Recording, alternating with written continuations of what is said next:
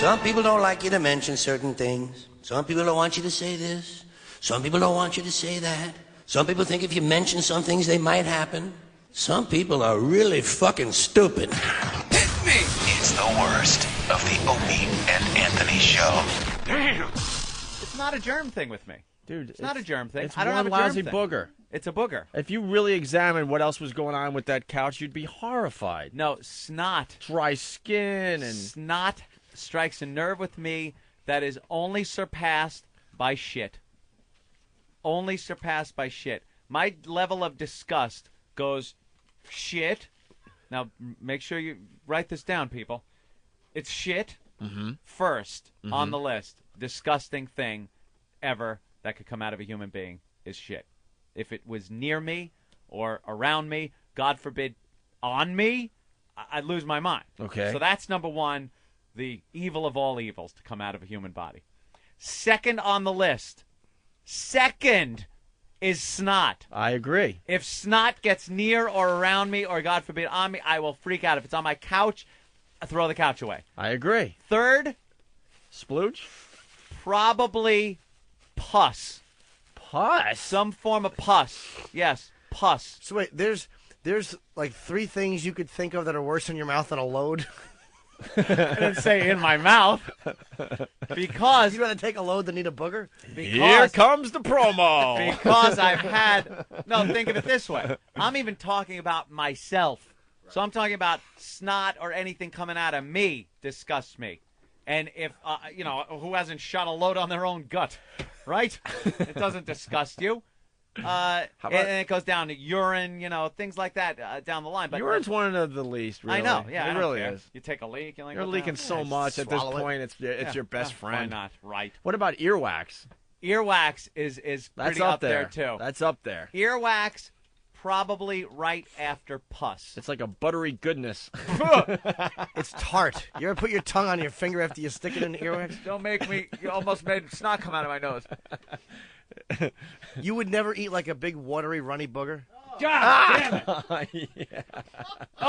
It's like sucking down a loose piece of pasta. Stop it! It's got a nice salty tinge to it. If I You just made me do the cricket snort. If I inadvertently you suck in and you feel something more than just You've mucus never go down eaten the back your of throat- boogers? Never. Not one. Not one Dude, time. I can say, in all of my years, I have never, ever, ever eaten one of my boogers. Not I have once. never even contemplated it. Really? I have actually been repulsed at the very thought, so as not to even accidentally ingest a booger. I have never, ever, ever eaten a booger. You never yanked one of them off a little hair in the nose, one of those little fat ones? Oh, those are wonderful. No, Sure. and if I'm picking at something, I can't even look at it. I have to get it away and off of me and cleanse my hand immediately. It has to go.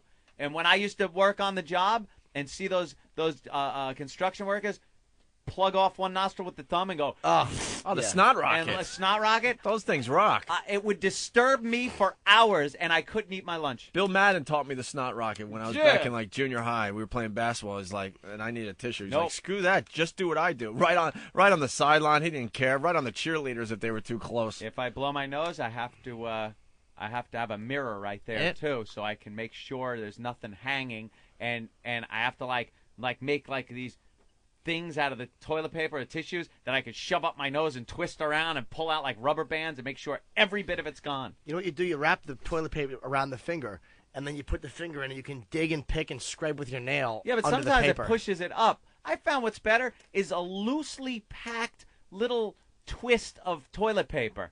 And then you could put it up there, jiggle it around a little bit, and it kind of grabs on and pulls it right out. Yeah. So your thoughts, Anthony, on people that eat their own boogers? People that eat their own boogers. These are not people that you want living in your neighborhood. Do you want this as your neighbor, your friend, the person sitting next to you at church? Maybe on the job, on the go, even looking out the window of your automobile as you cruise this great land. Do you want to look over and see some animal picking, digging, straining up to the knuckle to pull out some of that green goodness? Take a look at it, slowly roll it between his finger and thumb as he ponders the taste of it. I don't even know what he's thinking when he's gazing into this glistening green orb between his fingers. But what does he do with it, people? Does he get a tissue and dispose of the ugliness? Does he wipe it somewhere, never to see it again? No. He looks at it like it's some type of meal and slowly puts it in his mouth. And then chomps on it between his little teeth. Before he, swallows it, puts it between his cheek and gum like a skull. I don't know what goes on with the booger after it goes in his mouth, but it's there. It's horrific. We need to do something about these booger eaters. Thank you. Thank you. And thank you very much. Thank you, people. The booger is not. Yeah, thank you. No, great. Thank you.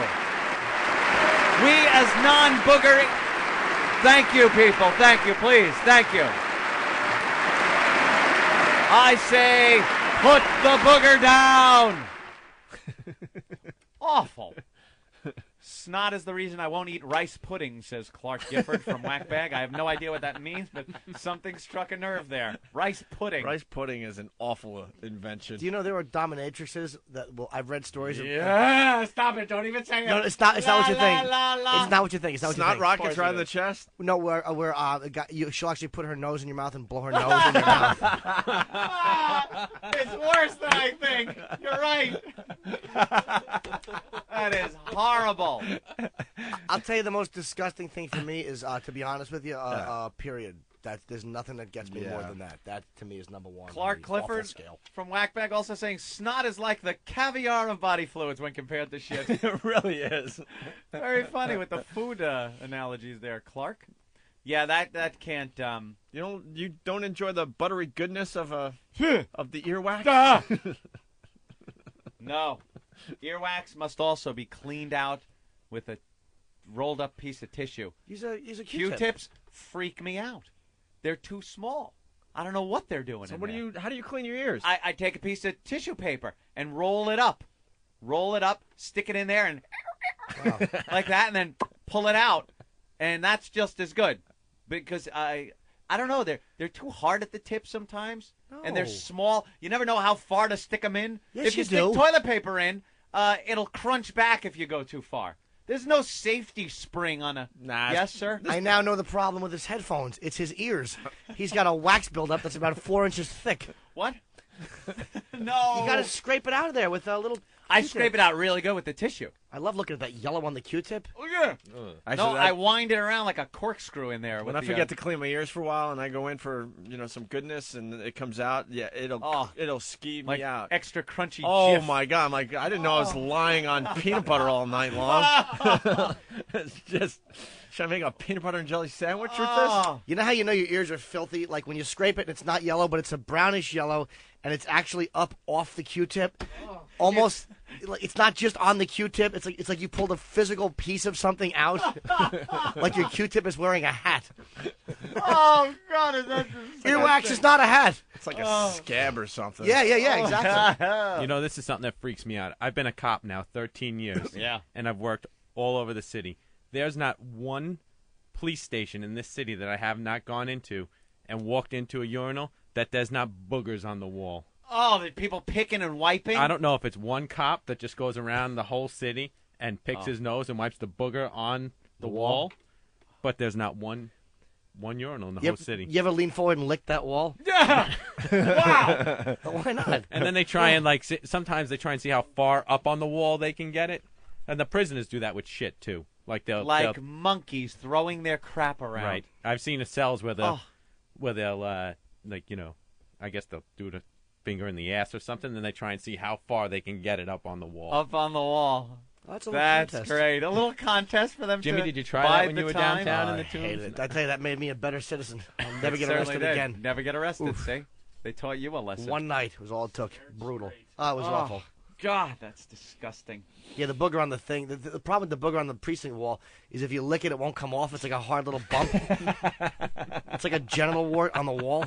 Kids would wipe snot and boogers under their desk. Yeah. And sometimes if you were just kind of hanging out and maybe you had your hand on one leg and you go to tap your foot. For some reason, you touch the bottom of the desk and feel just lumps under there. When a crusty one would fall off. I still get skeeved out just thinking about it. I have a confession. The God's honest truth. I was a shock student, Anthony, back in the day. A Shock student. And we'd be in some of these really boring history classes and stuff. Yeah. And I was known, and it got to the point where people would collect money because they couldn't believe this was actually going on. I started out as a goof, and then how things spread around school, and I wonder why I didn't start dating until I was like a senior in high school. Then they would start, getting collections because they didn't believe it, so I would do it, and I would get my lunch money. And what was this? I would reach under the desk, feel for a good one. A good what? Wad of gum that's been there for weeks, maybe years, who knows? Usually the hard ones. Oh, my God. Scrape it out. You weren't that kid. I swear to God I was. And I would, pop it in my mouth for the enjoyment of everybody screaming and yelling as the teacher had his back to the class. And then he would turn around wondering what the hell was going on. Yeah, that was me. That is really disgusting. I was that kid. Just for a little while. It was a little stage I went through, Ant. A little stage, yeah. Were you ever just sitting somewhere and have a chunk of wax fall out of your ear? What? No. Never. Dan? No. Dan from Pennsylvania, I guess, has had that happen. Thanks for having this discussion right as I was eating my yogurt. Yeah, yogurt, not a good thing to eat during this. Sometimes if I'm sitting there and eating something and maybe it's got oregano in it and the oregano kind of looks snotty, I have to take it out of the plate and hide it. Really? Right Yeah. now doesn't bother me. No, anything booger-like even. So now bringing it back, that's why I had to get rid of the couch. Oh, yeah, the couch. booger was in there somewhere, couldn't be found. So I couldn't sit, I couldn't recline, I couldn't lay down and not think of that booger. But if you couldn't find It it, tasks me. The booger tasks me. maybe the kid never had the booger on his finger. You ever think of that? What do you mean? Because you couldn't find it that day. He wiped it somewhere, and it's somewhere. Boogers don't just disappear, Opie. It was somewhere in that couch. Couldn't you have it professionally cleaned? I mean, If he couldn't find the booger, maybe it was in a cushion somewhere. so you'd never see it. Might have been able to have it cleaned. It just had this booger stigma to it now that I just couldn't get rid of it. Does the new couch now have the plastic on it? Yeah, I haven't gotten the new couch yet. I'm not getting it until next month because it takes forever to get a couch. Are you still using this couch? No. Where is it? We have no couch in our. I sit on a desk. Why didn't like you just keep the old booger couch until you got the new couch? Oh, no. Just throw a sheet or something over it at the worst. booger couch hauled away as trash? Why didn't you put a sheet over it and just use it until that thing came? And Put a what's big- a sheet going to do? What kind of booger protective qualities does a sheet have, Jimmy, Are that I you don't know kidding about? me? Yeah. What kind of a booger shield does a sheet You have? didn't drop anthrax on your couch. It's just a yummy snack. It was the. And you should have put the couch up on eBay. Someone would have bought the Anthony Booger couch. I did not want that couch in the house anymore. It had to go. You know how many other places he touched in your apartment with boogers on his fingers in your house? Exactly, and we were going around for about 2 days spraying Windex and Formula 405 and everything else on the walls and lights, and because they run around with like they eat and then they have their greasy little hands and they touch everything. Yep. I saw my beautiful big screen television, and I've seen big screen TVs at people's houses that have kids. It is just a mess of smeared little kid hands all over the place. And I looked at my TV one day, and the sun was hitting the screen right, and I just saw this little handprint whack right on my screen, and I'm like, God damn it! Threw the TV away? No, because it wasn't a booger; it was a TV. And TVs aren't known for their absorbing qualities like a couch. And hopefully you don't lay on it. And I don't lay on it. I just watch it. So I had it, but I had to, with Windex and get that all cleaned off. And I was just like, God, how do people have these little things running around their house? Little, like Blair Witch, little handprints on the walls. Turn around. Stand in the Look. corner. I'm going to kill him. You're a lunatic. I'm not a lunatic. Something- I'm a child hater. Something is going on in that head of yours. Yeah. No, I need things my way. The end of your life is going to be spent in the Desert Inn in Vegas and in the entire top floor having ice cream made especially for you. What's wrong with a life like that? The maids would have to touch things with a certain amount of tissues. They couldn't open a can without 5 or 6 tissues. Someday, have you been on the road with this guy? He's a already, take charge kind of guy. Anthony's already changing into him on the road. What? We see Anthony get his baggage, usually at the airport of the city we're staying in, and Yeah. then we kind of, if we're lucky, we get to see him for the broadcast. And the rest For of the the time, broadcast. he's in his hotel room with the shades go out. down. And Let me ask Go you, out. would you do this, and this is not even as gross as it sounds, but Yeah. like in a public toilet when you lift the lid, would you ever scrape your finger under some of the brown stuff under the toilet lid? Oh, God! And just sniff your finger? Stop it. You know the crud that builds up on a public toilet, though, right? Or any toilet. Yes, I'm fully aware of this crud. you know that kid took one of those boogers and put it right on your pillow. Stop it. Oh, he did. He was Stop bouncing it. all over. Anthony, Stop Anthony, it. Anthony, Anthony. Can't say your name. He's too small. Anthony. Little dirty. Probably touched his little pee. Like, you know, because kids pee and they touch their helmets. Probably touched your pillow. The pillow. The pillow. All right, now you're treading on a different area.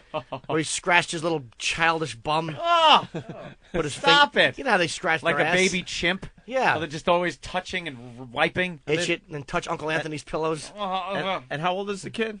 I guess they're like 17. 7, 8, Nice.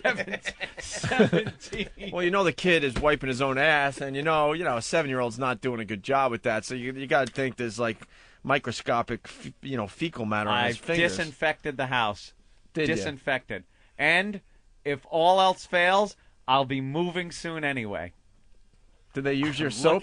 I'm looking for. I know I just moved in, but I really am looking to move. Why do you want to move? Is there a booger in the garage somewhere? What's the matter with He you? wants to move because he realized people were actually in this house. So his new goal is to find a house where it's going to be perfectly safe from pristine. I was looking for new construction. And nobody will ever visit me. Yeah, I won't let anyone in this house. I can't wait for the day that Anthony shows up in a bubble costume. Rolling through the door, yeah. I'm slowly but surely noticing you're changing. Yeah. Little bit. No guests. No guests. I might actually have like a cabana by the pool where people can stay that has to be bombed every so often by an exterminator or something. Well, they'll be doing the show. You'll be actually in that room where the interns are, and no one Yeah. can come in there and No talk to one you. can come in there. Reading the news. I'm not. I don't think I'm that. He has to put crazy. those big gloves on and reach through the wall to Oh read yeah, the you newspaper. can have like when you work with nuclear stuff. That's how Yeah, Anthony I will be reading the reach in. papers before the show. Yeah, I have to reach into the studio here and grab this and go with my big bulky outbreak gloves. Well, Anthony, let's see if this would bother you. Let's go to Tom and. All right, it's Formula 409. Sorry, I was off a couple of numbers on my cleaning. What'd you say? fluids. 408? 405, I think. Oh. Yeah. Well, the difference is 405 probably does nothing for booger or fecal removal. That's right. 409 is the stuff you needed. Let's say hi to Tom. He's on the Cape. Cape Cod, that is. Tom? Yes. Hey, Ope and Sugar Tits. Hi, Tom on the Cape. Hey. All right, I work in a prison down on Cape Cod, Barnstable House of Correction. And we have a child molester there. And he has Hep C, AIDS, and he has a colostomy bag. Jesus. And he's an unruly inmate. So, you know, every now and again when he gets a little fuss up, he starts throwing his stuff around. They have to bring the move team in. So they bring the move team in this one time, and instead of cuffing up and being escorted down a seg like a nice little lad, he decides to spray us all with it. And I have a fantastic time. The shield guy gets it all over everybody. Oh, it was good times all the way around. A colostomy bag being sprayed at you. He won the unlucky lottery. That's hardcore. What happened to him? Well, let's just say he fell down, Good. and he broke stuff. So, Yeah, you know. he broke stuff. All right. All right, guys, punching out. Thank you, Tom. You can't blast Thank a bunch you. of correction officers with liquid shit and not expect to get a savage beating for it. Some type of retribution. What do you think they're going to do? Laugh it off? Oh, look, you got some on you. You know, all over my white shirt, you silly goose. Yeah. Oh, you. Because you know, colostomy bags probably got pulp in it. It's not pure liquid. Ugh. It's like stew. It hasn't gone through that mold. That mold that is your intestine that kind of gives it that shape. There's a fingernail in it. In a starchy world, mired in imperfection. What the hell is that? It's a bagel, but for some reason at this place, they put it like on the grill. One man It's all about me. will challenge the status quo, They don't have a toaster? That annoys me. navigating treacherous terrain, There's crap all over it. Like I'm seeing grease, confronting the unknown and there's something green on it, which could be a pepper or a booger. It's awful. with a platoon of interns You sheep. and military precision. Go, go, go. Fix it! The world will witness a revolution Bagel Diva. coming soon Come on. to a bakery near you. Are you kidding? NHL game play-by-play on XM. This is Dan Blakely. 7 games to go tonight. We drop the first puck at 7 Eastern on XM 204 between the Washington Capitals and Carolina Hurricanes. At 7:30, check out the Buffalo Sabres and Toronto Maple Leafs, the second of 2 in a row between these guys. It's on XM 205. Also at 7:30, we have the Atlanta Thrashers and the Ottawa Senators on XM 206. At 8:30 Eastern, it's the San Jose Sharks and Dallas Stars on XM 207. The Detroit Red Wings and Calgary Flames get together at 9 Eastern on XM 208. The Phoenix Coyotes tangle with the Edmonton Oilers at 9 on XM 209. And at 10:30 Eastern, it's the Vancouver Canucks and the Los Angeles Kings. You'll find that one on XM 204. Just 4 games for you tomorrow night. We feature the Flyers and the Rangers, the Bruins and the Canadiens, the St. Louis Blues meet the Minnesota Wild, and the Los Angeles Kings take on the mighty Ducks of Anaheim. The NHL on XM, channels 204 through 209. College basketball, coast to coast on XM Satellite Radio. We'll be live from Indianapolis. The Focus, the Final Four on XM 191. Hi, this is TJ Reeves. Join us for a Final Four edition of college basketball coast to coast throughout the weekend, Friday through Tuesday, downtown Indianapolis at the Alcatraz Brewing Company. We'll break it all down, previews, interviews, and more from downtown Indy at the Final Four. Check out College Basketball Coast to Coast Special Edition live from Indy on XM Channel 191. FIFA World Cup 2006. 32 countries, 31 days, one champion, and only on XM Satellite Radio. World Cup 2006 today. Hello, soccer fans. This is Andres Cantor with the World Cup update.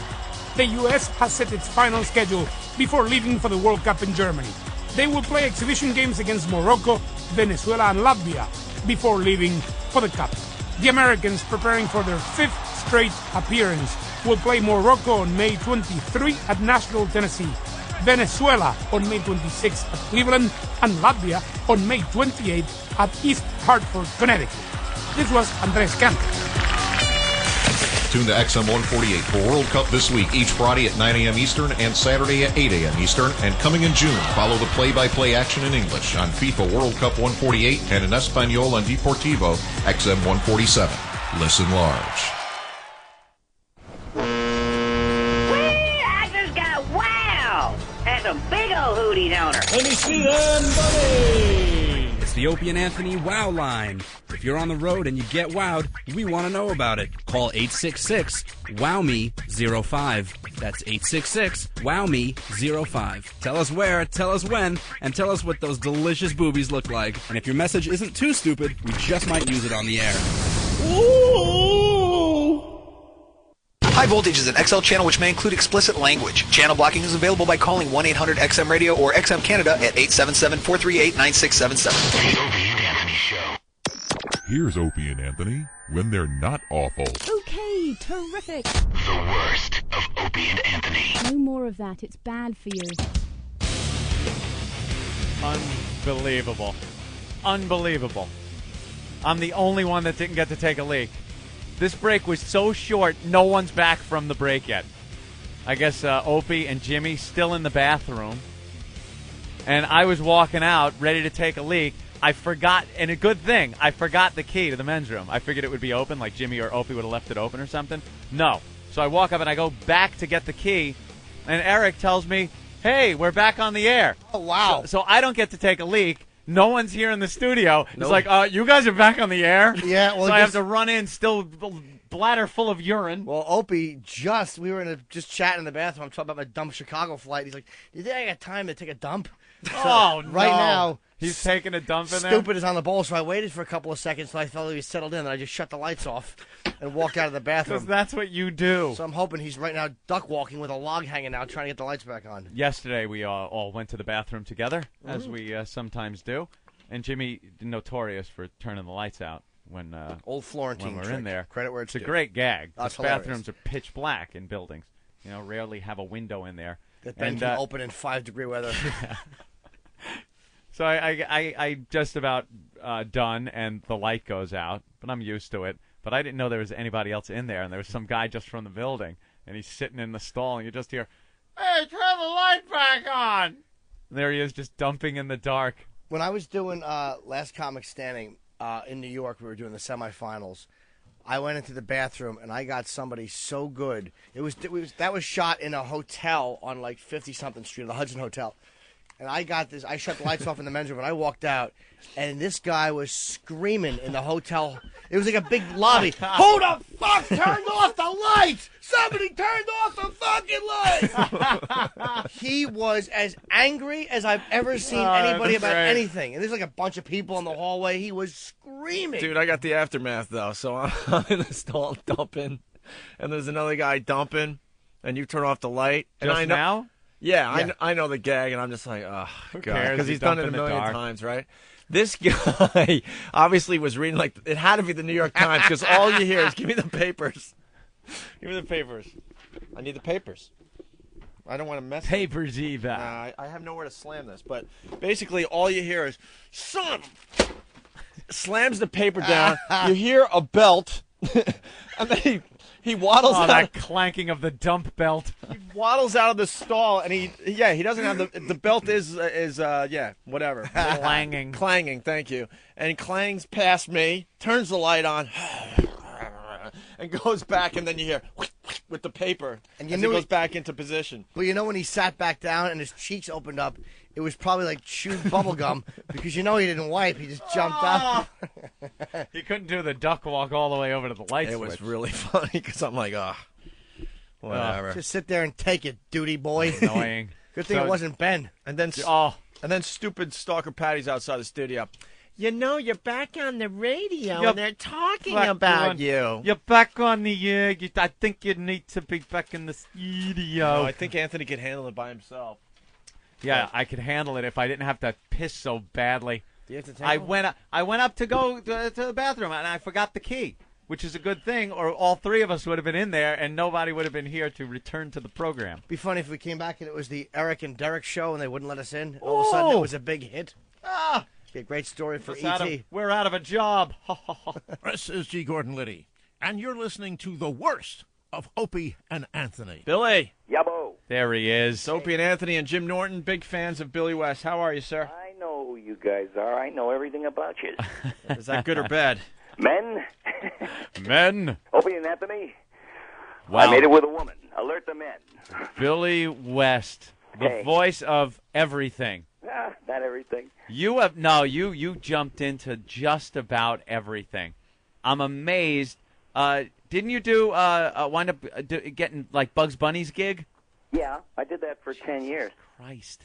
And the Warner Brothers gig. Yeah, the Warner Brothers gig. I did Space Jam, and I did Bugs and Elmer Fudd, and then Ren and Stimpy. Yeah. You of course were doing Stimpy, but I guess John Kay was doing Ren. Yeah, and then he got fired. And then he got fired from his own show. But I was the original guy who was supposed to do both. I was given a tape with what they wanted for both voices. And I did the original demo, and that's what sold the show over at Nickelodeon. So, I mean, everybody likes to fantasize, that I just flew in there and, grabbed up everything. And it's like, I didn't give a fat frog's ass who did the other voice. I really didn't.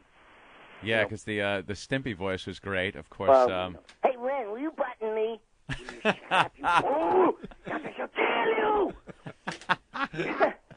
And then you ended up all over Nickelodeon, and the Honey Nuts Cheerio guy. How did you get so much work so fast?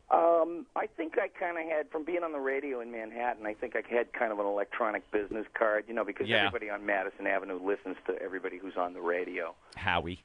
And I was one of those guys. I was in that mindset. Think about it, like when you were starting out, you just wanted to be flavor of the month 12 times a year. Right. You know what I mean? That's how I went in there, like a Terminator. Yeah, I mean, you pretty much changed Howard's show. It took on a whole nother direction.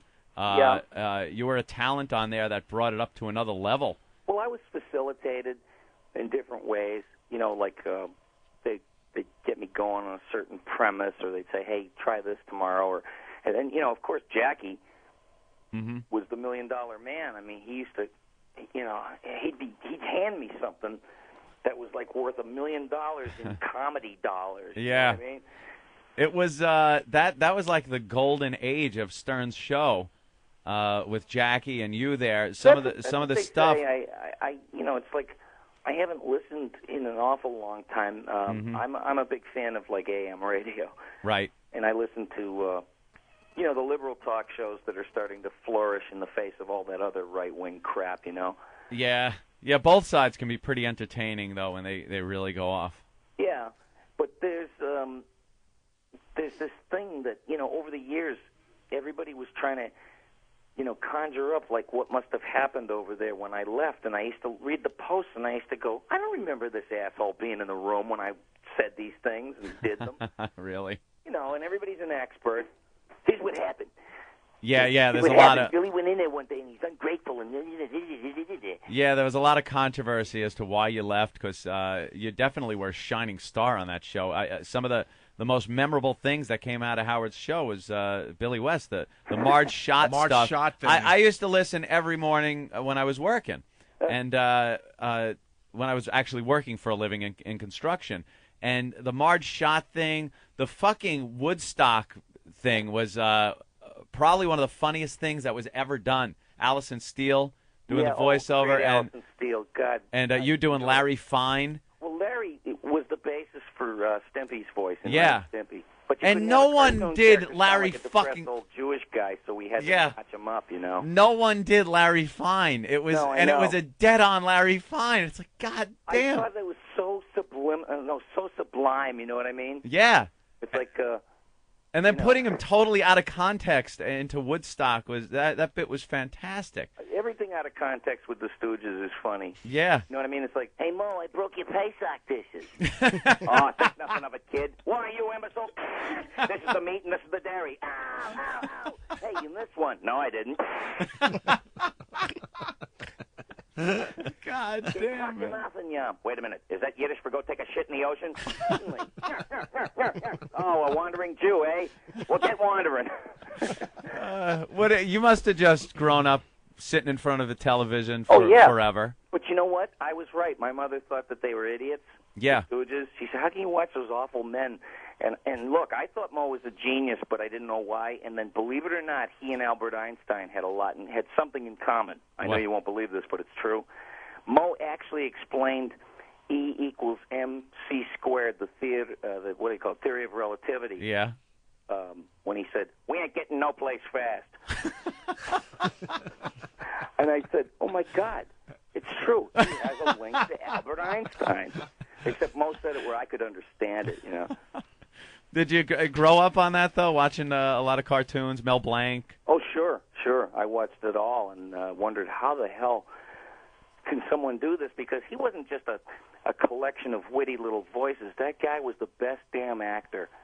Yeah. You know, and I think Anthony does voices, right? Anthony yeah. does amazing It's voices. Just, watching, it's a lifetime of watching a lot of television and being a minor bird. Yeah, create your own characters, though, because impressionists, here's my feeling on it. It's like, we all wanted to be like Rich Little or Frank Gorshin or the other guy there, David Fry. Yeah. And one day we woke up in an America that didn't give a fuck about impressionists. Yeah, true. You know what I mean? So as soon as I started doing like original characters, all of a sudden it was like, wow, look at that, and I felt like none of my things that I could ever come up with could measure up to what Mel Blanc did and that, but that's not the point. You can't be the next Mel Blanc by doing Mel Blanc's voices. No. You got to be like the best you. Yeah, that was amazing. He came up with all of them, and so many of them, and they were so different. It wasn't like, you could tell this is the same guy doing this voice or that voice. Yeah. Well, he inspired me to try to be as diverse as possible, like on Futurama. I tried to split it up, there'd be like Zap Brannigan, this is Zap Brannigan, Master of Time and Space and everything in between, and, winner of this year's Modesty Award. Yeah. He was based on all the big dumb announcers I came up with who loved far and away above everything else the sound of their own voice. They keep their balls in a wheelbarrow. It's like trying to make 8-syllable words out of one. Yeah. Coming to the Worcester Centrum. Back to the Howard thing, though. What actually did happen? Because you guys were just riding a rocket ship, and then to have what I see, I don't know how modest you are, but what I see was a huge part of that show just disappear from it. I wasn't really aware of that until years later. I started reading posts, and it was like, hey, I'm saying it's almost 10 years and people are still going back and forth about this. Like, what the heck? And, I've always said that I thought Howard was the greatest, and I never blamed him for my problems with management at K-Rock when I wanted a raise, you know what I mean? I mean, they just stopped returning my solicitor's phone calls, so I said to myself, how could they not give you a raise? I don't know. Look, this business is filled with guys that are doing radio that just stink, and then they don't get it. Every once in a while, there's a talent that comes along like a Billy West. You gotta take care of them. Well, they used to have these guys propped up there like Scott and Todd and this Franny and Zooey and Ricky and Zicky and and I say these guys got that certain nothing, don't they? No shit. And I'm going, how good do you have to frickin' be, to get some money, and it's like, no, not everybody wants to live in a sewer. Right. I'm not calling New York a sewer, but you got to have money to live there and stay away from the sewer.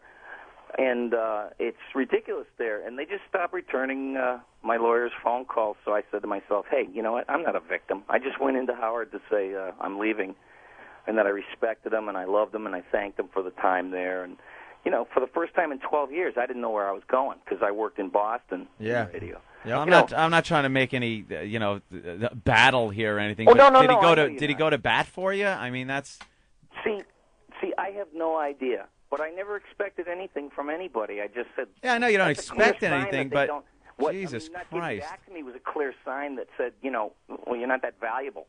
So I didn't blame anybody or get mad or bitter. I just said, well, the chance of making real big money here will never happen if I can't get a raise. That's just amazing. Well, as far as the money goes, I'm sure you showed them, but, I mean... You know what Jesus. it is? I'm, like, the nicest guy. I'm the most, like, I don't know, what do you call it, sort of reticent guy when it comes to asking for money. Mm-hmm. And I realize you got to be like fucking Tony Soprano or something nowadays. God damn, I used to be the same fucking way. You know, Shit, you I was barge just... in there. It Listen, was... you fucking shut the roll.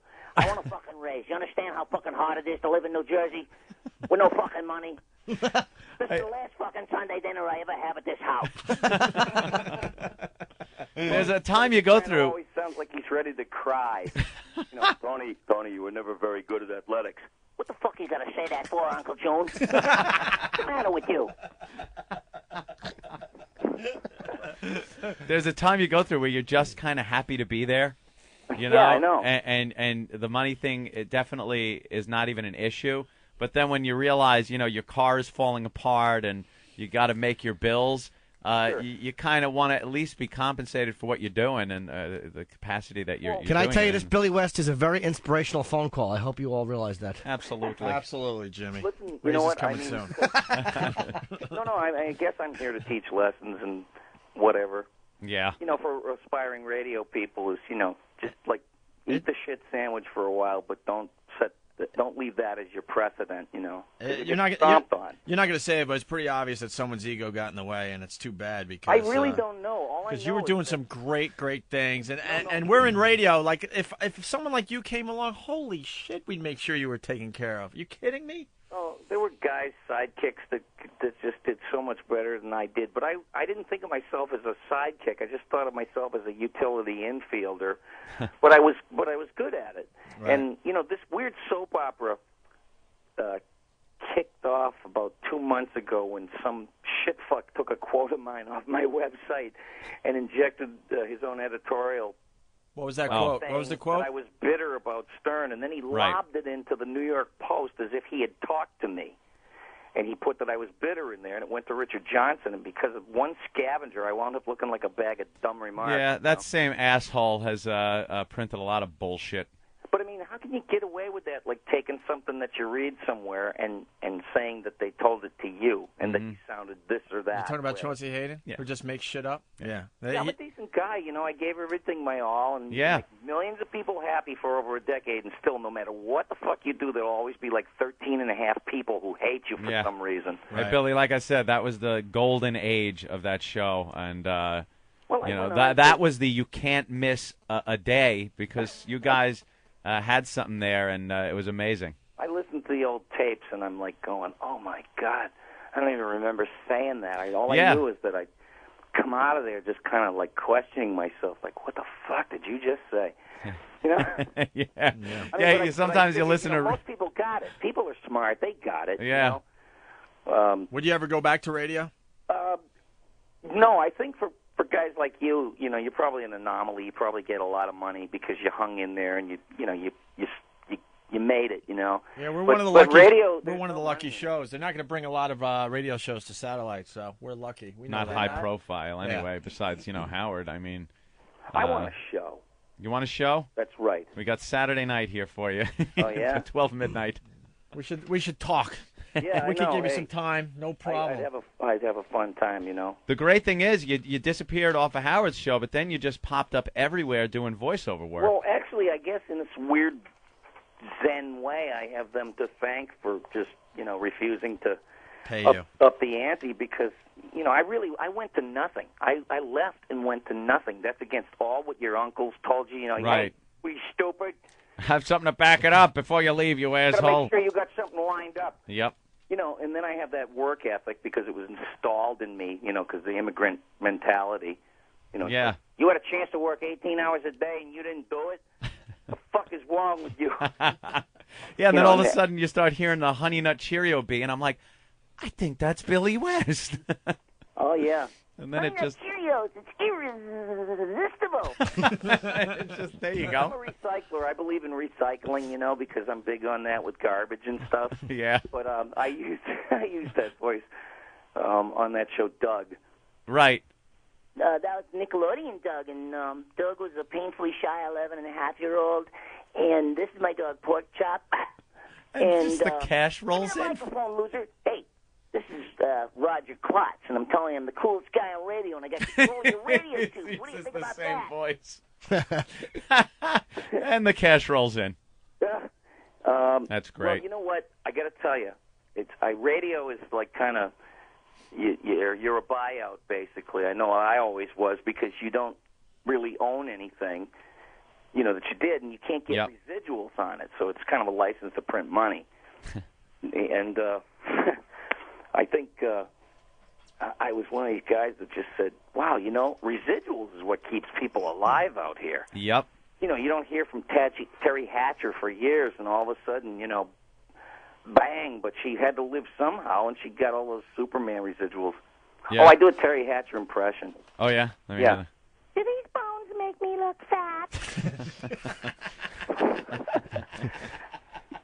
You know, damn. I just, I don't know. I love the residual thing, and I explained it to my mom's boyfriend. He's an ex-firefighter, retired firefighter in Boston. And one day I came over there, and he's like, I want to know about show business. He wants to know about everything about show business. He thinks I'm like the president of show business. or Show something. business, yeah. I'm as close as anybody will ever get in that block. But he would say, you know, I got to ask you, Bill, what do you think is the best part of your job? Is it the people you work with? Is it the hours? You know, what is the best part of your job? And I said, well, Walter, imagine you got on your robe and your slippers and you got on the mailbox and, you know, in it there's a check for a fire you fought in 1973. Yeah. And he just looks at me and goes, gotcha. Gotcha. I said, Yeah. I mean, it's still out. It's still out. It didn't come back. He did a really good job. You should be getting residuals for it. That's a great way to put it. Do you get really, really small paychecks in there as well, like for like $2.50, some dumb little obscure thing you did? Yeah, it's not like savings bonds, you know. The more time goes on, the less they, you know, are valued. And like the residuals just kind of wear down to nothing. But that's okay because, I mean, I get a work ethic. I go out every single day, and if I'm not doing a gig, I'll be auditioning because if you want to work, you got to audition. What's the latest thing you've done or that is coming out? I recorded a pilot for television for George of the Jungle. Mm-hmm. Kind of a different take on it, and I've done a million pilots. See, they don't make cartoon shows anymore. They just make a whole mess of pilots, and if one of them or two of them has emotional resonance, then they'll make a show out of it. Really? Yeah, this is a whole part of this trying to ensure success thing that they don't have quite down out here Mm-hmm. in Stupidwood. And, So you're also, well, Futurama, is that still going? Yes, every place in the world, if you don't mind me telling you. I got all this cool meat hanging off my face. Young lady, get me a sandwich from the dumpster and leave the maggots on it. And I did Professor Farnsworth. Yeah. Oh, good news, everyone. Bad news. That show's there was fantastic, one more in there, man. but I can't remember. show. That was my This is favorite show. hysterical. Yeah. You gotta do Bugs before you leave, man. Well, let's see. What did I get from Warner Brothers for doing that picture? Oh, I got $1 million. And I got it out of them 1 carat at a time, Doc. That must have been something, though. All of a sudden, you're the voice of Bugs Bunny and the Yeah, Warner it Brothers was great characters. when every idiot that walk down the hallway, pops their head in the door while you're doing it, and go, he's too much of a wise guy. And then another person will swing by 20 minutes later and pop their head in the door, and he goes, he's too Jewish. Oh, shit. And then another idiot would come in and go, where's the tough guy?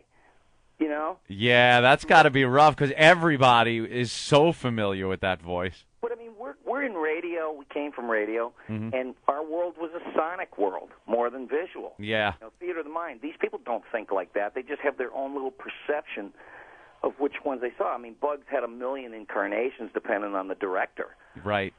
Which is, they're putting that out, too, Warner Brother Home Video.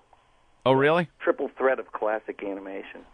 Yeah, it's the Looney Tunes Golden Collection, and I did some commentary on it, and it's got, like, all the best stuff on it and beautiful, pristine.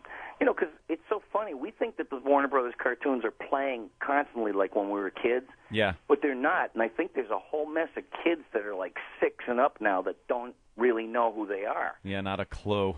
No, and you know what? Cartoons were better then. I mean, it never occurred to me to burn down my own house. No, I know. When I was 7. Yeah, for some reason they decided that some character, some animated animal hitting another one with a frying pan was going to get kids to do that, so they had to stop doing it. Bad. It got so bad in the 70s that there was this woman, Peggy Cher, in Action for Children's Television, and she had scenes deleted from Josie and the Pussycat because one of the girls threw her cat in a bowl of spaghetti. And it was deemed very aggressive and very needless, so they cut out the scene because they thought kids would throw their cat in a bowl of spaghetti. I remember watching edited Wabbit Season, Duck Season, where they wouldn't show Elmer shooting Daffy in the face with the gun. Wow. They cut to some freeze frame of Bugs looking out of his hole, and then would cut back to Daffy with his bill on his head. It's like, what the fuck? I remember that. Yeah. Yeah, you know, that's the worst thing you can do. I mean, it's not even like colorizing a movie. That you've got a color and black and white button on your TV set. Yeah, let's take That's the joke right out of the cartoon. At that point, watch these politically correct surgeries of that. Yeah, stuff. at that point, you should just not air it anymore. Well, yeah, if you're gonna butcher like that, don't air it. You know what it is? Research and focus groups and all that other crap doesn't work. It's a formula that was created by the business so that no one person is responsible for the decision to do something. Yeah. You know, they can say, hey, we did our research, we did the focus groups, and it just, you know, it failed. And then they invent new words for failure like deferred success. Deferred success. Yeah, that's the new one I heard out of Washington. That's a great one. I love that one. I was a deferred success for quite a while. I used to play music and kind of a bum, really. So many years went by where cartoons and animation just sucked, and then and were just made for the smallest of children. You know, no more adults really watching it like we did growing up. I still watched Bugs Bunny and through my 20s and 30s and everything. And then I doubt if you ever did anything like what was going on in those things. You realize that there are real live people that are responsible for this silly stuff that's going on, and you're more fascinated by that than the idea of how to find a new way to torture somebody. Yeah, it had nothing to do with that. It was just entertaining. It was funny. You know when kids started doing stuff?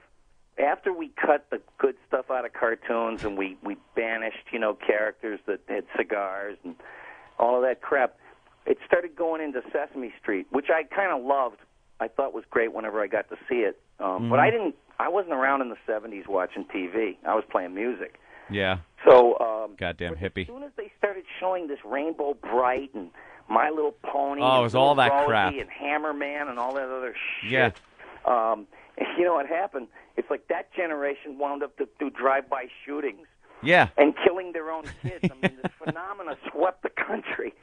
And I'm going, yeah, because you got to get your rocks off on something that's just out of your mind crazy on television. Because then out of nowhere came like Beavis and Butthead and Ren and Stimpy, and all of a sudden adults could watch cartoons again and laugh their asses off. Well, you know what I liked so much about that time is that Ren and Stimpy in no way felt like The Simpsons or looked like it, and Beavis and Butthead in no way took any dynamic from Ren and Stimpy or The Simpsons. It was beautiful standalone cartoons. It had a 50s look to it almost. Yeah, kind of beatnik. Beatniky. Yeah, Ren and Stimpy. Well, I And- remember Beatniks because I'm 54 years old. And it just had a great look and feel to it, and the shock value out of a cartoon was every episode was amazing like that. It was a lot of fun to watch. Yeah, there's more stuff coming, but I think computer is going to be the place to go, and I think, satellite radio is like the Wild West, ain't it, for you guys? Oh, yeah, it is. Abso-fucking-lutely. Every day we're trying to figure this thing out. There's no law here. That's right. Yeah, you know what it is? You guys, I know you bounced around and you did the drill and everything, but there's I talk to a lot of these young disc jockeys, that are like their voices crack when they're talking. Yeah. This is Booger with you. And I talk to these guys and say, we did everything because of you. And I'm going, wow, this is weird. Like Private Parts was a training film for these guys. Yeah. You know what I mean? And, Yeah. and it's like, I always thought of Howard as like the first guy that ever went to Acapulco. The first guy to ever go to Acapulco didn't have a good time. You know what I mean? He was like, the bugs and the cracking the bushes open with a machete and, getting bit by snakes and stuff. And then 200 years later, there's a bunch of these young guys sitting on a beach in a lounge chair going, hi, I'm Booger. It's like I invented Acapulco, all Robin. the walls were broken down until now, which is this new frontier, Yeah. which I'm totally fascinated by. I think it's great. Yeah, it's a blast. Here's a question, because I can't do any impressions at all. Of all the ones you do, what's the one that's the one that you're like, fucking, I'm glad I can do that one, like the most obscure or hardest one? It depends on. You could take any voice and put it in the most absurd situation, and I don't mean like the 80s stand-up comedy routine, like Jack Nicholson's dog. And it might sound something like this, or that kind of stuff. I mean, I liked when you took somebody and put them in. It's like the old comedians used to hate the young comedians because they claimed these guys needed to work blue to be funny. Mm-hmm. Meanwhile, those old guys were the dirtiest bastards in the world. If you ever hear outtakes and roasts and stuff, and I used to say, man, it would be just so funny. I'd give anything to go back and see like George Dice Burns. So I'm standing in the bank line with my tongue up this chick's ass. What else is there to do? George. Never mind, Gracie. Or I come from the old days. I loved Bob Hope. Yeah. Hey, hi. Hey, this is Bob Big Up from Heaven Hope. Hey, how about that death? Hey, this is Bob. Who? They say that death is just a new beginning, and hey, it might be a new beginning, but I still look like the old ending. I still carry my medic alert bracelet in case I fall down a flight of clouds.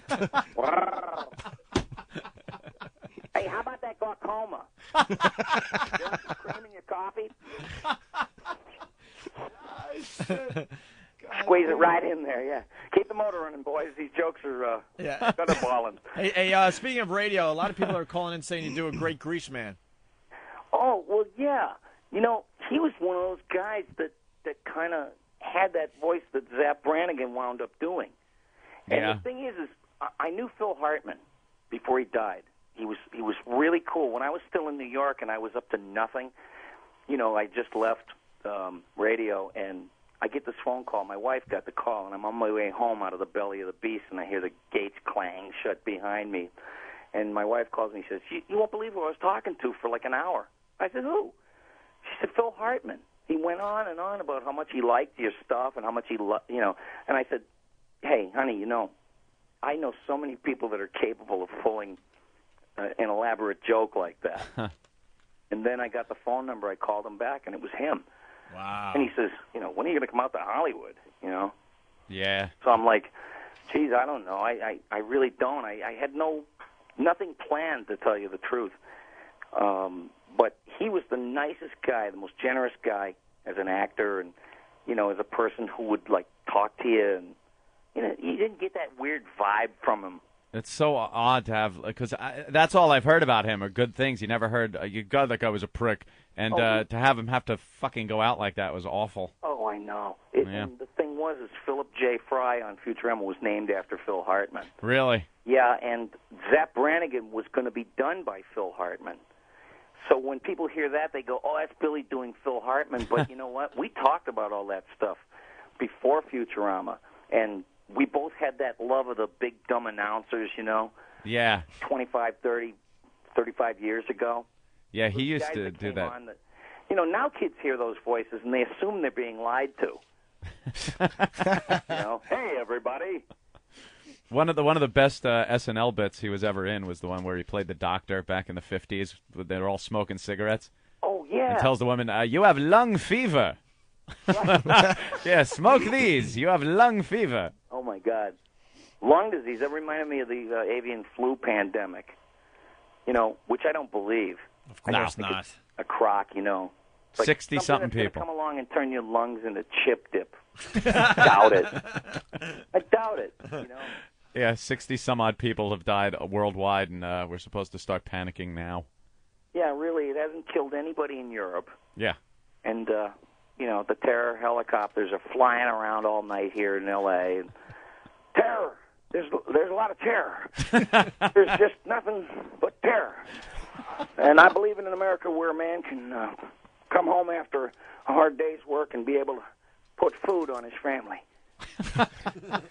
And Rumsfeld's just as much of a dummy. He's like, you know, things are more like they are now than they've ever been before. What? God damn. And Karl Rove, you can't see, but I've got both hands in front of my face, and I'm mimicking a blowjob, Karl Rove. Billy, man, thanks for checking in. Oh, and hey, my pleasure. I got a website. I don't know if you guys ever went on it, but did you have to wrangle it from somebody? Somebody tried to buy it, and they were offering something, and they were a carpet company. You know what? I don't get that. What is this? A new claim jumping? You know. That's exactly what it is. It's like my claim. Someone comes up with a mule and a pickaxe and sits on your fucking name. Yeah, one day I was promised 40 acres and a mule, and I ain't getting nothing. So I'm going over to 7-Eleven, and I'm gonna get me a pussy book, and then I'm gonna get me a Slurpee. Hey, Billy. And pussy book is hot and Slurpee is cold. Together they form weather. Hey, Billy, you still do Marge Shot or what? Yeah, but that thing polarizes people, you know. It's It like certainly does. That's a good way to put it. Polarizes. You have to, I mean, even people who think it's funny in a certain situation try to act like, oh, my God, did you hear that? And everybody pretty much got it, you know. I mean, this is a grotesque send-up of a totally racist woman. Right. I'm not racist. I mean, you know, I'm really not. And who didn't get that, though, you know? We're doing this grotesque send-up of this woman, you know, like, who would barge into the show and go, 80% of U.S. crime is committed by coloreds. all right, Mrs. Schott, sit down. Right. I'm sorry, I meant niggers. and then some white guy would call in and go, I think what you're doing is just really terrible, and you're cutting away at the beautiful mosaic, which is New York. And it's people like you. I mean, your parents must be really proud of you. And I'd be like, shit it. You know, and then a black guy would call in and go, I know that's Billy West. Yeah. I know that's Billy West. You know, laughing his bajongas off. Yeah, some people just didn't understand. You know, It's always like a white guy, a sensitive white guy that thinks he's going to represent, like, the African-American community. Yeah. I love that. And they're laughing their asses They can't off. say anything on their own.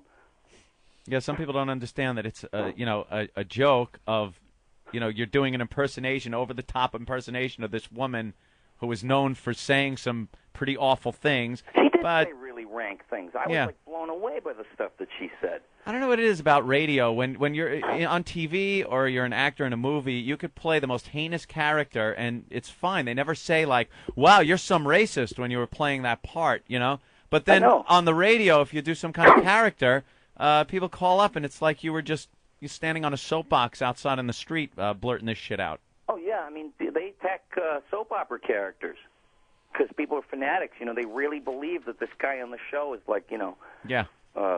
Double indemnity murderer or something, and they go up to them in the stores and go, how could you? It's weird. Yeah. Man, Yeah, but I mean, it's all to be fun, you know. I mean, we're not like the government, you know. We're not promoting a culture of death and destruction and torture. You know, we represent like love and laughter and, you know, joy of some type. Mm-hmm. And I know that things get rough, but I mean, it's the modern age. We're not saying anything that anybody on the street, everywhere USA or the world, you know, isn't saying. Right. Never.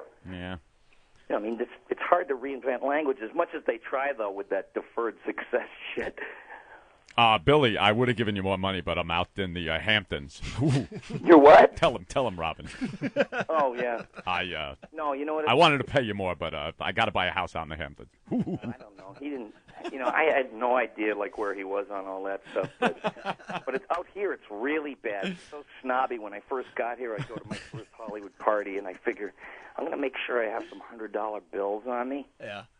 You know, so when I go to buy a Red Bull, pull that out. It's like, oh, hey, look at this guy, and I hand the guy 100, and he goes, "Ooh, do you have anything bigger?"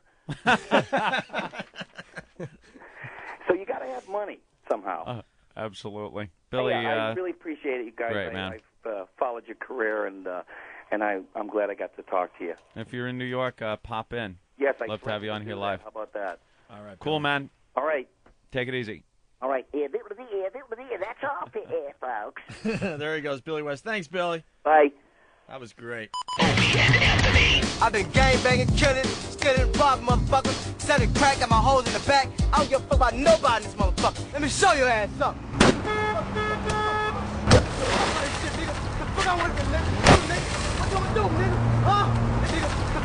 Radio for the angry golfer. The Opie and Anthony Show. College basketball, coast to coast, on XM Satellite Radio. We'll be live from Indianapolis. The Focus, the Final Four, on XM 191. Hi, this is TJ Reeves. Join us for a Final Four edition of college basketball coast to coast throughout the weekend, Friday through Tuesday, downtown Indianapolis at the Alcatraz Brewing Company. We'll break it all down, previews, interviews, and more from downtown Indy at the Final Four. Check out college basketball coast to coast, special edition, live from Indy on XM Channel 191. Where there's smoke, there's money. I'm Chris Whitting with The Success Journal. Pat was a college physics major. His career plans were up in the air until a day when he sat in his room listening to music. Suddenly, his audio gear exploded in a cloud of smoke. To Pat, it was a sign. Either play softer music that didn't strain his stereo or design a better power supply for his audio gear. He decided to stick with rock and roll and build quality audio parts. With a family loan, Pat was soon rocking. Soon, companies worldwide were buying his goods. If you own audio gear, chances are it contains a power supply from Pat Vinciarelli's Vicor Corporation. Pat's making sweet music. His company's now on NASDAQ and earns $200 million a year. With the Success Journal, I'm Chris Whitting. 60-20 Sports. Our show's about generational differences in sport. Like the best sports movie. Despite the fact that I don't like Notre Dame, you have to go with Rudy. Hey, someday I'm going to come out of that tunnel and I'm going to run onto this field. Rudy was like a fun movie, but he wasn't the greatest sports movie of all time. What do you say? Raging Bull. James Carville is 60, Luke Russert is 20, and they're talking sports. Check out 60-20 Sports on XM Live, Channel 200. This Friday morning, 8 a.m. Eastern. Whip 'em Out Wednesday. Introducing Wow for Dummies, an easy-to-follow guide to get you started with Whip 'em Out Wednesday. Other people call them titties or boobs. Step 1, get a Wow sticker. OpieandAnthony.com. RateMyWow.com. Step 2, put said sticker on car, not under the hood. Step 3, drive around. Please pull up next to me, honk your horn, and demand to see my tits. Let me see those boobies. That's so sexy. Step 4, enjoy boobies. God damn it, what nice tits! You feel like showing us a little something. Whip 'em Out Wednesday.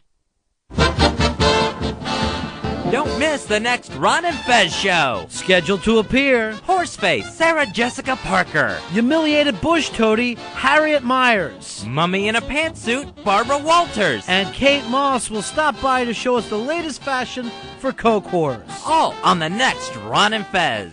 Guests of the Ron and Fez show subject to change without notice. Ron and Fez on XM 202.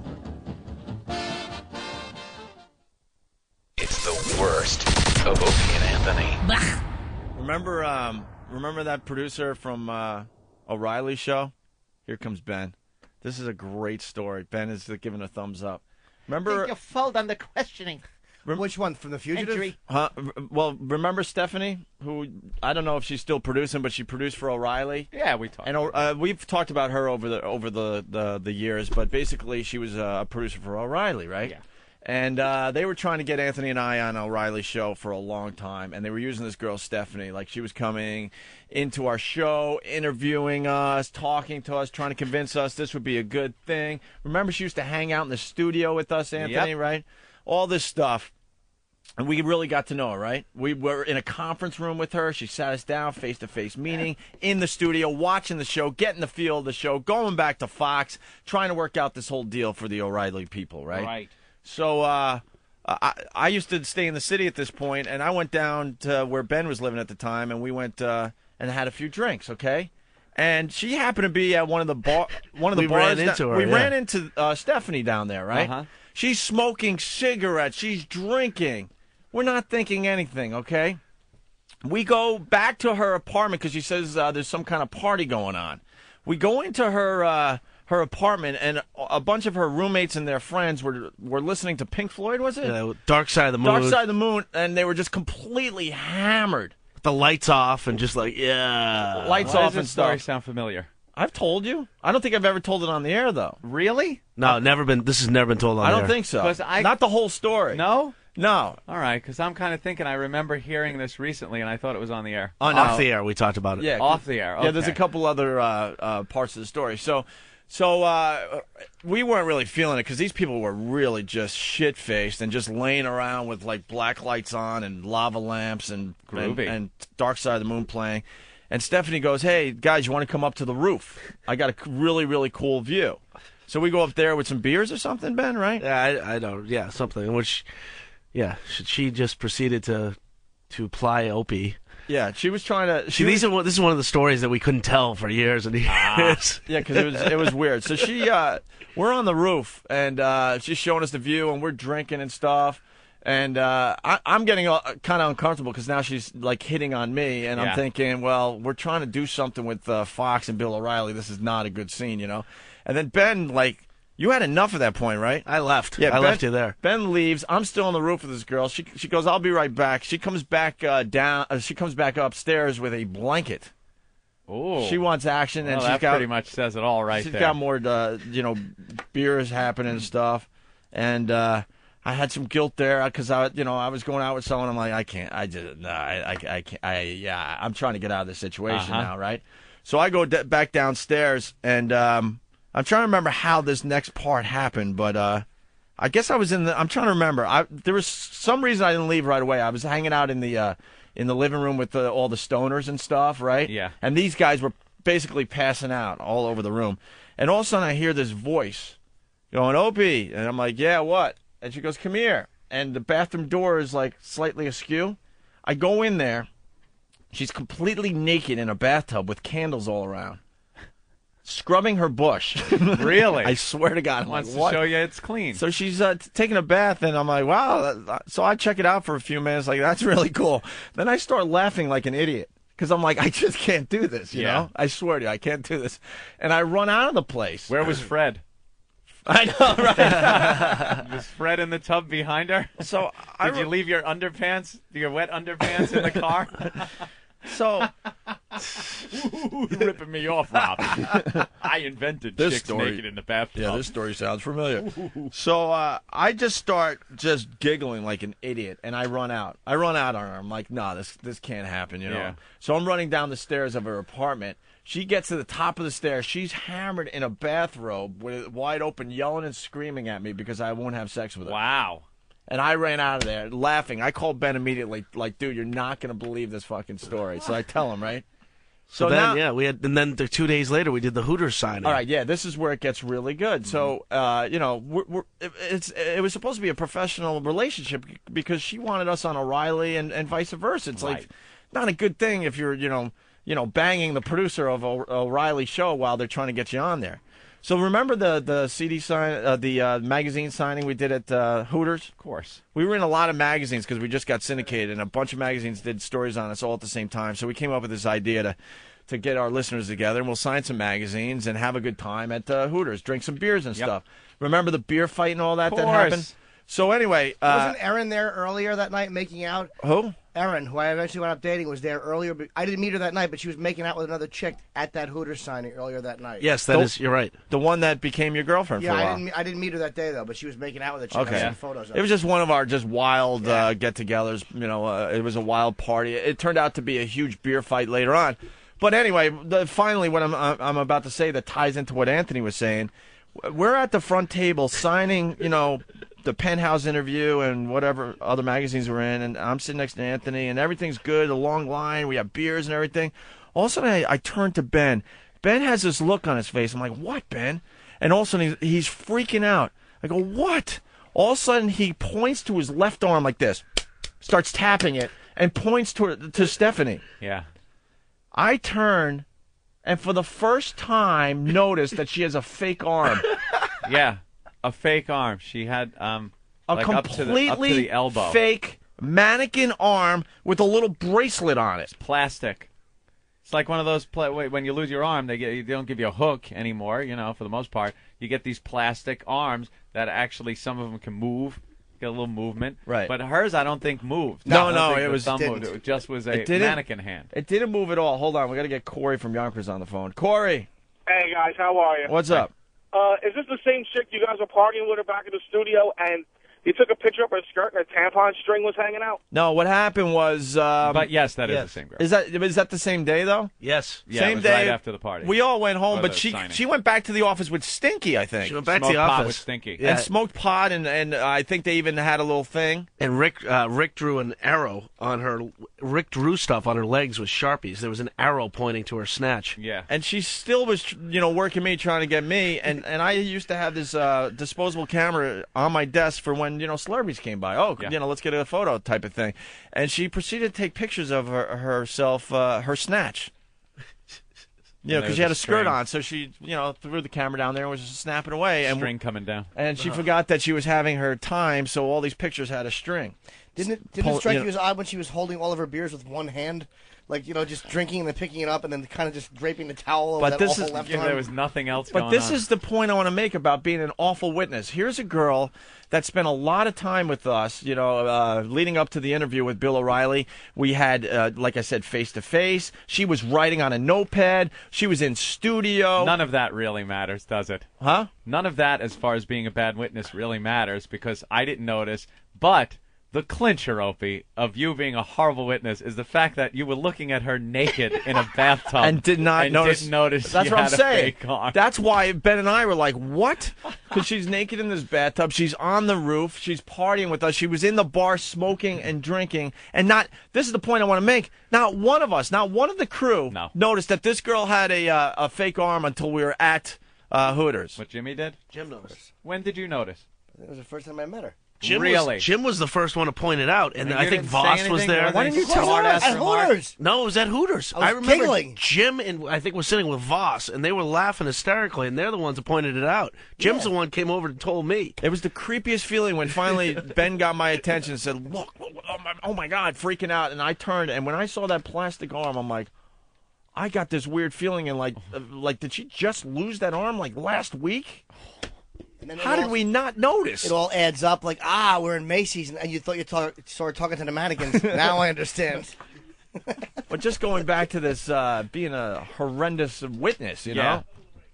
Yeah, it seems to be something you would have caught in the bathtub. I just started laughing. I'm like, there's no way I'm doing this. Sorry. No. Call me whatever you have to, but I have to go home. I have got to go Allison home. at home. I have to go immediately. And then because she's all drunk and stuff, just screaming at me from the top of the stairs. Why don't you fuck me? Why are you rejecting me? Yeah. The bathrobe. Is she dripping still? It was just the whole thing that was going on. Hey, what's up? This is Bill Burr, the redheaded white boy from Chappelle's Show. That's all right. I don't know who you are either. You're listening to Opie and Anthony. Don't need money, don't take fame, don't need no credit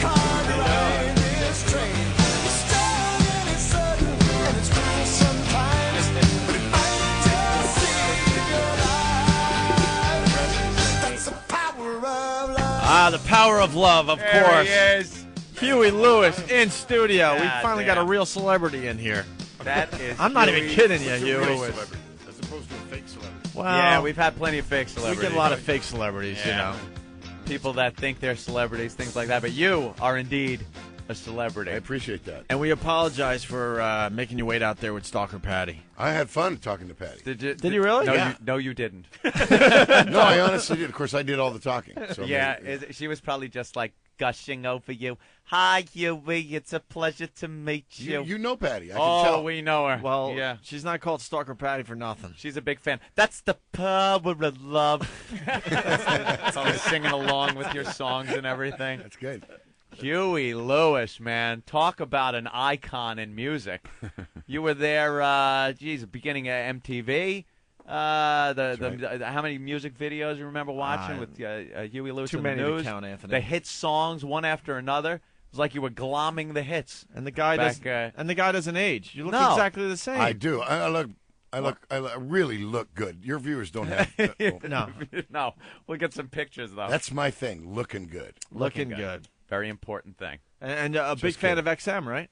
Big fan of XM. You got XM satellite radio? I got XM satellite radio. What's the channels you listen to? I listen. I go to that '80s channel a little bit. I What, don't know. Fred? I bounce around. The Fred 80s. channel? No, the 80s. Oh, just the 80s. 80s? Okay. You don't like the Channel Decades channels, do you? I hate the Decades I channels. am on those all the time. I'm a niche guy. I got a whole preset that is just I go 60s, 70s, 80s, 90s, and I'll just pop through them all. It's I do the same nostalgic. thing. At one point, you hit 60s, and I'm a little kid listening to Monday, Monday, la la la, and then boom, I'm in the 80s. That's the power of love. Dun, dun, dun, dun, dun. Back to the Future, and then boom, I'm in the 70s.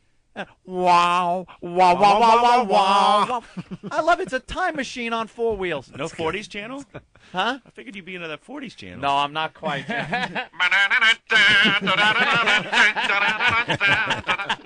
I'm not quite going back to the 40s. How far back you go in the decades? Do you go to the 40s? I love the '40s. You that go back was, there? that was the great audio age, pre-television. That's when radio really mattered. You know. Yeah, that's what they tell me. I True. don't know. I mean, people learned how to dress and how to be that way. I mean, we were just talking about that outside with Patty, 'cause she remembers. I mean, and you think about the best minds of the black generation, for example, were musicians. Couldn't be doctors and lawyers. Most of them were from the South. Yeah. They're from Kansas City or St. Louis in those jazz bands, and they're dying to get to New York, to get out of the South. Yeah. And that's what the music told us, and that was the cutting edge. That, wasn't any TV. People listened to radio to find out what was hip. I like New York in June. How about you? That kind of stuff. Yeah. That was when radio really mattered. And radio stinks now. Commercial radio stinks. Yeah, commercial radio's rough. I mean, all the commercials. I've been doing the commercial radio since I was 18, and now the satellite. It's so a whole bad. new world. I don't think there's San Francisco. We were talking about that. San Francisco, which pioneered FM radio when with Big Daddy Tom Donahue and K-San and Camp PX and all this, when it was really happening. We were glued to that channel, and now I don't know that there's a radio station in San Francisco that's programmed by somebody who lives in San Francisco. Yeah. So all the corporations have taken over. I think they're in Phoenix or Fresno or San Antonio or somewhere like that. Yeah, and it's almost impossible for a new artist to get on, or Well, audio isn't enough anymore. No. The other thing that's interesting is music used to be the domain of blind artists because they could play so good and blah blah. But nowadays, we're going to have another Stevie Wonder. I don't know how they make the video. Yeah, right. It's a problem. Yeah. That and you got to have something on there for your computer. You got to have something on the disc that you can pop in and be interactive with it. Yeah. Stuff like that. What are you working on? I'm doing a Broadway show at the moment in Chicago, right? Yeah, Chicago the musical, which has really been fun. Wow. And was a big challenge for me, and I've finally kind of got it together, and it's really fun. Yeah. What's the hardest part? Got to be memorizing things, right? Let's see. What is the hardest part? The hardest part is doing it all at once. You have to sing and you have to sing and dance and remember all your lines and act, and then you have to be an ensemble player. So that in my gig, which I wrote myself, I can do whatever I want to do. If I want to go over there, I go over there. If I want to hit a different note, I hit a different note. Here, I have to. It's very disciplined. So. Yeah, take direction. Yeah. Wow, man, that's gotta. Did you ever think you'd do Broadway? Never. Yeah, right. Never. I didn't think I would this time either. It's daunting. You know, the talent to humility ratio is huge on Broadway, which is refreshing coming from rock and roll, frankly. And you know, those Broadway audiences are fickle. They're the worst. I went and saw The Odd Couple recently. Yeah, with Matthew Broderick and Nathan Lane, and it was great. I loved it. But man, you get these Broadway. That's all these people do is go to Broadway. You know, I know. They are so fickle, man. Yeah, I know they're tough. They're really a tough audience. Yeah, critic. Well, I was going to decline politely, but as it happens, my son goes to NYU, and I was visiting him anyway. So I said, well, let me see the show, and they gave me 2 tickets, and we went, and I was knocked out by the show. The music is fantastic. Yeah. You got to hear it more than once, but it's phenomenal. Does your son want Daddy around all the time, though? Exactly. Because I bet you're now living in New York, right? Living in New York. Calling him up a little too much. Trying going, not to hey, smother him. right. That's right. That's exactly right. Fortunately, I have a show every night. And he's got a cool father, you know, Huey Lewis. But I'm sure it doesn't matter if you got a celebrity father; it's still the same shit. It man. It is. Dad, leave me alone, man. I'm trying to get laid here. You got it. How does the Broadway, the traditional Broadway, I guess, actors and singers, how do they react to you coming in? You know, do they look at it like, hey, hotshot rock guy coming in, or are you warmly accepted? Isn't that wild? I mean, wouldn't you think there would be a little bit of would think, hey, resentment, but there isn't. As far as either that or they're very good at faking it, hiding it. But they're just wonderful, and they root for you. Mm-hmm. And my understudy in the role is a guy who taught me the role, Bernard Dotson. He's a member of the ensemble. He's a fabulous Billy Flynn in his own right. He doesn't feel. I mean, he's just rooting for me. Behind the scenes, he's calling up the guys from the news and going, I think Huey wants to get the band back together again. No, just get him out of here, please. I can't tell you how wonderful the company has been and how great everybody is. I would think, if I was a gypsy and I'd been working on Broadway for 20 years, I'd feel a little resentment when some guy came in. But I haven't felt a thing like that. Hey, what happened to the news? We're writing. We're going back. You are. Yeah, but what are those guys doing while you're doing this? They're writing. Do they do playing other gigs? Yeah. Oh, they do other band projects and stuff. Well, yeah, working on everybody's got home studios and. You've still been touring though, as a band. This whole time. Yeah, we never. We got someone on the line that says they see Huey every year in Atlantic City. See? Yeah, Atlantic City's huge. Well, a lot of yeah. No, you know something? It's a gig. See, when I drive there, when I drive there, you see billboards of people you never would have thought would have played Atlantic City. Same thing, and I think Vegas kind of turned that around because Vegas used to be where it was kind of cheesy if you ended up in Vegas. Not anymore. Now, though, there are big name rock acts playing Vegas and Atlantic City. And the same thing's true with if you were a TV actor, you didn't do film. Yeah, that's all blown out of the water now. Too. Yeah, commercials another thing. It's all people really screen don't time care about anymore. it. It's not selling out if your song ends up in a commercial anymore. I tell you, the amazing thing about Atlantic City is that the amount of money they pay you, Huey. Gigs, come on, they pay us well. The gigs are sold out, and you can't get a hotel room. Yeah, and it's Atlantic City. It's not Hawaii. Yeah, you know what I mean. Yeah, you do a little of that gambling. Very little. I like to play craps, but usually when I'm working in the hotel, you don't want to get bothered if you go down. So I don't gamble usually. You don't like getting bothered anymore. Yeah, I don't mind it. Let's face it. When did it get old? It's so recognizable. Anybody who does what I do has got to like the attention a little bit, or he wouldn't have done it in the first place. But when did it get old for you? When they start bothering your family? Well, there's a part of the time when you're trying to take a leak and some guy's trying to shake your hand. That's not good. There had to be a moment where you're like, "Wow, man, this is kind of a drag." Well, like I said, anybody who does what I do has got to like the attention. He would have done it to begin with. So there's a period of time when you actually enjoy it. Yeah, of course. And there's another period of time when you tolerate it, and hopefully there's a much smaller period of time when it drives you up the wall. Okay. So and everybody's got a horror story on some celebrity. Mm-hmm. And I tell you, the worst stories are the first-class flight attendants. Because, this is my theory now, this is a personal theory, if you're in an airport, you're kind of like fair game. Yeah. And so you're signing autographs and being nice and blah, blah, blah, blah. And you can't wait to get on the airplane. So they stop. Finally, they board the airplane. You get in your first class. You sit down in your seat. And the flight attendant goes, "Oh, my gosh, can I have your autograph?"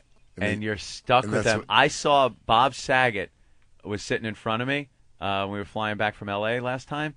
And he flipped out. One of the flight attendants would not leave him alone. Right. Just kept coming up and talking to him and asking him things, and then going, "All right, I'll leave you alone. I'm sorry." And then 2 seconds later, would come back again. Yeah. And, where's Bob Saget going? Unless he's got a parachute, he's there for the duration. That's it.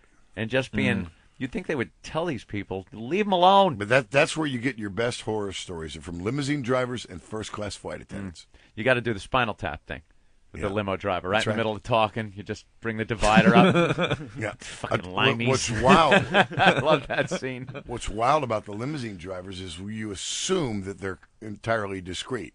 Because you get in the back of a limousine and the guy's up there and he's got a uniform on and he says nothing, and you talk about whatever you want to talk about. But all you need to know is get in a limousine sometimes, say, "Hey, who have you had in here lately?" And they'll just go everything. What they've done, what they talked about. That's it. Yeah, bastards. Well, we got a lot of people that want to say hi to Huey Lewis. Andrew in New York, what's up? Hey, how you doing? I wanted to ask Huey how he felt about the use of his music in American Psycho. Yeah, man. I'm fine with that. Yeah, that movie's fantastic. I enjoyed it. That was such a great scene. Yeah, I enjoyed that. The guy, I'd read the book. Which is a lot darker than the movie, believe it or not. But there was kind of a slightly ugly story about the whole thing. What happened was they asked us to use the song in the film. I hadn't seen the film. I knew the book. I said sure. They had William Dafoe. It was clearly a serious movie. We said sure. And on the eve of the release of the movie, they sprung this soundtrack CD on us that they're going to release. Well, the soundtrack CD had our tune and a bunch of source music. It wasn't a great CD. And I thought, I was on the road. My manager says, should we, we never signed up for the CD and we don't want our fans to buy it for the one song. No, thank you. We don't want to be on the CD. Well, they were miffed by that. So they issued a press release on the eve of the thing that I had pulled my track from the CD because I hated the movie, that it was so violent and blah, blah, blah. And that's why that groundswell started. And of course, I hadn't even seen the movie, so I think it's fine. Enjoyed it. Do you like Huey Lewis in the news?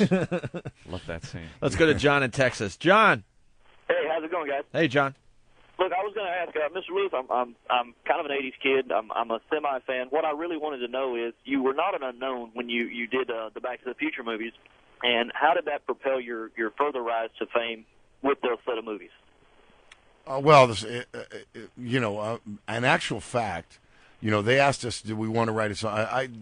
Steven Spielberg, Bob Zemeckis, and Bob Gale, who produced, name dropper, directed, and wrote the film, asked to have a meeting. We had a meeting down there at Amblin, and they said, we've written this movie, and this character, Marty McFly's favorite band would be Huey Lewis and the News. How would you like to write a song for the film? And I said, we don't know how to write for film, but I'll send you the next thing we write. Don't know how to write for film.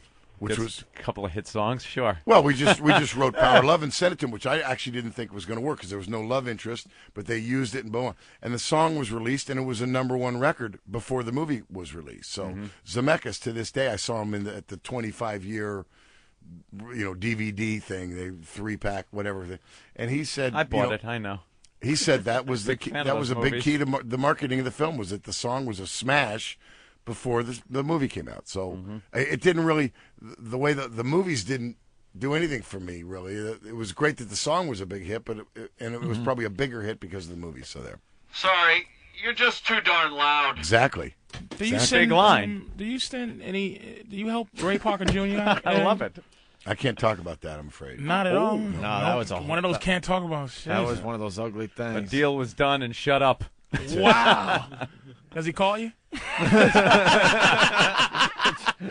No Christmas card? How big was the Huey Lewis in the News, and at your biggest point comparable to 6 feet? the Stones? Like, I don't know, how were you as big as the biggest rock groups out there that people still talk about or something? Were you at your highest? Was you as big as U2 or something? Sports and four. I have no idea. Huge, like you couldn't even imagine.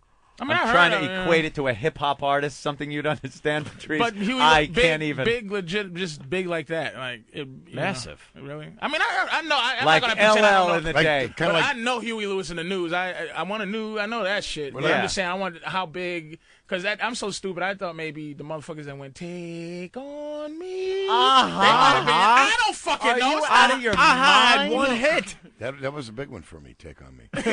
Huey looked like he wanted to knock the motherfucking teeth out. I'm just saying, I don't know how big it was. We were big. We were as big as Pee Wee Herman. When he was at his biggest. At his peak. Patrice, you're doing great with Huey. I love You mentioned Ray Parker and Aha. His questions He wants to to musicians. knock your teeth out. Oh, good job. I'm just asking, what the fuck do you want from me? Jesus Christ. Aha had one hit, although they were huge in Europe. Who was? Aha. I mean, I'm not Remember comparing Rick this told guy. us? I know he's a rocker, Yeah. but I'm just saying in terms of bigness. He was huge. You know? What is bigness? What is bigness? What? Huge. Record sales? What? Lots of number ones, right? Booty. A few number ones. Few. Many millions were sold. Yeah, I guess. They made us rip up the tape at church camp. I'll tell you Yeah, that. what Laszlo happened there? got in trouble because he was listening to you, Huey. There's a interesting new artist called Paul Thorne, who's a real good songwriter and a buddy of ours who opens for us. And he was raised in Tupelo, Mississippi, and his father was a Baptist preacher, and he wasn't allowed any electric music. And the first record he got was Picture This. It was one of our Really? records, yeah. And I didn't think and it was it's true. quite such devilish music. Well, there's that was, Well, they made us rip up him and Duran Duran. Duran There Duran. you Yeah, go. I can see Wait, that. what happened, That's Laszlo? the slippery slope to hell. You go to these church camps, they're like a week long, you know, you're a young kid, you have chapel every night, and they just rail on and on about, you know, current music and how it's the path to the devil and all this, and then they maybe see you listening to your Walkman, what are you listening to, and they say, Lewis. well, I'll tell you one thing, seriously. I probably shouldn't say this, but it's okay. And I like the music a lot. But the message for rappers today about get rich or die trying, that's a hell of a message, isn't it, to give the kids? Get rich or die trying?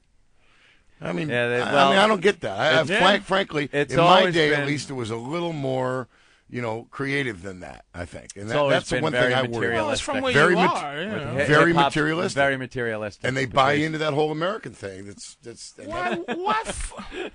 we go. It's very materialistic. Your people. Patrice has woken up. Don't you think? I mean, No, I mean, I'm deal with saying that. it's just where you're from. It's like fucking. how come white people have such great music?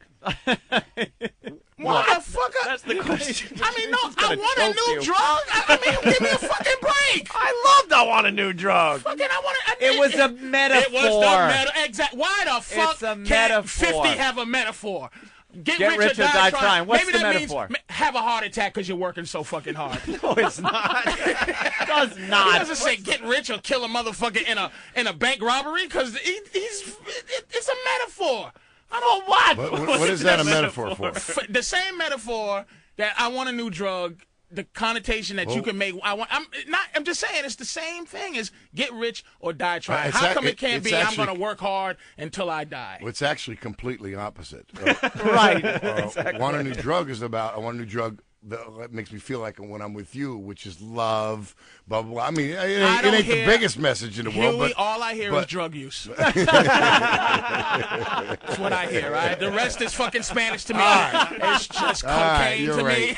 You're right. Well, we got Mark the trucker on the line. Mark, what's up?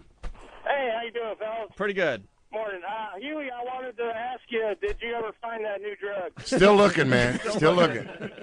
I love your band, man. I listen to you all the time. I appreciate it. All right, Thank very you. cool. Dave in California. Dave. Yeah, hey guys, how you doing today? Pretty good. We're having a good time. Hey Huey, I met you years ago over at the AT&T Pro-Am.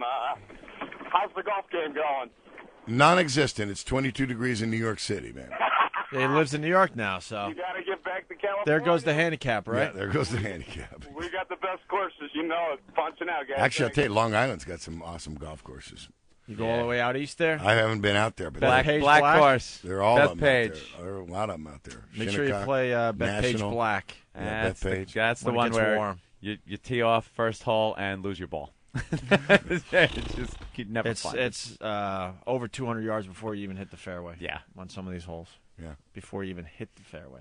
Do you find it harder to write now than it was back in the 80s, maybe? I mean, do you run out of ideas or things to write? Or Yeah, I mean, that's very valid. I don't know why that is, but part of it's when you've written a bunch of songs And now you go to start writing something. It's kind of like something you already did. Like you Yeah. can't have rock and roll in the. We have a song called "Hard to Rock and Roll." Well, there's your Exactly. rock and roll in the title song. Yeah, you don't want Can't have the kidney of rock and roll. You know what I mean? I mean, you're done with that. So there is stuff that we're places you can't go because you already did that in a way. And is there also just getting a little older? Your I think so. mindset changes, so I think some so. of the subject matter. You know, Dylan dealt with that in the 60 Minutes thing, which was very interesting. And they asked him, you just don't know where those songs come from, to be honest. You know, you have to be open to that, and the muse comes or she doesn't, and it is tougher to write when you get older, I think. But I also think that 12 things, like a CD now is 12 tunes or something. I think that's just too many. Yeah. And why is it that recorded music all has to be the exact same size and the exact same price? In other words, why are all 12 songs for no matter if it's Miles Davis or 50 Cent? Why is it all got to be the same? Why? Look, paintings are different sizes and different prices. Books are different sizes and different prices. Even wine, for Christ's sake, is different price. What about limited vintage aimed to a boutique market? And then Joni Mitchell might make another record. And Randy Newman might make another record. But we're losing our great artists because everything's the same price. It's sold like a commodity. And record labels, therefore, if they want to maximize the profits, they got to sell more CDs. Joey, so they aim for the kids. It sounds to me like you want to write 3 songs and get $20 an album for it. Now you're talking. That's kind of what I'm getting here. But that's what the record companies are upset about with iTunes. They, everything should not be 99 cents. They're saying some songs are worth 20 cents. Other songs are worth $2.50. Well, the bottom line is it ought to be treated as an art form. American popular music is arguably America's greatest contribution to the world and culture. 40 years ago, America grew things, we built things. polio but we vaccine. had no we invented the internet. I think I might put that over. I'd say polio vaccine, music. Wasn't polio vaccines started in France? I think. With Pasteur, really. Louis Pasteur. And I don't know, but whatever. But when you go around the world today, that you hear America's music in everywhere. Yeah. I mean, in Africa, in Europe, and Asia, and so on. And we our business, that is, treats it like gasoline or rice, like a commodity. I also always wanted to know, especially with somebody that's had the success that you've had and the amount of hit songs. When you play out, when you write a new album, let's say, and you put out new music and you perform it live, you know what the majority, let's say, pretty much 99% of the audience is there. They want to see the stuff that you've done already, your hits. Is that frustrating as an artist? That's a great question. It's a very good question. I'll tell you why. I went and saw the Stones over the summer. Right. And it was like, the new stuff is definitely really good, but it's like, why are you wasting 20 minutes on the new stuff? I want to hear, Sympathy or what have you. Exactly. And that's understandable. People want to hear your songbook. And as long as you don't work too much, it's real fun to play your songbook. I mean, you love those songs anyway, as long as you don't have to play them 200 nights a year. So that's why you tour and take big breaks between tours. We work 85 shows a year, which is fine. It's like falling in love all over again. But then again, you do need new things. Why? Because as a storyteller, you need a new story every once in a while. And so all you need are 1 or 2 things for yourself, and that's generally what happens. They make a new record, the Stones, they come out, they play 2 songs from it, and then all the songs. Do you ever glance over at one of the guys in the band during Power of Love or something and just go, you believe we're still fucking playing this song? Well, when you get to that point, it's time to take a little bit of a holiday. Yeah. I mean, when you see a band up there and they do 36 minutes and the singer comes out after 15 and they're miserable, it's because it's their 6th night in a row. Right. I mean, if you don't work too much, it's like falling in love all over again. I guarantee you, take 2 weeks off. It's sense, a ball. yeah. It's the creative curse, because we do a very creative radio show, and there are times I look at Anthony like, can you believe we're telling this fucking story again? But we have to. And I'm not even kidding you. And some of the, who's going to put the weird little different twist on it and this some time? of the old listeners will call us out like, dude, you've told that story 10 times, but we know like the audience is building and building, and we have to go down some of these roads so they get to know us. Not a crow, it's an owl. Yeah. So how do some groups? I'm sorry. Go ahead. No, it's okay. How do some groups get out? Like I keep saying you too because it's the only thing I can think of in terms. But it seems like people are accepting to U2, who's been around for years and years. They're accepting that they're going to play new music, and they're not going to play whatever their hit They're was. one of the few, man. But how do you get that thing? We want to hear the new shit It's too. Like very Vertigo is just as hard. big. It's very hard to go through a couple of decades and be relevant and update yourself where you're just as popular as you were, and it's because of your new music and your old catalog. I don't know how it's done. I don't know what the formula is there. No, for it. I think that's a good point, and they've done a very good job. They take huge breaks between records and really work on their new records. Number one, and number two, they are subject to some of those same things. People go see U2; they want to hear the old things too. I mean, they really do. That's true. Yeah, and they're Did you used to write on the road? Yeah. All right, because we have interviewed so many bands, and when they go and tour, they stop the creative process. I don't get that. Yeah. I would think if I was a lead singer and I was writing the songs for the band, that I would be writing all the time. Well, it seems like then the tour ends, it's like, all right, now it's time to write the new album. Yeah. And I never understood that when bands would come in here and tell us that. Well, because when you're doing a show, if you're putting a show together, then your daytime's worried about reworking the show. You got to think there's downtime on the bus or the No, I hotel agree. room where all of a sudden you got a little thought.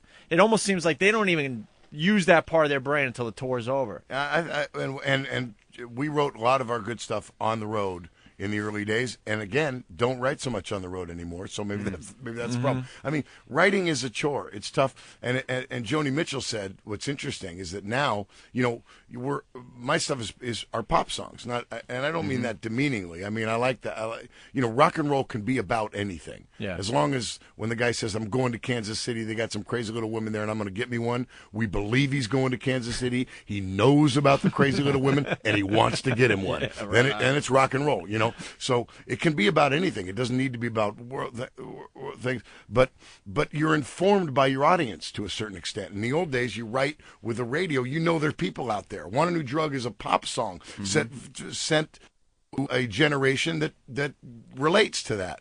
Well, how do you do that when now you're not going to get played on the radio? Right. Period. I mean, it's Joni Mitchell made this same point. So who are you writing for? And suddenly, and where are you going to go? You go to television is the only place. Our crowd, if you're over 28 and white and not country, then you got to go to TV. And where you go David Letterman, and then you get tacked on at the end, and he doesn't talk to you. Right. And it's just cheap to be a singer anymore. It's not. And so it's tougher to write because you're informed by your audience. There's no going to MTV anymore. Radio has really abandoned a lot of good music. Yeah. I remember when John and video and MTV and all that stuff. Yeah. You guys were huge on MTV, and it was a little odd because even then you guys didn't really fit the bill of what was going on at the time. I mean, you didn't have the look of the guys that were on there. I remember, as a matter of fact, what was it? One Beavis and Butthead, I believe it was like, this guy looks like a friend of my dad's, which was hysterical. Well, we never were. We formed right before music television in the late 70s. Yeah. So we never really set ourselves up to be trendy because it was an audio deal. It wasn't about a visual thing. It was an audio deal. Now, had we started later, we probably would have adopted. I mean, we would have done anything. Believe me. If nothing else, it's a compliment to your music because you music weren't did the setting talking. up as a visual. And it served us well over the long haul because now our stuff that we wrote in our 20s is actually more relevant. We were anachronistic then. We were old-fashioned then. Yeah. And now it actually lives stuck with you, doing Off My Baby. If this is it, these are more for sort of. Were you one of the bands affected by Nirvana? What do you mean affected by Nirvana? Well, I mean, oh man, I like Huey because he's a. No, it's all right. He's a mean motherfucker. What you mean affected by it? What you mean, nigga? Say it. There were a lot of bands. There were a lot of bands that went away because of Nirvana, like the hair bands and stuff. Like, what effect did that have on you guys? I don't know. We were because you weren't really in the. We were off the radio. You really weren't in the hair band category that it really affected, but it seemed like that just reinvented everything when they came around.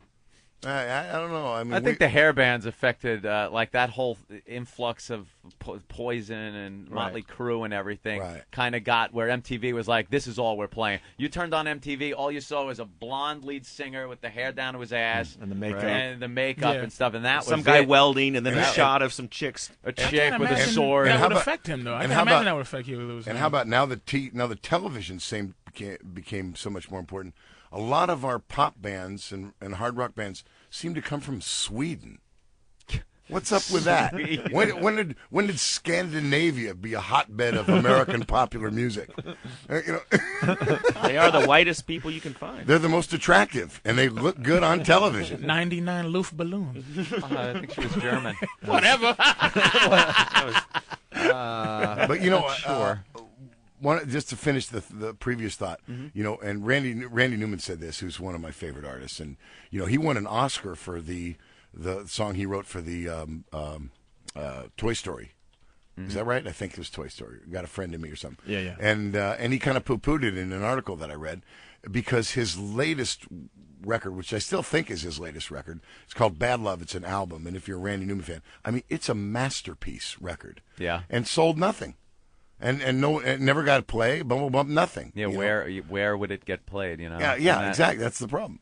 And it's an absolute masterpiece. It's funny, it's poignant, it's wonderful, it's musically rich, it's orchestrated wonderfully, well produced, really great. Probably his best work. Wow. And it got no attention. Yeah, that's a bitch. So, thanks. And what about acting? So go get him, Satellite Radio. Any more movies? Well, you got pretty good showbiz. reviews for duets. Yeah. I saw that in a hotel one night, and you did a great job. Well, I am in showbiz. I'll do anything for money or attention. Is that it? All right, it's Huey Lewis. Right. He's Huey, on Broadway thanks, doing the Chicago thing. Anything else we're promoting today? No. You can promote. I can promote. Yeah, you got to have a CD or something out there. Our best work is a thing called Live at 25. It's a DVD and a live CD, and it's out a year now. But it's sort of a snapshot of where we are at the moment. We've sort of reinvented ourselves over the last 10 years into this. We have a 3-piece horn section now. We've sort of reversed into the playing music the way there was before. Right on. Okay. All this stuff. We got 5 autographed copies of that. We'll give away right now. Nice. Huey, thanks. This was great. Hey, thanks a lot. Nice chat with you guys. Keep up the good work. All right. Hi, everyone. This is Huey Lewis, and no matter where I am in America, I tune my XM satellite radio to Opie and Anthony. I just got wow! That's a big old hootie donor. Let me see them, buddy! It's the Opie and Anthony Wow Line. If you're on the road and you get wowed, we want to know about it. Call 866-WOW-ME-05. That's 866-WOW-ME-05. Tell us where, tell us when, and tell us what those delicious boobies look like. And if your message isn't too stupid, we just might use it on the air. Ooh. Let's take a look at your baseball game day schedule here on XM Radio for Monday, April 3rd. And for many across the majors, Monday is a holiday. It's opening day. The kick and the pitch. We get jump-started 1 o'clock Eastern, Monday afternoon. Nationals-Mets, XM 183. Your 2 o'clock Eastern starts on Monday include Red Sox-Rangers, XM 180. Pirates-Brewers, XM 186. At 3 o'clock Eastern, it's the Devil Rays and the Orioles, XM 177. Cardinals-Phillies, XM 184. And that 4 o'clock Eastern slate on Monday looks this way. Diamondbacks-Rockies, XM 187. Tigers-Royals, XM 179. Braves-Dodgers, XM 188. At 5 o'clock Eastern on Monday, Angels-Mariners, XM 182. And at 7 o'clock Eastern, Monday night, Marlins-Astros on XM 187 and 190 in Espanol. Giants-Padres, XM 189. Finally, 10 p.m. Monday night, Yankees-A's, XM 181. The 2006 Major League Baseball season is here. Today is opening day. You'll hear every team all season long. As the regular season gets underway, you'll hear the home openers and the opening series all week on channels 176 through 189. Plus, you'll hear your favorite announcers from the home team's booth. Major League Baseball all summer on XM Radio. We live for this. Major League Baseball on XM Satellite Radio. Every team, all season.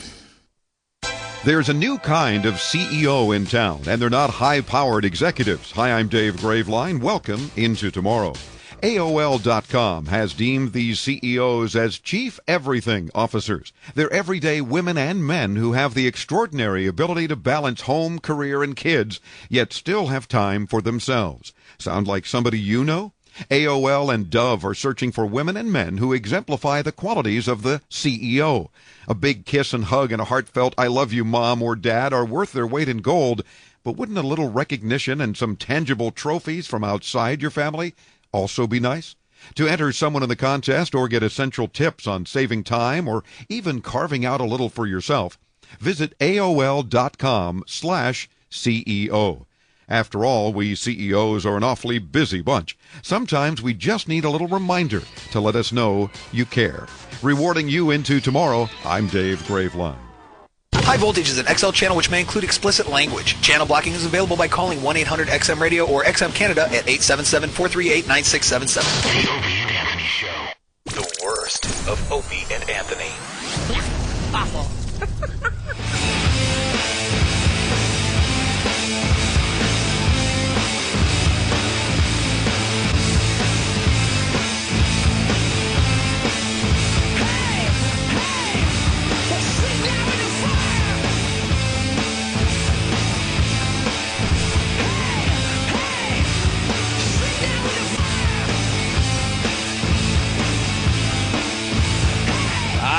You're checking out the Opie and Anthony program. Oh, brother. Spread the virus, people. Spread the virus. Tell people that we're doing this fine radio program for XM Satellite Radio. What's wrong, Anthony? Hump X from Rhode Island. Ant, you're a fucking tool. You call yourself a hardcore gamer, and you're recommending Dell. If you have to recommend off-the-shelf systems, at least go with Falcon NW or Alienware, for fuck's sake.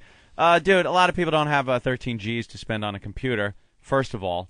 I could if I wanted to. I go through computers a lot. So I get Dell, and they work fine for gaming. What do you think? I'm getting the off-the-shelf fucking $600 model of Dell? I build it. I put in huge, great video cards, a shitload of RAM. Don't worry about it. My computer's fine. I have a problem with Dell's customer service. Not their computers. At least not yet. Who knows what the hell's going on over there now? Maybe their computers blow ass, too. Because their customer service stinks. They're doing what everybody is doing now, outsourcing. This is a huge problem in this country. I was just going to say, does anyone's customer service work? Is it? No. It's every customer service. Customer service sucks now. You end up on hold for hours on end when you try to make a phone call to any of these people. The menus take you on this, if I could say, wild goose chase. It's like a wild goose chase. And it used to be, but I guess they caught on to this. It used to be at any time during the menu you could hit that 0 and wait for the live person and get a real human being on the phone and say, here's my problem, here's the help I need. Maybe your menu didn't give the option that I needed, but not anymore. That's not even an option anymore. If the mechanical person online can't help you, you are fucked. And Dell is now the worst. They sent all their customer service over to India, just like everyone else. Microsoft, a lot of the airlines customer service is based over there, a lot of tech stuff, all based over in India. They train these people. I saw a whole show on it, how they train these Indians to try to sound American. They try to give them this generic American accent so as to fool the people that are trying to call them. I'm sorry, they're not up on what's going on. Maybe they're good at hiding their Indian accent, but they're not learning the product. These people have scripts they work from. They have these things that if you have problem A, it's like a flow chart. If you are confronted with a caller that has problem A, go C, B, or C. If it's B, now C, D, E. It just goes down the line. The best is throwing them off their script. Yeah. Like I was on customer service for my banking. Mm-hmm. I'll get into my problem after yours because you started this. But it starts with a guy. I finally got a guy after being stuck in the menu system for a long time. And like you said, so many people caught on that you could just push 0 to get a live voice that they basically have taken that option out of the game. But eventually I did get a live voice. I don't even know how. I couldn't even tell you. And the guy's like, hi, what is your social security number? And I'm like, no. I need to talk to, hi, what is your, like, they didn't know what to do because I didn't start with step 1 on their little script. Right, you went out of step. And I'm like, no, I'm not giving your social security, but before, what is your social security? They couldn't even improvise or anything. No. They didn't know what to do. You're not getting a real person. You're getting a computer because it's some guy with a script that he can't deviate from. Mm-hmm. You're getting a meat machine. Oh, who's calling? Call. Somebody calling? Who would call Opie during the show? Wouldn't they know you do a show? Hello. Hey. Oh, hi, Carmen. How are you? Oh, it's Carmen? Are you calling me too early? No, I'm usually up this early. Who is that? Citibank. It's Citibank. It's Citibank. This is just what you were talking about. least you get a call back. Okay. Uh-huh. Uh-huh. Uh-huh. Account number what? Okay. How many millions? What? Yeah, well, just send my checks. Ooh. I need my... make sure they send my checks. You ordered checks? I ordered checks 2 months ago. What address are they going to? Uh-oh. First time. That's What's your great. routing number? Little Pan Am stickers on them. Yes. Yes. Yeah. All right, thank you. Anything. Just call her. I'm all right, sure she'd be thank easy you. to get in touch with, too, All right, bye. after 50,000 menu Did they prompts. just hear my address over I the didn't radio hear too? it. I didn't hear Jesus. Was That's exactly. Yeah, I heard that's it. exactly. There's Pat Battle. That's exactly what we were talking about. That took 3 days to close an old account. 3 And days. it's finally done? You'll see. Supposedly. But go ahead. Yeah. Sorry, Anthony. So, Dell, I used to just say it was the best thing ever, and customer service was great. If I ever had a problem, I would call them, get a live person, and they would deal with it immediately. Now, the beginning of June, one of the fans in my computer started making a noise. I opened it up. I was getting this fan warning thing saying that there was a defective fan. So I opened it up, and one of the blades broke off of the fan. So I figure I'd get 2 new fans and replace both the fans that are in there. Call up Dell, and through like all kinds of prompts. There's no way. There's no numbers on there. I tried it through the website. You cannot find this fan on their website because, God forbid, they backlog any equipment that you might need like 3 months ago. It's all about their new computer, their new stuff, and anything old, go fuck yourself. You're not getting a part for this thing. So I did get somebody live on the phone. It was an Indian guy, and I don't even remember how I did it. I've tried to do it again to get a live person on the phone. I can't do it. So I had this live guy on the phone, and I told him my model number of the computer and everything and ordered these fans. He had such a problem understanding what I needed and how to go about ordering it. And I knew there was going to be a problem right then and there because this had never happened with Dell before. So I had to be satisfied. All right, he took the order. Also, they had my old Brooklyn address. He goes, we're sending it to blah, blah, blah. I said, my old Brooklyn. I said, no, I have a new address. Take this down. And I said, please, I want an email confirmation of this entire transaction. No problem, Mr. Cumia. That will be sent out to you. Everything will be fine. I never got an email verification. So I figured, what the hell? I just waited. I finally check my order status. You get your little order number, and you can check your order status. I check it. It says, orders canceled. I go, what? I didn't what? So now I try to get the live guy on the phone again. You're playing to no avail. God, go ahead. Sorry. To no avail. Could not get the live person. So they have this feature called live chat. We were able to chat with a customer service guy on a computer, right? Yeah. So I get on there and I bet you're using the C key a lot. Oh boy, and the F key. The M or F-er key. The MF key should be right next to each other. Is it? Oh. I should have checked before I did my little Yes. joke. Okay, they're not next Then to you'll each get, other. it is stupid. Right. Fuckers. So I'm chatting with this guy and saying, look, I never got the confirmation. Now they're telling me the order's canceled.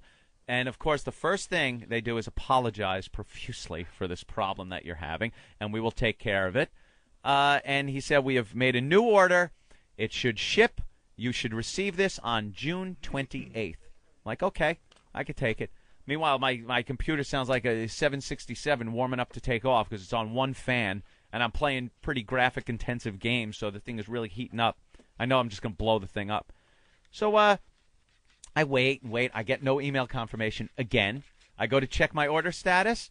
It says in the assembly phase of the whole thing. Assembly phase. When you order a computer, you go to Dell to check the status. They have pre-order, order, assembly, inspection, boxing. Like you could check every step of the way. If you're ordering a part, there is no assembly part. There is no assembly. It's done. Put the fucking fan in the box and send it to me. Well, this went on and on and on and on. past June 28th. So then I try again to call, no avail. I get on the chat again, and each time you're starting brand new. No one knows what the hell you're talking about. There's no history there. I try to convey to the guy what's been happening. Okay, I'll check with shipping, and I will email you. I go, don't, and now I'm cursing. I'm like, don't bullshit me. You guys are liars. I go, I've been lied to by your customer service department. I will email you when I speak to shipping. Never got an email. Again, nothing. And this went on now yesterday. I completely fed up. Checked the status again. It's still in assembly. Yeah. And this is, I've been on the chat and emails. So I took the original email I got and replied to that. I hit reply and just said, you guys, I am livid. I cannot deal with it. You're the worst customer service ever. Please, I need these parts. You think saying that you're livid is No, going to it matter? doesn't do though? anything. Okay, good. So I get the email last night. It says, Mr. Cumia, we are very sorry that you have had a problem with this. We will ship your camera as quickly as possible. Yes, I just said camera. And now I'm reading this. I start laughing my ass off. I'm ordering a fucking ventilation fans. 2 fans. A camera and some mysterious bracket item that they're sending me. That they're going to give me free of charge, they said. The bracket, not the camera. And they said, here is where we're shipping it. And what do you think the address was? Brooklyn? My old Brooklyn address.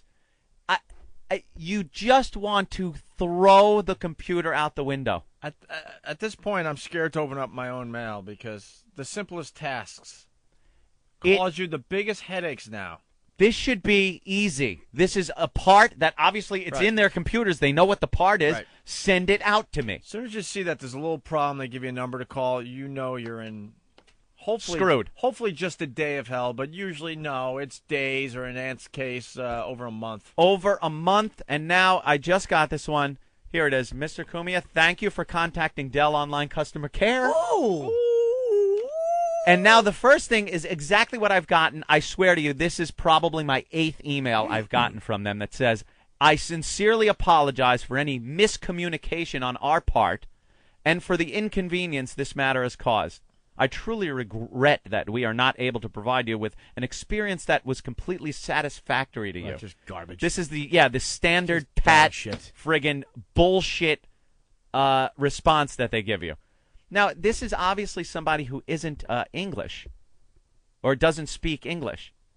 They put down, please be advised that your order number for Dell Assembly Bracket is being delayed for a long time. This order is delayed as our revenue department did not process it due to some technical reasons. What? What does that mean?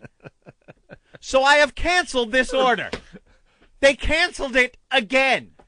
Wait, this is just a brand new email Yeah, right here? brand new right here. Oh, my God. So we have canceled as our revenue department did not process it. I have also placed a new order for Assembly Bracket absolutely free of cost to you. Your order number is, there's a new one. It will be shipped to you within 3 days, within the next 3 to 5 business days, to the following address. Shore Road, Brooklyn, New York. They are, I got to jump in because they are fucking, I went through this about 3 months ago where I didn't have my desktop for a month and a half. Yeah. Because I had a problem with the electrical thing. They sent me a new, the same thing. Fucking Indians who, not people in this country, they don't speak English. What you got to do is take, can I have your name, please? I take down I got all their every name, and I reference it to the next person. Dude, I spoke to I got a name. Dorothy. It's Representative 77888 Satyendra.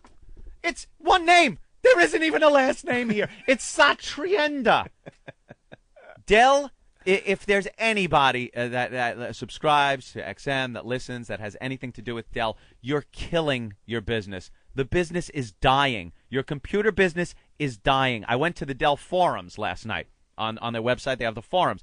Nothing but complaint after complaint, the same things that are happening to me. You're saving money by outsourcing to India, and you're losing customers in droves. You are losing so much more than you are saving by outsourcing. You're destroying your reputation and destroying your company. When that commercial for Dell comes on, where the guy is in bed and he's paranoid over customer service and when it's going to be available. And he goes, what about Christmas Day? And the guy is sitting there with the headphone on in the Dell offices going, we'll be here.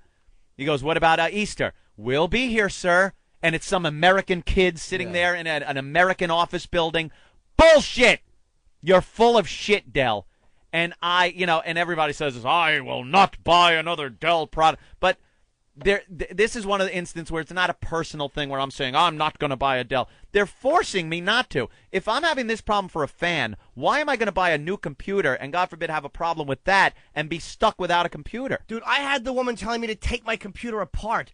Yeah. This Indian woman is telling me, you have to unscrew the back, sir. I'm like, I am not fucking start removing the back from my computer. It's not happening. It's not happening. They are ruining it, and this is just it's part of a bigger story with customer service. They are destroying their reputations by outsourcing to India. It's a great idea. Who had this idea? Who was the first motherfucking corporate ass dick that came up with this idea? Guys, I got a proposition. We put all of our customer service people in India. Why am I talking like a 1930s movie? We'll put it all in India. Wonderful. Motherfuckers. And you cannot get anything done anymore. Nothing. They are absolutely... I had to go through XM because XM has some kind of a deal with Dell or whatever. Oh, really? There's something going on with XM and Dell. The only reason something going on. It's a huge deal. Actually. Okay, whatever it is. They do Elo's haircuts. Yes. Is that it? They send Indian people with Down syndrome. Well, you know something? It would be nice then if I had a nice Dell experience that I could then get on XM and tell people that it's a wonderful thing, but I'm not going to lie just because there's a relationship there. These people have fucked me. Basically, Dell has this thing with XM where every computer is set for XM radio, and the icon's right on the screen. Kevin Straley got me a name of a guy I went through. American guy, a corporate guy who works in the Dell offices who actually helped me out. I think his name was Chad. Helped me out a lot. And then he actually called back to follow up. But their customer service is despicable. Great. And that works for you or me when I get a hold of that guy because give me his number. He's going to hear something from me. But what about the average Joe out there? Exactly. Jimmy, that doesn't have access to one of the real American executives. Despicable. Proof of poor customer service from Sarah Ross, Anthony. Dell complaints. I guess she read an article on how bad customer service is. Yeah. And she writes, I would have to say that article is correct. I'm a new Dell owner of probably 4 months and have already had to deal with Dell's supposedly superior customer service. Let's just say the experience I had, I was less than impressed with. I called Dell concerning a problem I was and still am having with my computer. At this time, my computer was only 3 months old. I had heard before about how bad Dell's customer service was, but I thought, how bad can it really be? Right. So I called, and I don't remember having too long a wait. When the lady came on the line, though, I would say that she definitely was just learning English. Yep. I could barely understand a word she was saying. It was the most frustrating conversation I had ever had in my life. She was unable to fix my problem and actually ended up getting me to take something of my... Wait a minute. She was unable to fix my problem and actually ended up getting me to take something of my computer, my antivirus system. There's a typo somewhere there. I guess, what? What? Huh? She had a problem? For what reason, I don't know. By the end of the conversation, I was nearly in tears because I was so frustrated at the fact that I couldn't understand her. So that is my experience with Dell, blah, blah, blah. It is such a frustrating thing because you're stuck. First, you're stuck in that automated loop that you get in where you're trying to hit the buttons and get somebody. Or the worst, when you get disconnected when you've gone through it for 8 minutes and then all of a sudden a fucking dial tone comes up or you hear nothing. You hear click, click, and then you hear nothing and you're still holding and you're like, did I hear a hang-up click? You wait and wait and then all of a sudden, bam. That like recording. Oh, it really is a bigger problem now, though. Most people just have a horrible experience with customer service.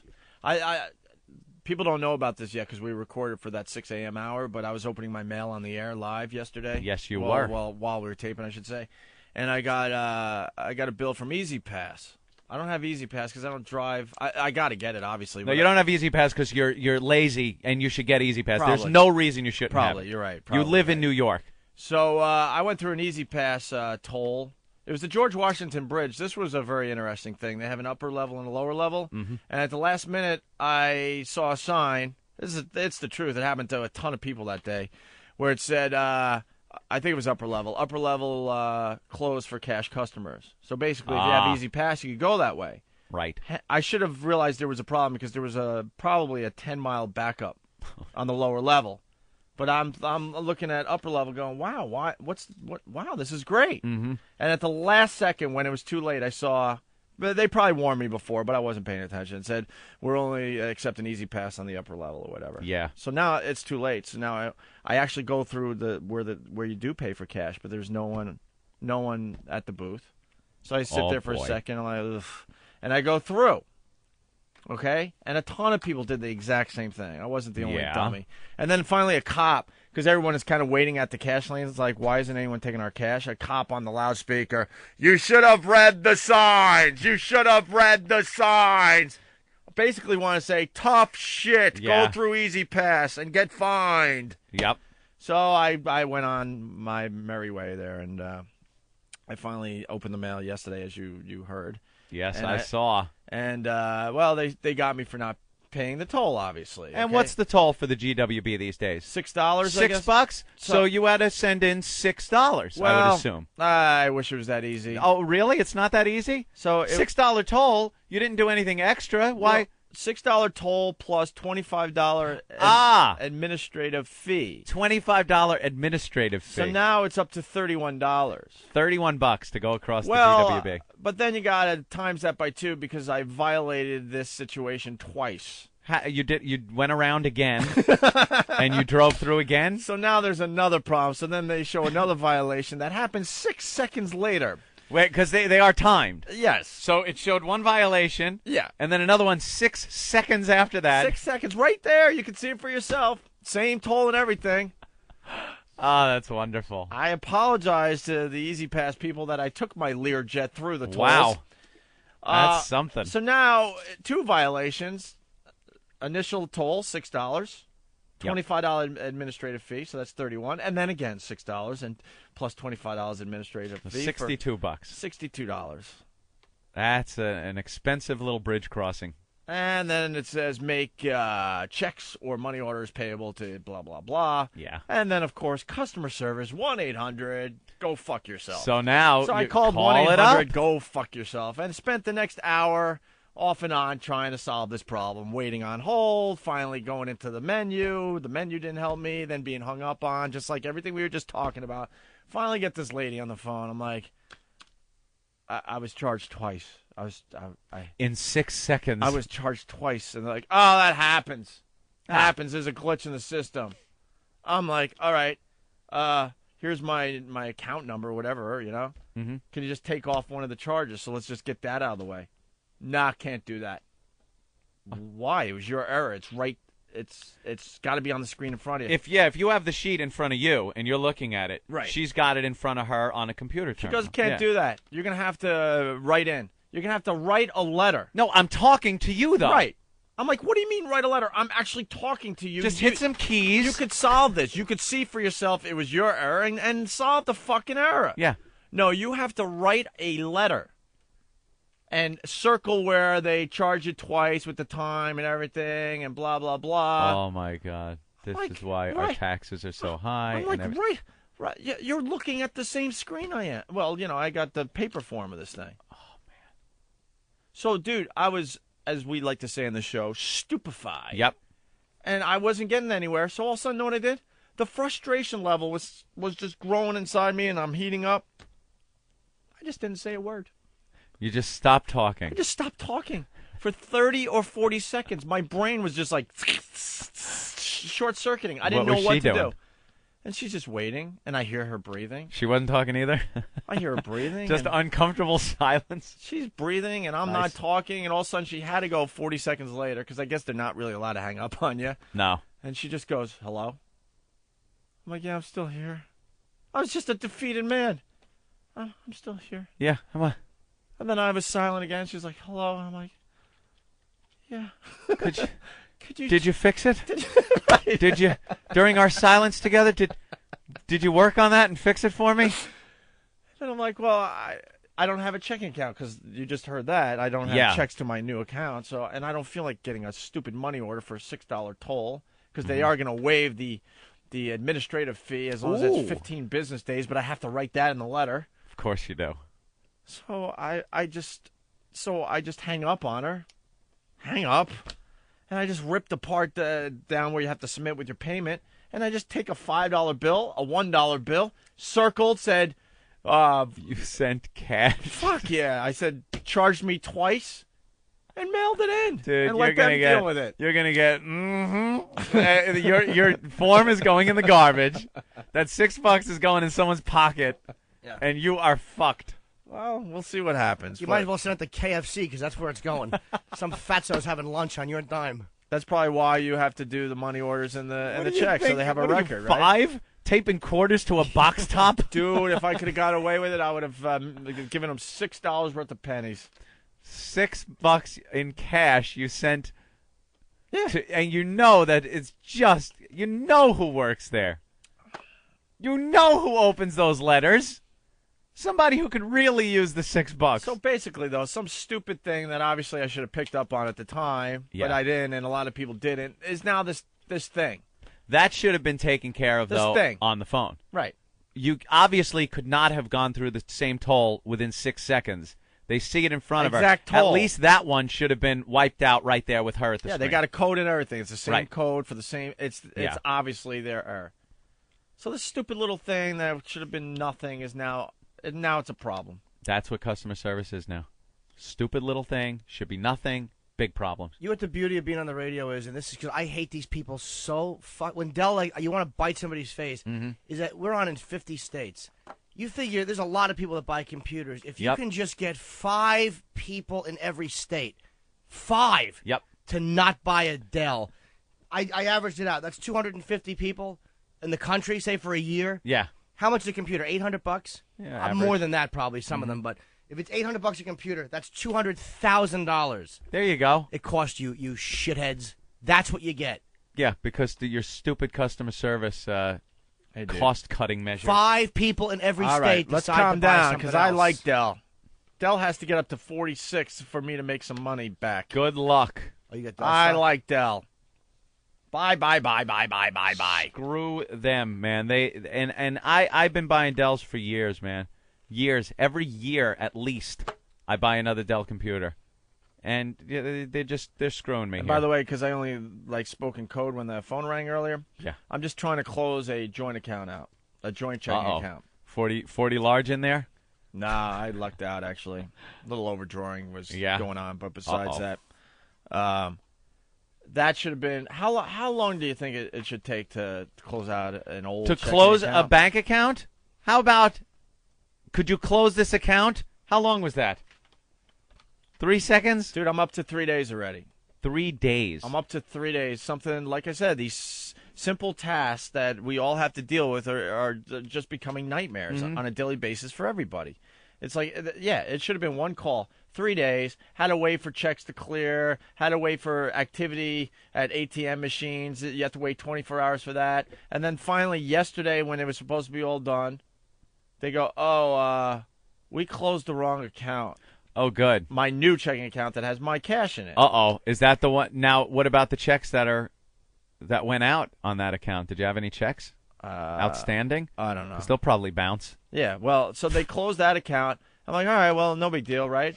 Well, yeah, it is. Now you got to wait 24 hours before you could have that checking account back. Oh, great. Thank you for the inconvenience. Right. Thank you. Something that should have taken 2 minutes is up to 3 days. 3 days. Just wanna 3 days. Oh. And then I actually owe Club Soda Kenny money and stuff, and I got to write him a check. I haven't had checks. I ordered checks probably 2 months ago. I still don't have them. I finally called them, and they're like, "Oh, we forgot to check that box when you were in here." I just ordered checks, by the way, and my order was canceled. You know why? The address I gave was not the same address that my bank account has. I checked my bank account. It's the same address. I get a letter yesterday from my bank saying, well, we've changed your address. Here it is. And now it's got my new address. I've been at my new address for a year. And I've given my address to them. They've had it on file. I've written checks. I've used my card. I've put the address on. But for some reason, there is such shit going on out there. I don't know what happened. I think corporate America just got just lost their minds. They're trying so hard to save money. Dude, it happens around here. I mean, we're doing a dumb radio show. There was so much paperwork involved. We've talked about that as far as the show goes. But in general, it's like, well, to do this, have him fill out this form, and this, and then check this, and this. And if these aren't all checked, then he should fill out this form. They just have made and invented way too many forms where there's anywhere along the way something can happen that fucks up the whole thing. Up, and it does. Right. It's not. They made it too complicated, too many hands in there, and they're trying to make it cheaper. It doesn't work. That outsourcing is destroying customer service, just wrecking it. It's pretty good, and I know they outsource. I think they outsource anyway. Does Mac outsource? Does anybody know? Apple? I really don't know. Incompatible shit that they have. You know what? Yeah. Well, people have asked, why don't you have a Mac? I have a Mac. I use Mac for graphics and video and stuff like that. But their website's great. You go to their website, you want an answer to something, you can find it easily. You need a product, you could order it online through a Mac, and it's great. Unfortunately, I like to play games other than like the 5 that are available for fucking Mac. So I have to have my Windows. If they were more compatible, I'd probably get one because they are good for graphics and stuff. Something? You can't just have a Mac. You need a Mac and a Windows. It's just the world we live in if you're into graphics and stuff. All right, let's go to the phone here. Terry in Philly. Go ahead, Terry. Hey, boys. Hey, Jimmy. Oh, Terry the guy. All right, guys. Hey, I called XM last Saturday. I was riding in my car. I got a bunch of XM accounts. One of them's in my car. A lot of them in my cars, and one's in my computer at home. So I'm enjoying Live 8. It's pretty cool. You go from channel to channel. You listen stadium to stadium. Yeah, they really did a great job with the coverage, by the way. Yeah. Unbelievable. Excellent on the regular car radio. So I go home. I'm excited. The wife's away. The kids are away. I'm going to enjoy myself on my laptop, listen to XM. Here, they don't have it on the computer for some reason. So I call up customer service. I get some Hindu or some damn. She doesn't know what the hell's going on. She says, "Oh, I don't know what's going on." I said, "Well, why don't you know?" I said, and then I said to them, "Well, why don't you have all the channels on XM on your computer?" She didn't know any answer to that. So that Eric Logan's listening. Does he think if I spend like $50 a month or $60 a month on all these computers for an extra $6, wouldn't I want to have all the channels on my laptop? Like, isn't that the stupid? Like you talk about these radio guys, isn't he pretty stupid? Nah, Elo's actually pretty smart. Well, isn't that pretty dumb, though, that you don't have that on your laptop? Most guys use their laptop for their music systems. It's right? fun. It's funny, stupid me. I did call XM customer service to get one of my XM units, activated. Oh my God! I'm trying to. I'm like, dude, I'm Opie from the Opie and Anthony show. Yeah. We're pretty much on every box right now.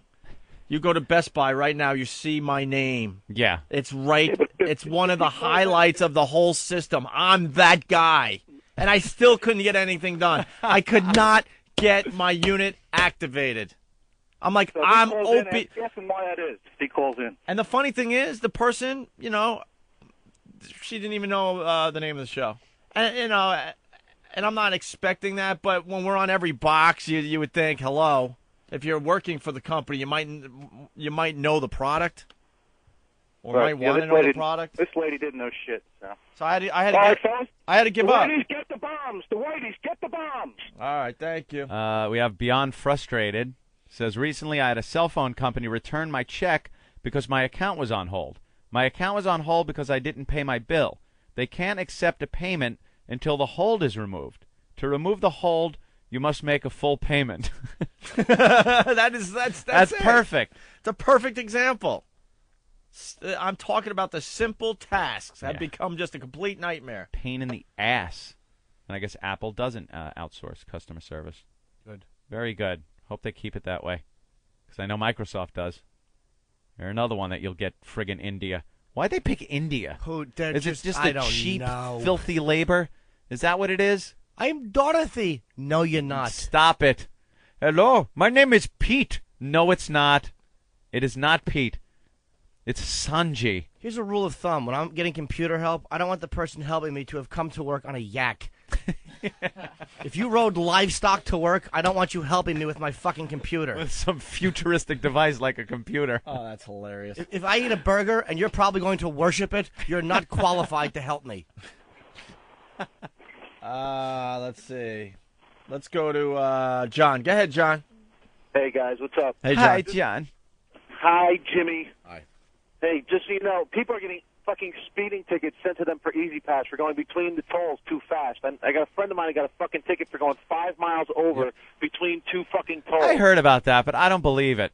No, it happened. They do it. I don't believe it. I've heard about it and heard that it's possible and stuff, but they're not doing that yet. Well, I've gotten warnings. He got, he showed me a picture. I've got warnings going through the toll booth too quickly, but not from point A to point B too fast. I've been yelled at by the fucking guys where you whiz right through. Like, especially in New York, they have the gates still at the toll booths. I don't know why they have those friggin' things. Pull them out. Jersey, no gates. You just go. But they have the gates, and I like the thing to actually skim my windshield wiper when I go through. I like the gate to come up and actually touch my windshield wiper as I zip right through. And I have just been yelled at by the cops. I'm fully expecting that to happen, though, where they just start mailing speeding tickets in the mail. Yeah. Because it's possible because what a moneymaker that will be. If they know how many miles it is between point A and point B, and you have a record of when you cross those 2 points, they could absolutely get your speed. I fully expect that to happen. It would just wreck the Easy Pass system, though, because people would stop using it. And they haven't started doing that yet. That'd be a huge story. And believe me, they'd be handing out tickets. Everyone would get one. I'd have 50 tickets. Jimmy in Staten Island. Yo, hey, Hey. Jimmy, how you doing, guys? Yeah. 2 things. First of all, never underestimate the power of the psycho factor. And number 2, I'm the guy that sold Fat Nick his Escalade. Oh, yeah? Yes, I am. Good And, boy. Yeah? Well, yeah, it came with the Cuisine package, with the heated seats, memory package, and the Louisville Slugger. Punch it out. Oh, boy. Let's go to Howard Beach. Mikey. Yo. What's up, Mikey? Yo, I bought a laptop from Dell, and the fucking thing crashed. I called up Dell customer service, and I got some sand nigger on the phone. Oh, jeez. Well, wait. Hold it, Mike. Hold it. Yeah. Where are you from? Howard Beach. All right, that makes perfect sense now. I had to look and see where you were from before I could. I wasn't sure if it was Boston or Howard Beach. Yeah. Thanks for correcting us. That's great. You're really busting apart those stereotypes there, Mike. Yeah, right. So, they have me on there for like 2 hours. Do this, do that, reload this, reboot that, call me back. I do all the things. I call him back. The fucking thing crashed. Then I finally get a white guy on. I thought that I was going to get something with him. He did the same thing over and over and over and over again. I got so fucking frustrated. I had the thing for like 3 months. And I said, you know what? Just give me my fucking money back. I was paying it off. And I said, just give me my money back. Fuck this. Give me my money. I took it. I just use it now to just beat spooks over the fucking head with it when they come into our neighborhood, huh? That's about what it was good for. Gee, how are things over there in Howard Beach, Mike? Yeah, they're cool. Yeah, we got Sharpton over here doing marches. You're driving around with any words of support on your car? No. I don't have any soap written on my window. Have you seen any? What? Any words of support written on other people's cars? Oh, yeah, a couple. Like what?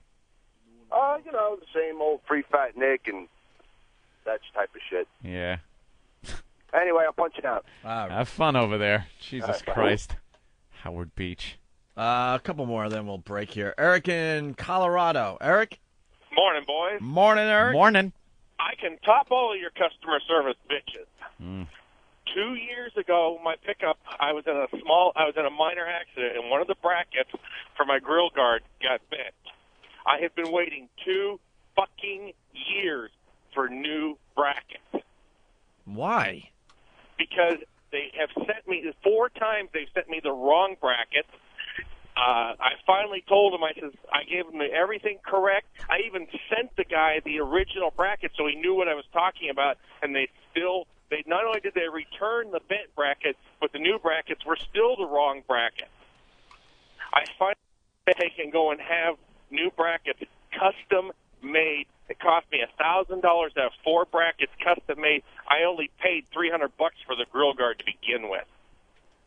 See? It has been a long, drawn out, and the worst part about it is... Oh, my God. Sounds like I'm on customer service with this guy. The company is in America. The technical and customer support guy is in America. He speaks perfect English. Yeah, but how many times did you actually send back and forth with the brackets? Shut up, Jimmy. Jimmy. Yeah, but All right, thank you, Eric. But Eric. For to listen to Opie and Anthony is more good than to work in the fruit roll-up factory, making a fruit roll-up. When I was in Russia, we work and make things that's so much better than your American. Because what do you? Let me just. Well, you already know, but You don't want to work. Work good for you. right? Why you don't want to work? I was farting so bad, and it stunk so bad. You fat American. right? Russia is so much better than you, my friend. I think that would be something that maybe people should need to know. Okay, back to work. NHL game play-by-play on XM. This is Dan Blakely. 7 games to go tonight. We drop the first puck at 7 Eastern on XM 204 between the Washington Capitals and Carolina Hurricanes. At 7:30, check out the Buffalo Sabres and Toronto Maple Leafs, the second of 2 in a row between these guys. It's on XM 205. Also at 7:30, we have the Atlanta Thrashers and the Ottawa Senators on XM 206. At 8:30 Eastern, it's the San Jose Sharks and Dallas Stars on XM 207. The Detroit Red Wings and Calgary Flames get together at 9 Eastern on XM 208. The Phoenix Coyotes tangle with the Edmonton Oilers at 9 on XM 209. And at 10:30 Eastern, it's the Vancouver Canucks and the Los Angeles Kings. You'll find that one on XM 204. Just 4 games for you tomorrow night. We feature the Flyers and the Rangers, the Bruins and the Canadiens, the St. Louis Blues meet the Minnesota Wild, and the Los Angeles Kings take on the mighty Ducks of Anaheim. The NHL on XM, channels 204 through 209. FIFA World Cup 2006. 32 countries, 31 days, 1 champion, and only on XM Satellite Radio. World Cup 2006 today. Hello, soccer fans. This is Andres Cantor with the World Cup update. The U.S. has set its final schedule before leaving for the World Cup in Germany. They will play exhibition games against Morocco, Venezuela, and Latvia before leaving for the Cup. The Americans, preparing for their 5th straight appearance, will play Morocco on May 23 at Nashville, Tennessee, Venezuela on May 26 at Cleveland, and Latvia on May 28 at East Hartford, Connecticut. This was Andres Cantor. Tune to XM 148 for World Cup this week, each Friday at 9 a.m. Eastern and Saturday at 8 a.m. Eastern. And coming in June, follow the play-by-play action in English on FIFA World Cup 148 and in Espanol on Deportivo XM 147. Listen large. Whip 'em Out Wednesday. Introducing Wow for Dummies, an easy-to-follow guide to get you started with Whip 'em Out Wednesday. Other people call them titties or boobs. Step 1, get a Wow sticker. OpieandAnthony.com. RateMyWow.com. Step 2, put said sticker on car, not under the hood. Step 3, drive around. Please pull up next to me, honk your horn, and demand to see my tits. Let me see those boobies. That's so sexy. Step 4, enjoy boobies. God damn it, what nice tits. You feel like showing us a little something. Whip 'em Out Wednesday. Don't miss the next Ron and Fez show. Scheduled to appear: Horseface, Sarah Jessica Parker. Humiliated bush toady, Harriet Myers. Mummy in a pantsuit, Barbara Walters. And Kate Moss will stop by to show us the latest fashion for Coke whores. All on the next Ron and Fez. Guests of the Ron and Fez show subject to change without notice. Ron and Fez on XM 202. It's the worst of Opie and Anthony. Lo más mal de Opie and Anthony en XM202. Who's the black private dick that's a sex machine to all the chicks? You're damn right.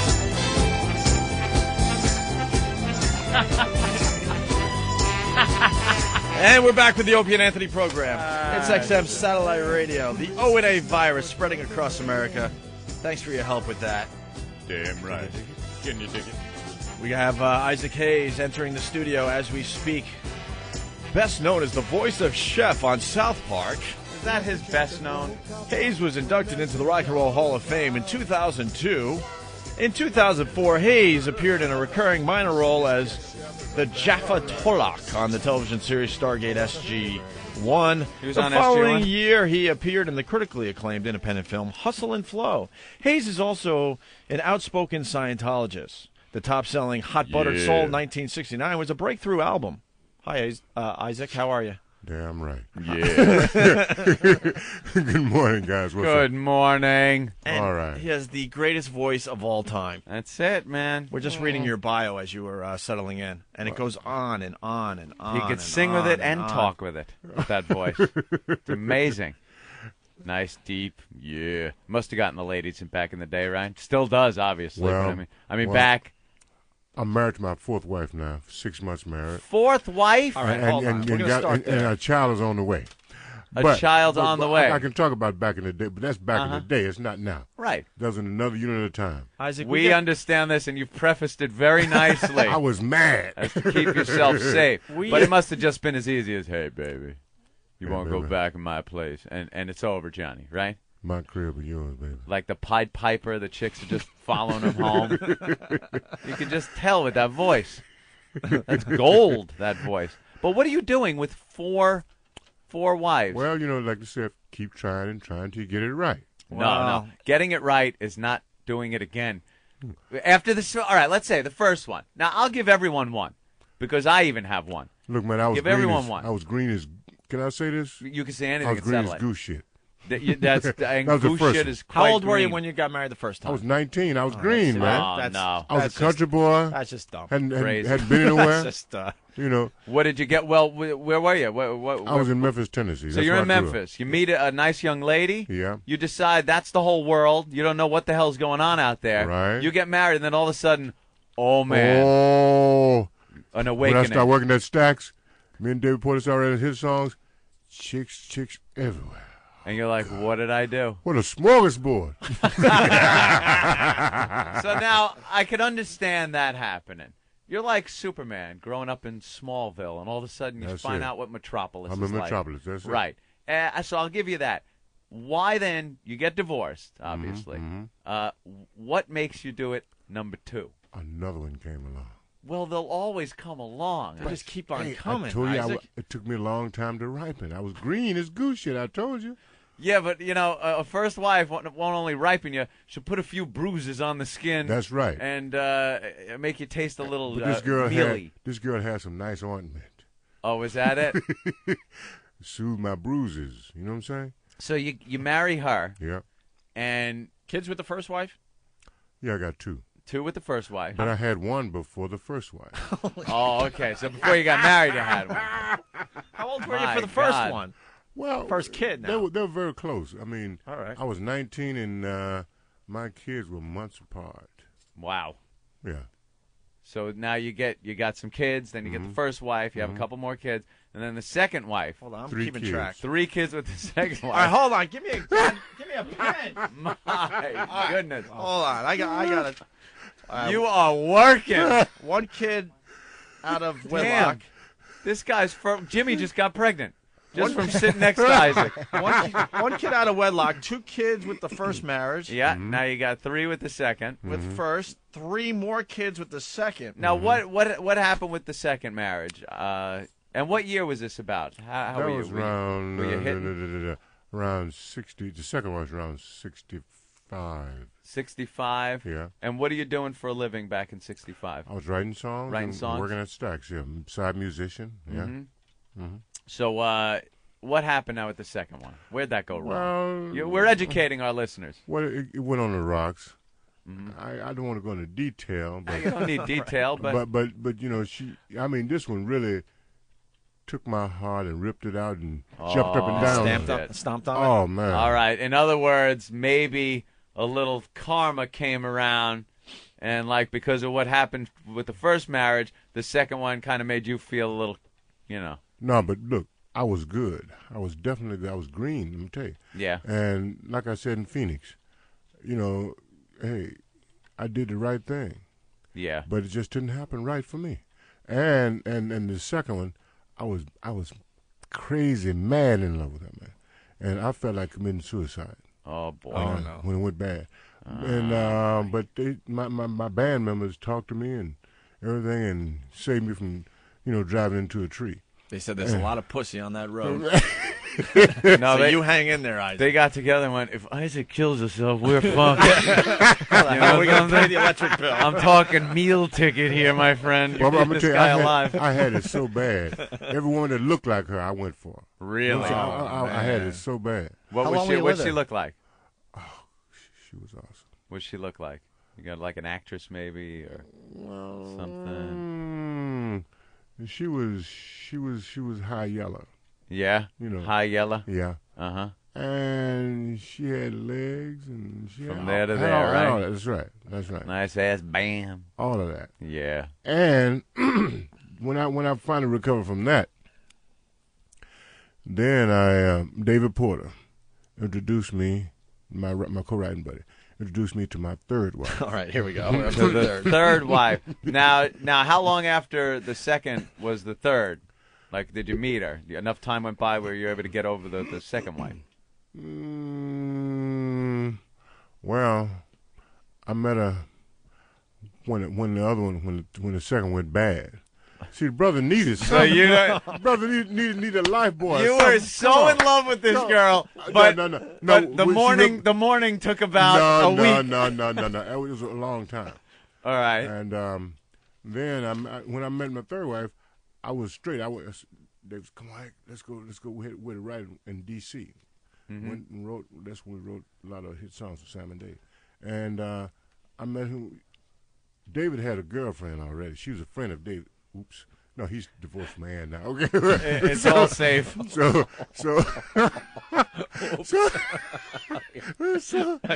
Isaac Hayes blowing up everyone's. No.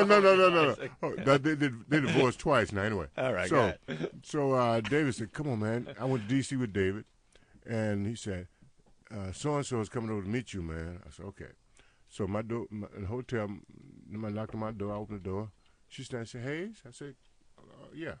She reached her hand out. I shook her hand. I said, "Come on in." She had a big long coat on. And she turned around me to take her coat off. When I took the coat off, bam! I saw naked, right? Man. Oh, man, I'm in trouble. With that ass up high, right? Right, Isaac? Come on. That's when those first minutes came out. You know what I'm saying? Oh, yeah. God. Isaac instantly, out of instinct, dropped to one knee and gave her a ring. No. No? No, I was strong. I was strong. No. We talked that night and blah, blah, blah, blah. All that. And then, then when she was ready to go, and the minute David heard the door slam and knocked on, we had to join the room. "Hey, man, how'd you do?" I said, "Man, I ain't playing. I'm not playing, man." I said, "I'm straight."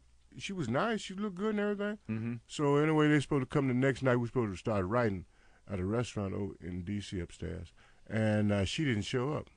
And I got pissed. Not that I was going to do anything, but it's like a disrespect thing. Mm-hmm. And so I said, "Man, I'm going home." "No, I can't. You can't leave, man. If you go, I have to go." I said, "I'm going home, sucker." So I went back home. And a couple of days later, she called me. "Hayes?" "What?" "Hayes, I got a cold." Daisy, she got a cold, man. She needed some medicine and stuff. I said, "Okay, I'm sorry, you got a cold and everything." So then. And that's why she didn't show up. No. No. She tried to give me that excuse. Yeah. Now she's going for the excuse. Wait, were you famous yet? I was a famous songwriter. Yeah. So then, she said she called one night. She said, "I'm at a party. I want to go home. Will you call when I get home?" I called her. She got home. "Hayes, I need it's a coat I saw in some department store. And will you buy that for me?" Jeez. I said, "Who in the hell you think I am?" Yeah. Who in the fuck? So then she said, "Hey, nobody ever talked to me like that. I want to see you." Oh, she was digging it. "Yeah, I want to see you." So now my other man was just kicking me in the butt. I was so beat up, So I said, "Well," I took a plane and flew back up there and saw her. And that's when I got locked. So things happened, let's just say, and yeah. you hooked up with her. Yeah. And now that's the third wife. Yeah, we were together for 9 years. 9 years. So you got to have what, 9, 10 kids? We got 3 kids. 3 kids. No. I'm sorry. We got 2 kids out of that one. All right, 2 kids. Yeah. Out of that, okay. 2 kids out of that. All right, and then in the meantime, he's up to 8 kids. 8 kids, 4 different women. Wow. In the meantime, God bless you. I sired 1, 2. Yeah, I think, let me count now. 3. Yeah, 2 kids. 2 kids. 2 more outside of exactly any of the wives. Ones we haven't counted yet? Yeah. All right, so two more. Add two. Two more. Two more out of wedlock. And that was that between marriages or kind of during marriages? When Couple of times. the marriages start going on the rocks. Right, it starts going on the rocks. It's a gray area. Right. It's a gray area. It's called on the rocks. That Isaac's a bad mother. Shut your mouth. Count? What's your count now? I'm up to 10, I believe. And one on the way now with the fourth wife. You're on 10 on the way. 10, okay. You don't even know how many kids you have? I have to no, tell no, you. no. I know. I mean, I'm just keep up with the times. Is it about right? Yeah, that's right. Okay. And then that was after the third one started going bad. Right. And then that was another one. My youngest. Another wedlock? No, another child. That's 11, isn't it? That's 11. Wait, so now we got 3 out of wedlock? Mm-hmm. Yeah, that's 11. All right, we got 11 kids. And I stayed single for a long time. Yeah. About 20 years. I said I ain't never did someone, never. But then I went to Ghana, West Africa. And I met this. Oh no. An African woman? Oh yeah. Oh, you're in trouble. trouble. See, I hear about you guys. You go there, you get all spiritual and shit. You go to the motherland, I went to motherland. and then all of a sudden you're like, trust me. Oh my God, Isaac! These chicks start clicking at you. No, that's Clouser. I'm talking Ghana is Western Africa. Yeah. Clouser is South Africa. You were in West Africa. West Africa. What, like north? Is no, that kind of no. It's West Africa. It's west near. Ghana is on that cape. Uh-huh. The little bulge that comes out of there. Comes out there. on the underside. Underside of that one. It's bordered on the south by the Atlantic Ocean. Uh-huh. Mm-hmm. And it's bordered on the west on the east by the Volta River. And they made me. I became a king over there. King Isaac Hayes. My name is Nende Cartel Council I. That was in '92. No shit. When I saw this girl, man, I thought she was Indian because she had that look, man. And she was studying to become a aerobics instructor. She and another girl, and she was just dying. Isn't aerobics just natural over there? You gotta run away from fucking lions and shit. It's like aerobics. It's called living. But trust me, it's not like it's not like a Tarzan story, none of that kind of shit. Those people are wonderful. And she took down her hair and shook her head, and I said, "Oh shit!" Hair fell down past her shoulders. I said, "Oh my God!" I was instantly smitten again. 20 years, you're single, and now you go to Africa, and now you're getting all tied up again. But this girl, she was. This she is the was one, tough. right, Isaac? Yeah, she made me wait. I mean, she put my ethics in. I mean, that was back in '92, and we just got married. Did she know who you were? No, she didn't care. Didn't I don't care who you didn't are. know. Yeah. No, she had her head on straight. Mm-hmm. And you got one on the way with her, so that'll make 12 kids. 12 kids. Wow. And guess kids what? With one. And I got 2, 3, 4, 16. 5, 6, 7, 8 different women. I got 16 grandkids. 16 grandkids. 16 grandkids. And three great grands. Holy Call me John Appleseed. Yeah, kid. No, Isaac, shit. how old are you? I'm 63. Wow. Holy, you don't look. Doesn't he 60. look great? You don't look. Hell, I'm a health fanatic, man. Yeah, what do you do? He fucks all day. No, I'm telling you. No, I pull my ethics in, and I feel good about it. I'm straight now, and it took me a long time to find. Were you myself. ever doing a lot of drugs or anything? No, At never some did point? that. You never did. Thank God I never didn't did. have time to do drugs. Yeah, right. You want to do some drugs? Fuck that. I gotta have sex over here. Gotta make another kid. Okay. Never fell into the drugs though. No, never That's did. good. See, because working backstage behind the scenes, David Porter and I, we saw various artists and saw how artists did and saw how I destroyed their lives. I said, no, I'm never going down that road. Mm-hmm. Never did. What are the rumors now about them doing more work with you and Donald Pleasance? Any? Donald Pleasance? Escape from New York, Donald? Yeah. No, Donald dropped his body a few years ago. Oh, he died? I didn't know Pleasance has died. I didn't know that. couple of Somebody years died, ago. Jimmy? Yeah. I didn't know that. Jesus. I didn't know I'm that. Yo, sorry, Jimmy. Isaac. I didn't know. I I'm like sorry, that. Isaac. Jimmy knows nothing. Jimmy's been to Mars or something. He took a vacation. No, because He is so self-centered that unless it's been involving him directly, he has no clue. That's a piece of work that I love very much. And that dummy right there was telling me that they were actually thinking of doing a sequel. And I'm like, Like really? they couldn't do it without Donald Pleasance. Wait, now you took what E-Rock told you. You were trying to make it your own. It bombed, and now you're going to blame E-Rock. No, but that was what. That was No, what he no, was- they did the second Escape from New York. You know, Escape from L.A. Yes. Yeah. And I tried to get into that one, but I'm glad I didn't. Yeah, that wasn't as good as the. You were very good. Let's in go to that Darren. First film. Darren, what's up? What's up, Owen? Hey, What's Darren. going on, Jimmy? Hi, Welcome fella. back, bro. Thank you. Listen, my question is for Isaac Hayes. Yo, What are your child support payments like? Or do you pay child support? I've gone through that. Oh, man, I got three, and I'm like... It cost me a fortune, I'm man. doing Trust the me. math over here now. It's a good thing that some of them are kind of aged out, but then you go and get back into the frying pan. Yeah, but, you know, I never was a deadbeat dad.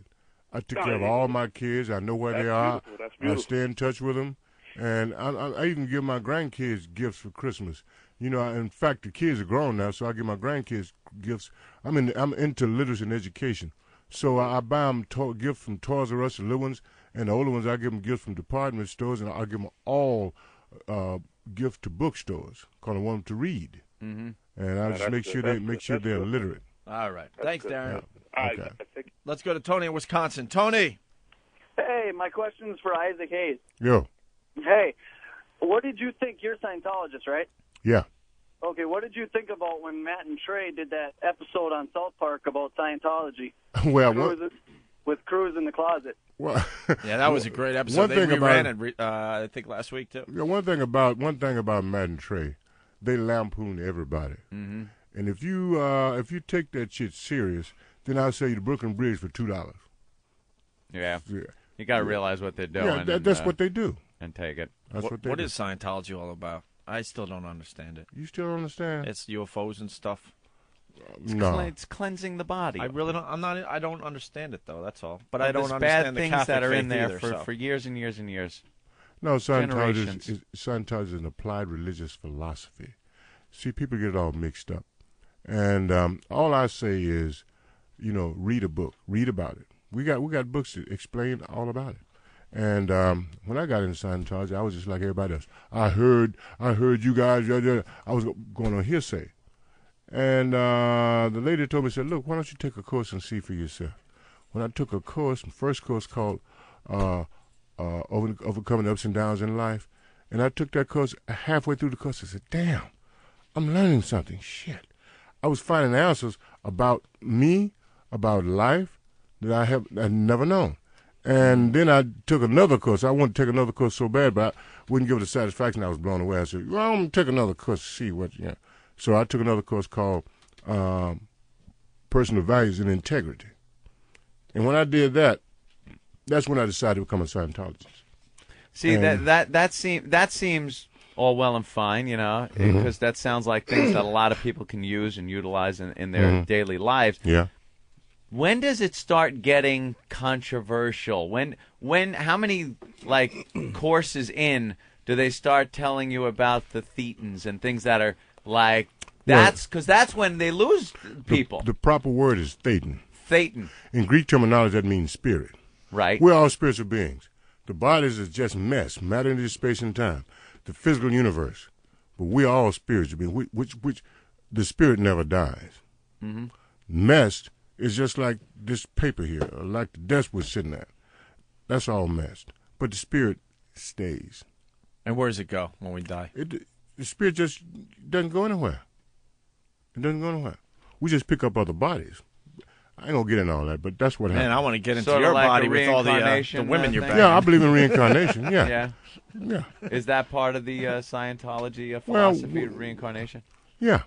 It is. But it validated my theory, because I believe in reincarnation before I heard about Scientology, and that just fortified my belief in reincarnation. See, it's totally cool if I don't care, you know, whatever gets everybody through their day. You know, if they want to sit there and pray to a stick, or you know, any type of religion you want to. No, but see, somebody as talking long about a as stick it makes you happy. Yeah, but that's bullshit. Talking about pay to a stick. No, see, people come with all kind. You know, when a new religion comes into being, you get all kind of rumors about what blah blah blah blah blah. But the thing about it is, it's very, very ethical. And those that don't have ethics, they get pissed and go out and make all kind of lies and do all kind of stuff like that. And people that don't know, they believe it. That's why I say read it. Check it out for yourself. Don't listen to what Joe says. Check it out for yourself. Do they request a certain percentage of income? That's a rumor that goes around about Scientology, too. No. Okay, so no, that's bullshit, too. And when I went out, I said, I hear y'all take folks' money. I was talking shit like everybody else did. Then I felt like an idiot when I found out it wasn't like that. Yeah. Yeah. Were you guys all freaking, though, about Tom Cruise? I mean, he no, kind of blew his mouth Tom off is cool. Tom yeah, is cool. Because he was making things look a little bad for a little while. Well, no, but see, what Tom did, Tom attacked the world of psychology, the psychs. He saved, just by getting on Oprah talking, he saved the lives of maybe 400,000 kids that were taking those psych drugs. You know, yeah, but they force it on them. Some people think that might work, and others say it doesn't. But No. and I think that's where Scientology, where people start going like, "Oh, brother," people like Tom Cruise get out there and they bash psychology and certain psychotropic drugs that work for people. You think about that. Mm-hmm. Every kid, I would say 99% of the kids that go off and shoot their classes up and all this kind of shit like Columbine, they have had some kind of psychiatric influence. Mm-hmm. They have, and I could give you the history of psychiatry, but all you got to do is visit our headquarters of CCHR, Citizens Commission on Human Rights. Visit them, and they give you a whole tour and give you the history of psychiatry. You know what history of psychiatry I had that kept me from shooting up a school or cursing out a teacher or something like that? It was called the back of my father's hand. That drug worked great. It was a smack, and I didn't do it anymore. Well, see, I went through that too. But think of those who did not, that the psychs got to them and give them Ritalin and Prozac and all this kind of shit. That's what messed them up. And remember the days of the hippies and stuff, LSD and all this kind of shit? Yeah. That was psych influence. They were experimenting on us. You think that was like government experiments? Well, I don't know about government, but it was psych. Wherever they had influence, and they probably had influence in our government. The stuff came out of like drug companies and those guys. They're getting all the money. Yeah, that's where the money's going. Well, I got to give them that. The drug companies do really seem to be pushing a lot of that stuff out there these days. Yeah. All the commercials on TV. Are you saying the drug companies don't have integrity? I don't buy it. He's been on Mars again. He's been on Mars again. What do you do? You got a headache, you take an aspirin or something like that? No, I don't. You don't? No. Completely? You take nothing? No. See what I do? You shit. That's what you do. Get all that junk out of you. Take a dump? Clean yourself. That's what Opie said. That's it. Isaac. Clean yourself up. Yep. You ever take a Vicodin? That shit is so good. What's that? Vicodin? You take it and you just go like... Is it a laxative? No. It's like a muscle relaxer. Yeah. It's one of those pills like OxyContin and all those drugs that all the actors get addicted to. I don't mess with those drugs. I stay away from them. No. I don't mess with them. I know, but occasionally you like popping one. You take pain medicine, though, right? Like if you have a toothache. What if you had a toothache and it was pounded? If it's so bad. Because that's what they gave me. If it's so bad. I've had tooth surgery. I take the drugs in if it's so bad. Yeah. But, I even get that out of me. We got a thing in Scientology called you can get all that stuff out of you. Get out of it. Oh yes, you do. We cleanse, and it get the prescription drugs. You get the street drugs. You get insecticides, pesticides, radiation poison. Get all that out of you. That's right. Let me ask you a question. This is something. Like you saying, when it gets so bad, you got to take something for pain. So what's the difference between that and, say, something psychological, where for someone who can't do it any other way, like legitimately can't, for them it's so bad they have to take something. So I'm saying, like, what's the difference between one or the other? Good point, Jimmy. Good point. Wait, now, you mean when people have, if the pain is so bad? Their threshold for whatever it is, for me it would be like an abscess tooth or whatever, where you got to take some kind of a pain medication. Yeah. So with psychology, there are some cases where I'm sure it's prescribed wrong, but what if it's legitimate and for them the pain is so bad or whatever it is so mental bad. pain that is so... Or a mental dysfunction, whatever it is. Well, we call it in psychology. Scientology. We call it creating an engram. Engram is pictures of pain, physical or mental, and we can erase the engram, get all that stuff out of you. Really? Oh yeah. And how is that done? Like without giving away any trade secrets or anything?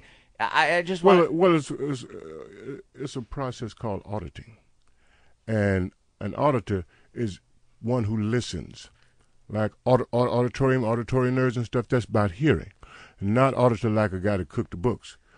So yeah, that's the only auditor I know. The one that tells me I owe another $20,000 on my taxes. Look, I had that experience too. But anyway, yeah. What you do, you listen to these guys, and they will find the areas where you've had those engrams created, and they erase the engrams, get rid of them, and then some people are paralyzed, but they get up and walk.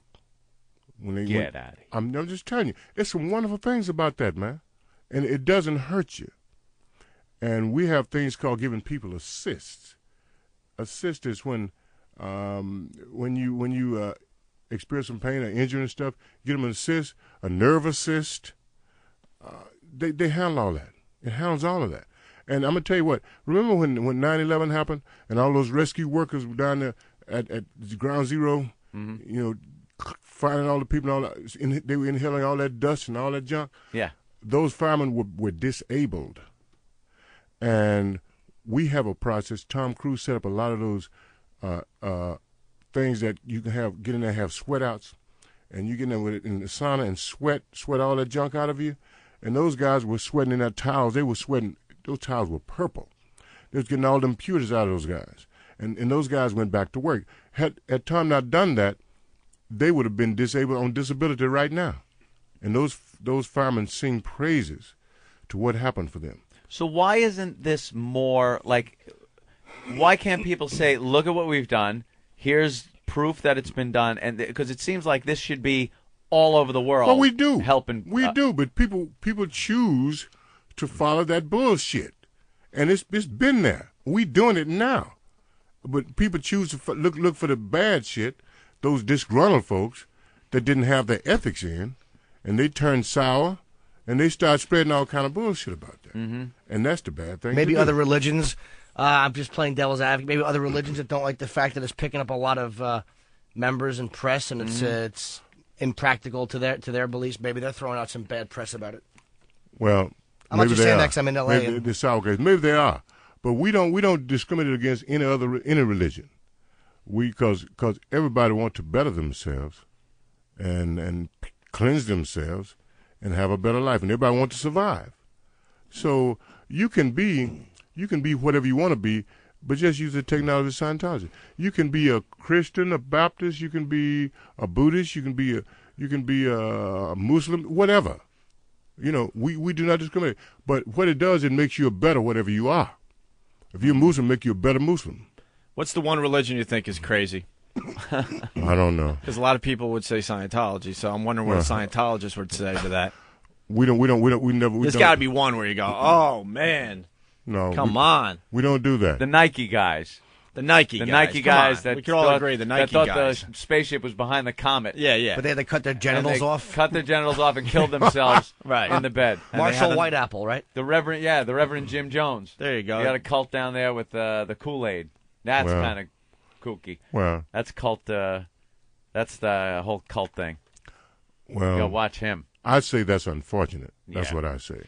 See, he's very diplomatic. No, I'm just telling the truth about it. Dan, what's up? Nothing. Sorry to regress on the topic, but is Isaac when he sleeps with these women? Do they all get pregnant, or is it just 8 women? Oh, y'all worry about my what's it? What's that? I wondered if every girl you've slept with has had a kid. No. There've been a couple where you went. Whew. Do you believe in the birth control? Because I was going to say. Yeah, I believe it doesn't feel birth good. Control is it's for pussies. Put right? it out. Put it out.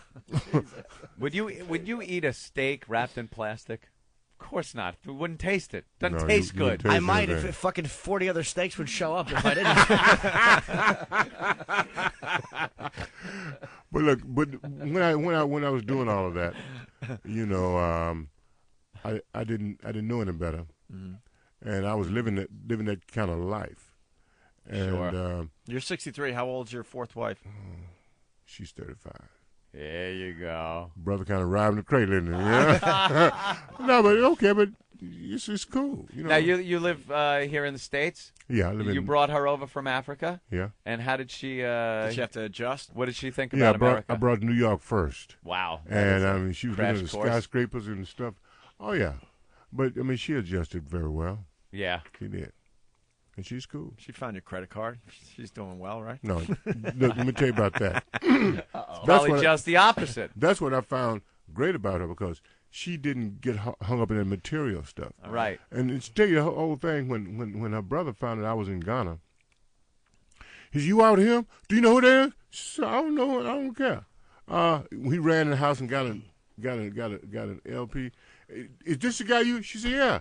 That's so, but all that stuff did not faze her. No. And that's what got me, because I remember when Eddie Murphy on one of his albums, he said, "Oh, the Goonie Goo Goo." I'm going to find me somebody don't know how to spell alimony. Going to Africa and find some zebra bitch, zebra riding Goonie Goo Goo bitch. but you know, he said it in joke and jest, but the thing is that my wife she's not caught up in material stuff. That's cool. And you know, tell you, she was studying 2 years before I met her. She was studying to become a nun. So Really? That was clean. Wow. You cleaned her Man, that must be some junk you're sporting there to get a girl out of the nunnery.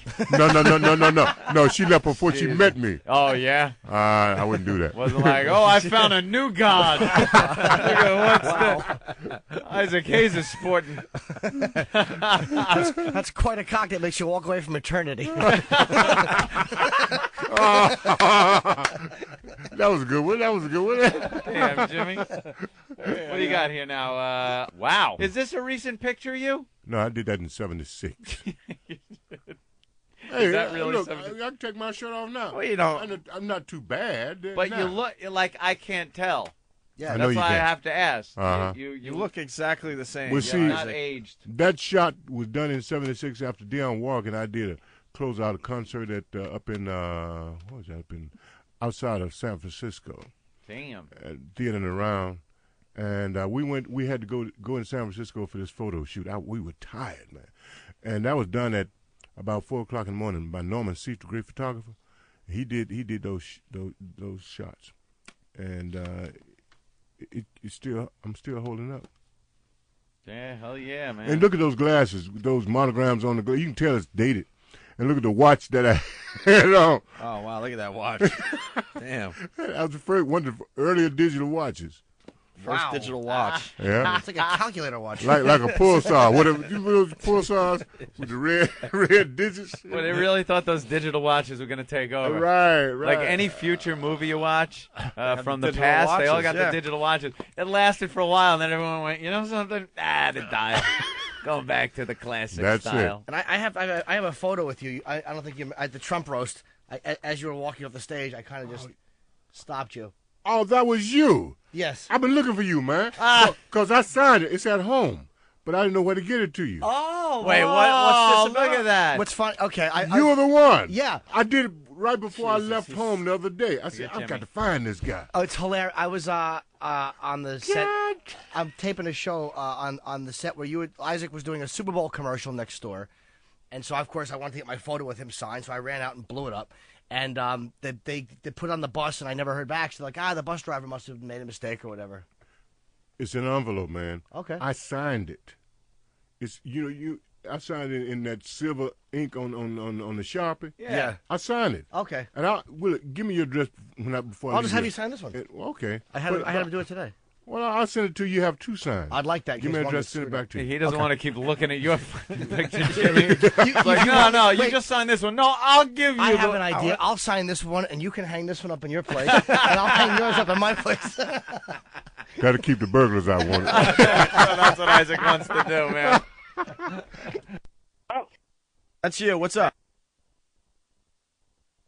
Seth, you are like one of the best cartoon characters ever, I think. Well, thank you, Trucker. Yeah, how'd that fall into your lap, man? Because that was What happened? What happened, Madden? I kept ragging my agent about give me some voiceovers, man. So one day he's a British guy. Mr. Hayes, I think I have a voiceover for you. Yeah, that is a perfect English accent, by the way. I lived in London for a year. Yeah. Anyway, I said, yeah, Disney. He said, no, not quite. What do you mean? Well, this is a bit different. Well, different what? I was already turned off. He said, well, it's different. It's called called like South Park. What is South Park? And so he said, look, the guys are coming in. I was here in New York. The guys are coming in town tomorrow, and they want to meet you over at the Sony studio over there, Mm-hmm. Anyway, I said, I ain't going to. He said, no, he talked me to go and see him. So I showed up, had an attitude. Madden Trey. Yeah, man, what's up? Isaac Hayes, man, you're a perfect good part, man. It's good to meet you, man. You're perfect for this part. What part, man? Well, you the voice of a chef in a town called South Park, Colorado, and you're an elementary cook at this school, and you're gonna cook for the kids. You're gonna mentor these little foul-mouthed kids. I said, man, I'm out of here. No. Read this. Give me a piece of the script, and I started cracking up. I said, who put you guys up to this? Somebody playing a joke on me? It can possibly be a real show, really? right? Yeah. I said, no. He said, no, everything is fine. You guys are serious about this? Well, yes. Well, one thing, you guys got insurance because y'all get sued like hell. Yeah. Oh, no, everything's covered. Everything is fine. I said, damn, you guys are serious about this. Y'all some crazy white boys then. Yeah. So they said, no. So I started thinking, so wait a minute. This thing will last about 6 weeks. And I'll pick up this easy money, and I'll be gone. And they'll be 6 gone. weeks. So anyway, we started putting episodes in the can, and I started having fun with it. I was lulled into it. And when we did Chocolate Salted Balls, I said, man, y'all sure you want to do this shit, man? I looked out in the studio. The staff was just cracking up, all the engineers and stuff. I said, well, they dig it. I went on and did that. And then we got so many in the can, when the air date was announced, I said, oh, shit, I'm getting in trepidations. Oh, shit, I got to sneak out of town like a flasher. We're going to send my friends. But when the thing aired, the ratings went through the roof. Mm-hmm. And every subsequent episode after that kept getting higher. And I went to autograph signing at a video store up in Connecticut. When the limousine pulled up, lines were around the block. I said, hey, man, what these people here ever hear you, Mr. Hayes? What? I went inside. People had Hot Butter Soul albums. They had Shaft albums, Be Continued albums, all that kind of stuff. And then the younger people, they had little kids with their chef dolls. Mr. Hayes, will you sign this T-shirt? Will you sign around this little shirt right here? Blah, blah, blah. I said, damn. That's when I realized that South Park had spread my fan base from 6 to 96. Yeah. It took off, man. Yeah. And this is our 10th season. It's amazing. Would you believe it, man? Yeah. It's awesome. Unbelievable. Were you friends with Richard Pryor? Oh, yeah. You know? Yeah, I knew Richard. Richard was a very wonderful, generous guy, man. I'm going to tell you because one time when I was living in Atlanta, I had some financial problems, and Richard, we had the same limousine driver, and Richard gave me $10,000. I knew who it was. It was an anonymous donor, and it took me a year. The limousine driver said, Mr. Hayes, you know that money you got about a year ago? That was Richard Pryor. He didn't want you to know that. Richard was like that. Just gave you $10,000. Yeah. He was cool. Damn. He was cool. Wow. He did a lot of things like that, but he just didn't want to make a big fuss of it. Yeah, you know. Oh, now getting back to South Park, on this album, we got 3 discs on it. Two are CDs, and the third disc is a DVD. Mm-hmm. It's got scenes from footage from Watch Stacks. That big thing that we did, Stacks did in L.A. Yeah. And so I'm doing Shaft, Rolling Down the Mountainside in Soulsville. Wow. And Chef is doing Chocolate Salted Balls on the DVD. Yeah, that's cool. Oh yeah, and we also have a lot of tunes on there that were not released. I'm singing that. I'm doing a gospel tune, Operation Push. I'm singing His Eyes on the Sparrow. That's my granddad's favorite song. I'm doing that from Beretta.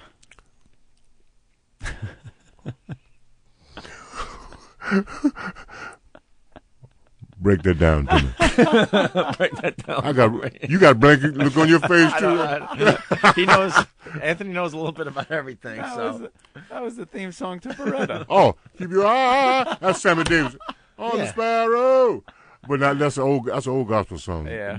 That's the latest thing on Beretta. Wait, that was he did it originally? No, Sammy Davis Jr. No, Sammy did but that. You did a version of that. This is not Sammy's thing. Now I'm confused. This is an old gospel tune. It's an old gospel. Why should I feel discouraged? Like that. And me and Dion, we did a tour together called A Man and a Woman, and we did a live album at the Fox Theater in Atlanta. And one of the tunes we did was a unique rendition. We doing it at the same time. I don't know who the hell arranged that, but it was awesome arrangement. She did. What's it? I Say a Little Prayer for You, and I did By the Time I Get to Phoenix, and we sing it together. And they worked together? It works together, man. Who the hell thought that would work? I don't know, but it worked, and the artist loves it.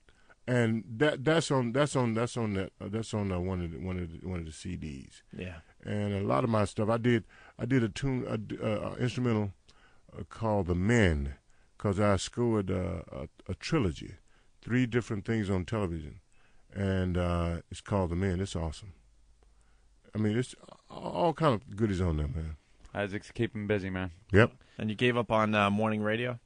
You were doing morning radio here in New York. In New York at Kiss FM. Yeah. But, after 9/11, my kids kept saying, come on back home, come on back down here, blah, blah, blah. So they kept me a week longer. No, let me see. They kept me a month longer, trying to get me to sign up again. I said, no, I'm going back home. You were done with it, huh? Yeah, because I got a radio show in Memphis, 103.5, and it's just an evening show. See, morning radio kicked my butt. I did it for 5 years, and that kicked my butt. I loved it. I really loved it. We had a great team.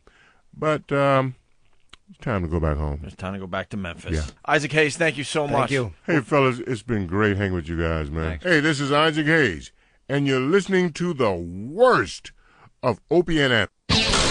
College basketball, coast to coast on XM Satellite Radio. We'll be live from Indianapolis. The Focus, the Final Four on XM 191. Hi, this is TJ Reeves. Join us for a Final Four edition of college basketball coast to coast throughout the weekend, Friday through Tuesday, downtown Indianapolis at the Alcatraz Brewing Company. We'll break it all down, previews, interviews, and more from downtown Indy at the Final Four.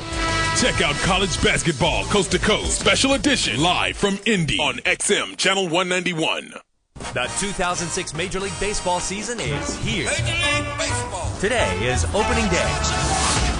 You'll hear every team all season long. As the regular season gets underway, you'll hear the home openers and the opening series all week on channels 176 through 189. Plus, you'll hear your favorite announcers from the home team's booth. Major League Baseball all summer on XM Radio. We live for this. Major League Baseball on XM Satellite Radio. Every team, all season. 60 seconds with 21-31. Baseball has been our family's life. We grew up in the game from the very start. I had the unique opportunity to watch my father work in the game as a child. No matter how he felt, he was instantly energized when he put on his work clothes. Dad always called his uniform his work clothes. When Billy and I came to the big leagues, Dad was our manager. We were the double play combination in Baltimore. Being reunited with Dad in the majors filled the gaps when he was gone so much during my childhood. Very few people get to know their fathers as Billy and I got to know ours as grown men. I still remember seeing my dad in the skybox on the night I broke the streak on September 6, 1995. He was a man of few words in some ways, but in that brief moment we made eye contact. It was like 1,000 words were exchanged. There were many powerful moments during my time in the game, but that was the best human experience I had during my career. Ripken Baseball, Saturdays at 8 a.m. and 9 p.m. East.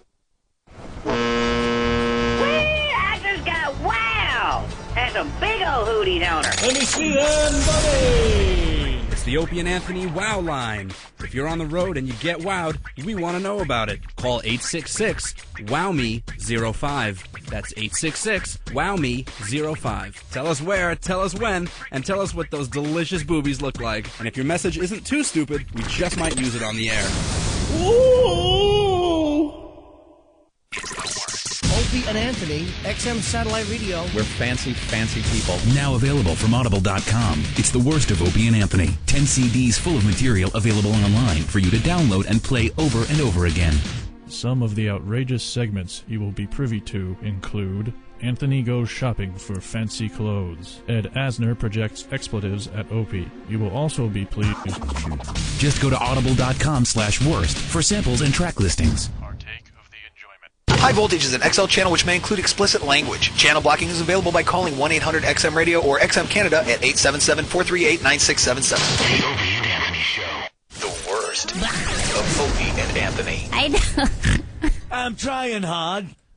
I like the figure skating. It's a new direction for me. It's dice on ice. Yeah, I was a little disappointed with my performance. I pulled off the quad, and then I go into the triple Salchow. I can only pull off a double, but I hit the toe loop. I hit it. So I'm scared. Hey, guys, what do you think of my... I went with the gold lame. I see that, Dice. I was going to go with the silver, but it was a little tacky. We're watching your performance right now. It looks good. You're skating backwards right here. I'm very proud of this move. Yeah. See, it comes up. I do the spin thing. Hey. And now, look, I jumped over there, but look where I land. I'm over here now. I jump over there. I land over here now. But there I am now. I'm twirling. I'm very dainty on the ice. Most people say I'm a big guy. I'm dainty on the ice. It brings out my feminine side. Look at you reaching for the sun right here. And now I'm reaching. Nice. And here I go. Yeah. Now I go down into the low leg grab spin. And look at my hair. My hair's flying like when... I call this the dice camel. Uh-oh. It was the hammer camel, but now it's mine. Look at you flying around the ice now. Now, look, I got some speed up. I see I go that. all the way from over there to over here now.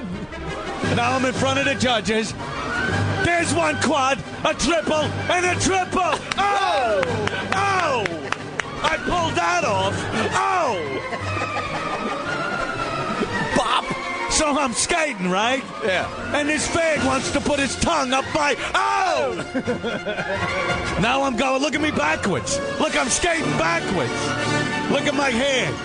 And the costume's good. I wear a lame leather jacket with dice bedazzled on the back. Oh! Well, it's a little weird with the sweatpants, though, Dice. Yeah, well, the sweatpants help. It helps with the aerodynamics. Oh, you're slowing it down now. Now I slow it down. Here's where I get dramatic. Okay, now I'm going for another jump. I hit that one. Oh, the quad. And now a toe loop. And now I grab my foot and spin on the ice. Look at this. Look at my hair. I'm handsome out there. Do they score for handsome? Oh, they should. Now I do something no one else does. What's that? I bring midgets out on the ice with me. Watch me jump the midget. Oh! Look at that. Now I put my leg on top of the midget, and he's skating like he's my leg. I bend it to the... Oh, here we go. Now I go into an Italian thing. It's the Tarantula song. Look, I'm skipping on the ice. You can barely tell I'm wearing skates. You're running on your toes, I see. Yeah, the other skaters in the back, they go, "Oh, Dice, why do you have to be so good at skating?" I go, "Take the C out of your A, faggot." Oh! Now I'm passing by the judges. A toe loop, a spin. Give me a perfect score. Bump, the gold medal's mine. Oh, here we go. Oh, bravo. Nice finish. Thank you. See how I threw my hands up in the air? Very nice. That's dainty. Now, wait, I got to wait for my scores. You went down on one knee there. Very nice. All right. Okay. Look, instead of the stuffed animal, what am I holding? A midget. It's in my lap, a midget. I wait for my scores. 6-0, 6-0. Dice wins. Oh! No controversy there. The French judge screws me. I'm going to plow her. Hey, French judge, suck my banana juice. It's Dice on Ice. I like the Dice on Ice. Very good. Oh, I'm having trouble with the quad. Hey, Club Soda Kenny, collect my roses, okay? The people love me out on the ice. It's beautiful. Oh, I skate unbelievable. Look at my ass in this outfit. It's gorgeous. I like the tight ass on it. I leave the legs loose so I could do my jumps. And the choreography's gorgeous. I learned that at Pips when I used to play there in Brooklyn. Dice, someone wants to know if you're going to consider pair skating. What, with like a chick? Yeah, or maybe a little of that ice dancing. What, do I lay it down and put my yam bag in her face? Oh, score me, I win. Bop. And now the finishing move, mule juice on the face, pinch the helmet, Salchow win. Oh. Get me another broad. This one's full of goo. She can't skate with goo in her eyes. I banana juiced her eyes shut. She's skating into the walls. She looks like a retard. Oh! Dice in honor. Dice on Ice. In honor of Dice on Ice, I got a little something for you here. Okay. Okay. Dice, dice, baby. Oh! Checking in from over here. Dice, dice, baby. Oh, it's so nice. Dice, dice, baby. Dice, dice, baby. Nicey nice. Dice, dice, baby. I'm over here now. Dice, dice, baby. Gotta love the dice.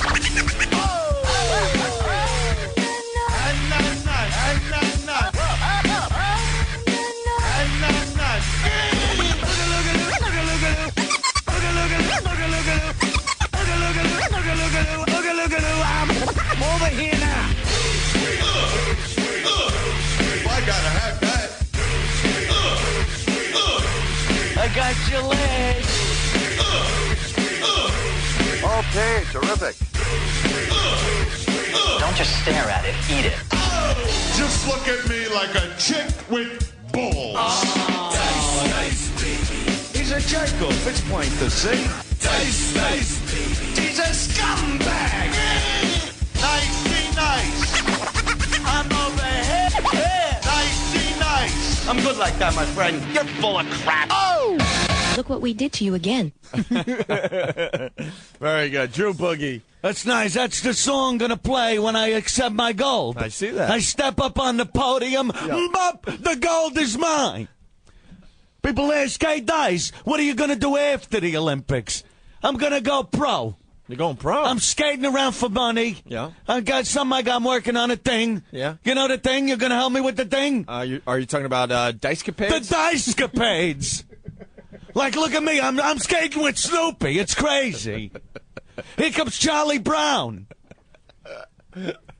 Look, I'm in the cast of Beauty and the Beast. Hey, Beauty, dump the beast. I'll dump a load of goo on you. Dicecapades. Now it's mine. Matt has a question for you, Dice on Ice. Matt, what's up? Hey, what's going on, boys? Hey. I want to know if Dice is going to be the first person in international competition to pull off the quadruple plow cow. Nah. You're not stealing that from me. People do the sow cow. No, I do the plow cow. I bring a fat, disgusting pig on the ice, and I plow her on her back. The judges love that kind of thing. I'm just plowing her, smacking her fat cans as I gently go down the ice. People go, Dice, how are you so dainty while you're banging this fat slob? Oh! You got some other moves there, Dice, or what? No, I like the quad. That's good. And the toe loop. Yeah. That's a fun one. And then I got a new one. What's that? It's called the Triple Boogaloo. I jump, it's like a quad, but as I jump, I go boogaloo, boogaloo, boogaloo. I'm over here now. And when I land, I'm over here now. I started over there. I land boogaloo. I'm over here now. Oh, Kenny, get my flowers. Why is this full of so many faggots? Everywhere I turn, another fag. Ugh. So catch Dice on Ice in the Dice Capades. I got a sponsorship, too, Cadillac Escalator. The guy drive it, the Escalator. The what? Shut up. And then my big finish after the boogaloo. Yeah. It's the look what I did to you again. Ow! Pinch the mule, pinch the mule, pinch the mule. And then the banana juice out of my yam bag. So much, they got to bring out the Zamboni to clear the ice. Goo all over. You know that move where you stop short and the ice goes flying on your skates? Sure. I do that in front of the judges with my yam bag juice. They're covered. The French judge like she's covered in strudel. Oh, you love it, you pig whore. I'm an big, arrogant, big mouth fucking asshole, right? You are rough, man. And I don't fuck with ugly bitches. Patrice just keeps his women in line, man. A good relationship is always one where the girl is a little bit insecure. That is some philosophy, man. Bitch Management A happy man is a happy relationship. with Patrice O'Neal. A happy woman is a miserable man. But women don't even know how they want to be treated. They're goofy. College basketball, coast to coast on XM Satellite Radio. We'll be live from Indianapolis. The Focus, the Final Four on XM 191. Hi, this is TJ Reeve. Join us for a Final Four edition of college basketball coast to coast throughout the weekend, Friday through Tuesday, downtown Indianapolis at the Alcatraz Brewing Company. We'll break it all down, previews, interviews, and more from downtown Indy at the Final Four. Check out college basketball coast to coast special edition live from Indy on XM Channel 191. NHL game play-by-play on XM. This is Dan Blakely. 7 games to go tonight. We drop the first puck at 7 Eastern on XM 204 between the Washington Capitals and Carolina Hurricanes. At 7:30, check out the Buffalo Sabres and Toronto Maple Leafs, the second of 2 in a row between these guys. It's on XM 205. Also at 7:30, we have the Atlanta Thrashers and the Ottawa Senators on XM 206. At 8:30 Eastern, it's the San Jose Sharks and Dallas Stars on XM 207. The Detroit Red Wings and Calgary Flames get together at 9 Eastern on XM 208. The Phoenix Coyotes tangle with the Edmonton Oilers at 9 on XM 209. And at 10:30 Eastern, it's the Vancouver Canucks and the Los Angeles Kings. You'll find that one on XM 204. Just 4 games for you tomorrow night. We feature the Flyers and the Rangers, the Bruins and the Canadiens, the St. Louis Blues meet the Minnesota Wild, and the Los Angeles Kings take on the mighty Ducks of Anaheim. The NHL on XM, channels 204 through 209. FIFA World Cup 2006. 32 countries, 31 days, 1 champion, and only on XM Satellite Radio. World Cup 2006 today. Hello, soccer fans. This is Andres Cantor with the World Cup update. The U.S. has set its final schedule before leaving for the World Cup in Germany. They will play exhibition games against Morocco, Venezuela, and Latvia before leaving for the Cup. The Americans, preparing for their 5th straight appearance, will play Morocco on May 23 at Nashville, Tennessee, Venezuela on May 26 at Cleveland, and Latvia on May 28 at East Hartford, Connecticut. This was Andres Cantor. Tune to XM 148 for World Cup this week, each Friday at 9 a.m. Eastern and Saturday at 8 a.m. Eastern. And coming in June, follow the play-by-play action in English on FIFA World Cup 148 and in Espanol and Deportivo XM 147. Listen large. 60/20 Sports. Our show's about generational differences in sport. Like the best sports movie. Despite the fact that I don't like Notre Dame, you have to go with Rudy. Hey, someday I'm going to come out of that tunnel and I'm going to run onto this field. Rudy was like a fun movie, but he wasn't the greatest sports movie of all time. What do you say? Raging Bull. James Carville is 60, Luke Russert is 20, and they're talking sports. Check out 60/20 Sports on XM Live, Channel 200. This Friday morning, 8 a.m. Eastern. It's the worst of the Opie and Anthony show. All right, Kenny's trying to get our attention again. Yeah, you have a new sponsor we got to talk to. Ooh. We have a new sponsor? Yeah, the sponsors are starting to come back on the show, Anthony. Yeah. What is it? Hot chick? All the way in the back. If you wanted to call for her, she's all the way in the back there, fellas. Opie, is it General Motors? Jeanette. Is it Dell Computers? Jeanette, what's our new make your way sponsor? over here, please. Kenny, shut the fuck up! I think that they were going to part.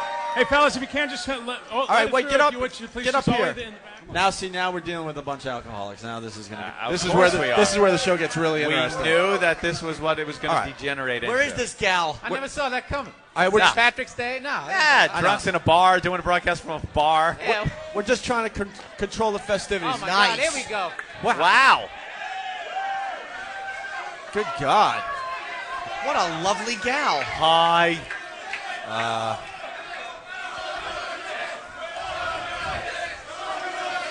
No, you can't. Nah, we don't care. What is this for? It's the talking to, stupid. I know, I can think of better things to do with it. Yeah, wow, yeah. There you go. It looks like a big black one, doesn't it? You want me to hold it? I'll take care of it. Oh, she's lovely. All right. Well, this is going to be the part of the show that goes nowhere. Well, Opie, it's a new sponsor. We love our sponsors, but was this the best opportunity to announce a new sponsor? Wow. You hear No. these animals out there? That's how drunk they are. They can't even get show you're out. They just cut to the chase. That's right. Tits. All right, Kenny, what the hell's going on? What's her name? I don't know. We're going to talk to these people about some kind of sex stuff. All right. Opie, hi, this is Don, and this is Jeanette, and we're here on behalf of Sexits.com. Sexits.com. Yes, sir. Sexits.com. And what is this about? Sexits.com is an online personals website that provides its members with a discreet way to hook up while traveling our nation's highways. That sounded very off the cuff. Okay, hello, New York. I love you. Happy St. Patrick's Day. Wow. I could get this out because no one could hear me. Bill Burr goes. I would like to from tell the my front, story. She looks like she's 28 from the back. She looks like she's 52. I would like to tell my story, please. I fell asleep in a tub in The First- Shining. I would like to tell. Don't worry. plow through. Hold on. Don't worry. They will let you Okay. talk. Let They me will tell let you talk. something there, sweetie. All right, you try gotta again. plow through. They'll let you talk. Go ahead. First of all, I would like to say to Oh, you just gotta plow through. I am the Canal Street Madam, and I got something to say. She's a madam. Very nice. Wow, madam. You're a madam? I like She's that. in control of Hello. her destiny. Now, can I have your attention, please? No. They yelled Now that I've got your attention. They answered. Now that I've got Bill, your can I have your attention, my attention? name No. is Jeanette Meyer. She needs a Please bra let me for her talk. back. This is very important. My name is Jeanette Meyer. I've been on. Got love handles on her shoulder blades. All right, you guys. Here. You guys. Shh. All right, go ahead. Quality fucking time, If you shut up, I will. Quality fucking Shut up. sweetheart. How about a little respect for the lady, everybody? Quality fucking time, How sweetheart. about a little respect for the lady, everybody? Quality fucking time, sweetheart. If everybody hushes and let me tell my story. Now choke yourself. All right. And if I'm elected, I promise Sunday. Guys, Jeanette really does want to show her tits, Who's the radio guy? but we're not able to. Hard Rock Cafe says no. I'm sorry, guys, because of the liquor being sold. They are so. You know something? I don't think you understand our audience very well. I have a story to tell you. You just please. have to plow through it. Okay, my name is Jeanette Meyer. Just talk, you You dummy. just have I've been to. on 48 Hours, prime time. I've had a movie. I am the Canal Street Madam in New Orleans. What was the movie? I was involved with the National Circuit bus by the FBI. The Pussy Posse. Okay? Hey, Jim. Jim. Wasn't she in Last House on the Left? You just got to plow through I it. knew I should have worn my nun's outfit. Wait. That's terrific. Oh, boy, that's terrific. All right, please let me speak, Shut please. I have up. so much respect for New York and the people here. All right, sexits.com. What do you want to say, Jeanette? You're right. They're starting a One China of these fucking times, sweetheart. She's All right, got a listen. point she's trying to make Okay. there, people. You know, Yeah. I was a part of the international sex circuit that was busted in 2001 during 9/11. Huh? Wait a minute. What? If you don't go down there and buy some pussy, then the terrorists win. Y'all want to hear sex stories or not? Do y'all want to hear about? Do y'all want to hear about politicians getting their dicks sucked? How do you lose with Do you want to know where your taxpayer money's going? Do you guys want to see tits? Show us the clam. Oh, my God. All right, let's hear it for our new sponsor. Kenny, show your tits. so I can talk. Sexits.com. Sexits. That's right. Thank you, And now, Anthony and Opie, what- for having me here. What will people get when they go to sexits.com? What are they gonna? What do they expect? Well, we're the highway. I'm now the spokesperson for the Sexist.com, in which we connect people throughout the country. You connect people. together. So you go to the website if you're looking for a chick Well, I or went chick's from looking for a guy. madam to being a spokesperson because I need something to do with my mouth these days. Oh. Are you really on the site, though? Are you one of the chicks they can meet on the site? Huh? Are you really on the site? You have No, a- people can hook yes. up. Like, You ever turn Oh, yeah, trick you can for go to old time's Google, sake? find out the story about the FBI, how they use the taxpayers' money. During 9/11, well... you're losing him again. You're losing him again. Well, you know what, though? Hold on. I got to explain what was going on. She's bending over to talk to us. Yeah. And everyone just took turns with their digital cameras getting a Guys, shot the of her producer asked dumper. that we bring Jeanette off the stage. What? Oh, what happened? Wait, what happened? Ben Sparks asked that Why? I thought she had like Why a... is Ben Sparks telling? Where's Ben Sparks? we need advice. Fuck Ben Sparks. Fuck Ben Sparks. Fuck Ben Sparks. Fuck Ben Sparks. Fuck Ben Sparks. Come on, Elo, chime in. All right. Oh, yeah, she's trying to get her info out. Yeah, I think she's got a real blazing story here. Politicians actually use prostitutes. I have no idea. Yeah, you got a good politician story? You got a good politician story? Give her the microphone. Okay, Opie. You got a good politician story? Can you bend over more? Because Yes, they're trying I do, actually. They're I trying do to have- get shots of your Das I just wanted to tell you guys. You got to plow through, sweetheart. You I am just now gotta. the spokesperson for Sexist.com. Just see the end of the story and just start walking towards it. Every sentence is another step. I'm 46, baby, but I still got it. Anyway, we have a new internet called Sexist.com. I'm Yeah. now the spokesperson for. She keeps just saying once Wait, upon wait. a time. Yeah, once upon a I'm time, wearing right? my nun's time we outfit had next Sexist. time. I have stories to tell you All guys. right, why don't we give the why don't we give the microphone to the brains of the operation? All right, sir. Would you like to Well, grab keep the spending your microphone? money. Wait, I want to hear what Roseanne Barvoice has to say. Well, they wear Dom Perignon tied to them. Yeah. Very nice. Wow, I Kenny think just you're lovely. Kenny just assaulted her for the microphone. It's sexits.com. Go ahead. Sir, Where's maybe she you going? could do a she better going? job at telling people what sexits.com. Yeah, Yeah, you guys. turn around, tell them. Yeah, Our listen new to what sponsor. this guy has to say, okay? Yeah. Get in the middle of the stage. They'll listen to a All right, guy. guys. All right, thank you. I appreciate it. You just gotta plow through, sir. As stated before, just try to see the end Let of me the make a story. deal. Let me make it. Hold on, guys. This is how we treat Wow. our new sponsors. You gotta Oh love this. my Just don't hear that. Just don't hear the fuck Yeah. yous. Just, All right. Here's the deal. Here's the deal. Jesus. Go. All right, Oh, listen. just plow ahead. Jeanette will be available outside the building after the show. How's that sound? Would that work for you? And she'll be happy to talk with you. don't ask questions, Just man. I'm tell them telling what you, just- Sexits All right. is all about. Sexist.com is an online personal website. Sir, just plant your feet and plow ahead. Sir, you just have to go through it. Yeah. Let them know what they're going to get. It provides its members with a discreet way to hook up while traveling our nation's highways. Uh-huh. Okay. By being able to plot your course while driving the interstate. Wait, I have a question. Yeah, Jimmy. Is Sexit.com a porn site? Is it a porn site? I love New York. Is Sexit.com a porn site?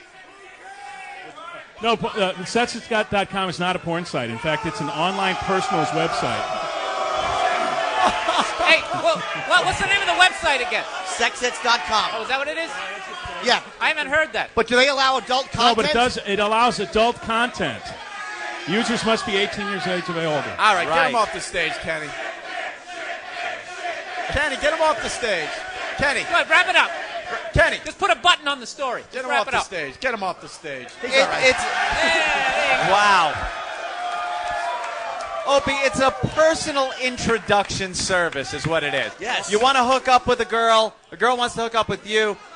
Through Sexits, you can then hook up with chicks, and you know, who knows what's going to happen once you meet them. Things like that. Yeah, all kinds of stuff can happen. Go to Sexits yourself and check it out and see if it'll work for you. There you go. Wow. And can I say, our audience is brutal. I was supposed to have some interaction with that lovely young lady, and you guys all cock-blocked. Thanks a lot. And he means that. Thank you. Hey, this is Dominic Chianese. You know me. I play Uncle Junior on The Sopranos, right? Yeah. You're listening to Opie and Anthony. Earl is here. Black Earl has entered the building. Great. We love Earl. Is Earl still working? What a surprise. Earl is the only black guy here today. No, he's not. There's a black guy in the back who's hanging out. Yeah. Where? Have they met yet? I think he left after the Irish joke segment. Don't yell that. All right. Why don't we take a break? We'll talk to Earl next, and we'll figure out the rest of this program. Sounds good, man. Does that make sense? There he is. Earl. Well, I guess we should talk to Earl real fast, huh? Yeah, real quick. Put on your laughing hats, folks. Earl, how you doing, man? What's up? Wow. Is Earl drunk? Happy St. Patrick's Day, Earl. Earl, why the excitement? You've never been that excited in all your life. No, don't. What? What'd I say? Are you wearing anything green today, Earl? No, I'm not Irish. Does this feel like the white Apollo to you? They're chanting OJ. They're No chanting shit. OJ did it. Are you outraged at Robert Blake being let off? You should be outraged, Earl. No, not at all. I knew he'd get off. Wow, more brilliant commentary from Earl.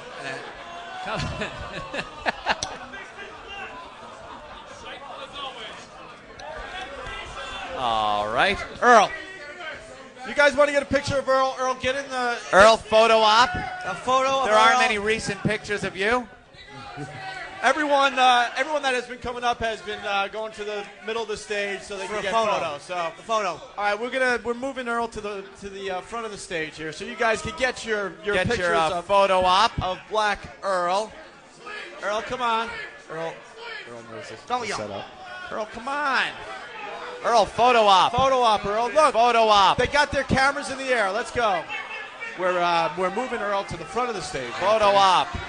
Little does he know what's Photo op. Wait, over There you here. go, No, Earl. Earl, over The here. crowd is bidding on him. Are you listening to that? Earl, over here. Earl, over here in the middle. Just go in the middle. I'm not going in the middle. Huh? Why am I afraid? Just come here. We need pictures. Earl. This will take some time, folks, but we'll get it done. Kenny, will you move Earl to Come the on, middle? Earl. Jesus. I Thank know you, Kenny. better. No, you don't. All right, we got Earl in the middle of the stage. And $25, 25. Do I hear 30? Do I hear 30?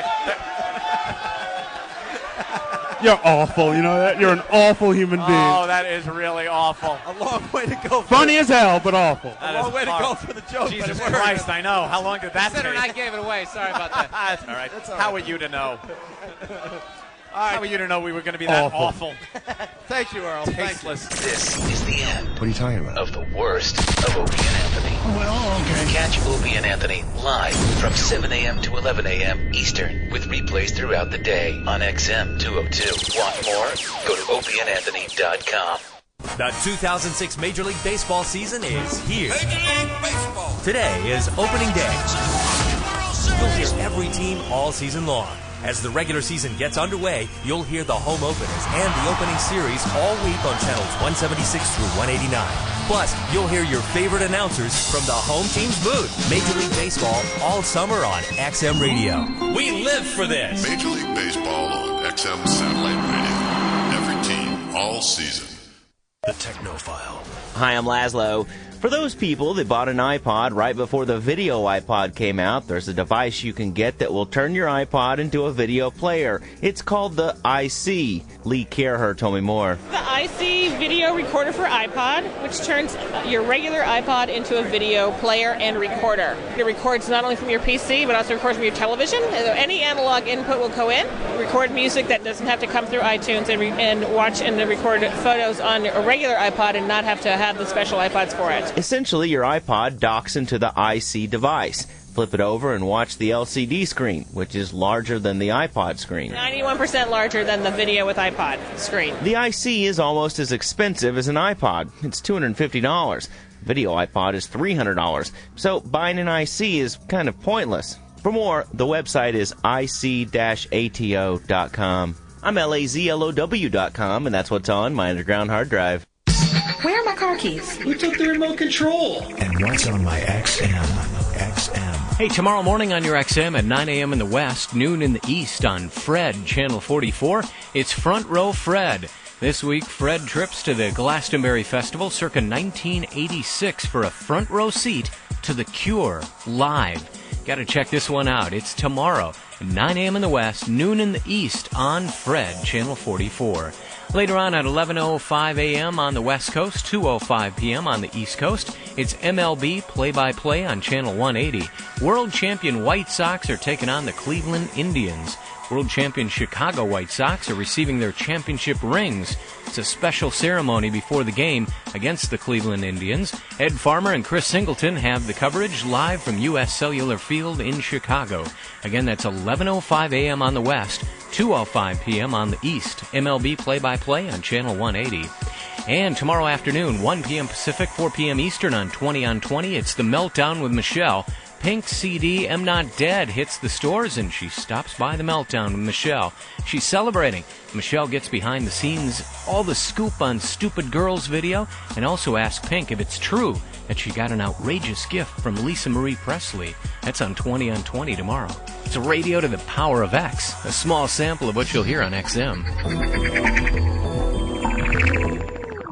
High Voltage is an XL channel which may include explicit language. Channel blocking is available by calling 1-800-XM-RADIO or XM Canada at 877-438-9677. The Opie and Anthony Show. Ugh. Oh, hey! Ugh. Oh. Ugh. Hey! Yeah.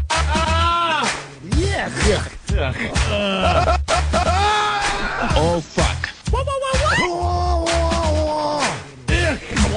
whoa! Hey! Oh. Hey! What? Hey! What the hell's going on here? The Opie and Anthony Show. Awful. They're just awful people. NHL game play-by-play on XM.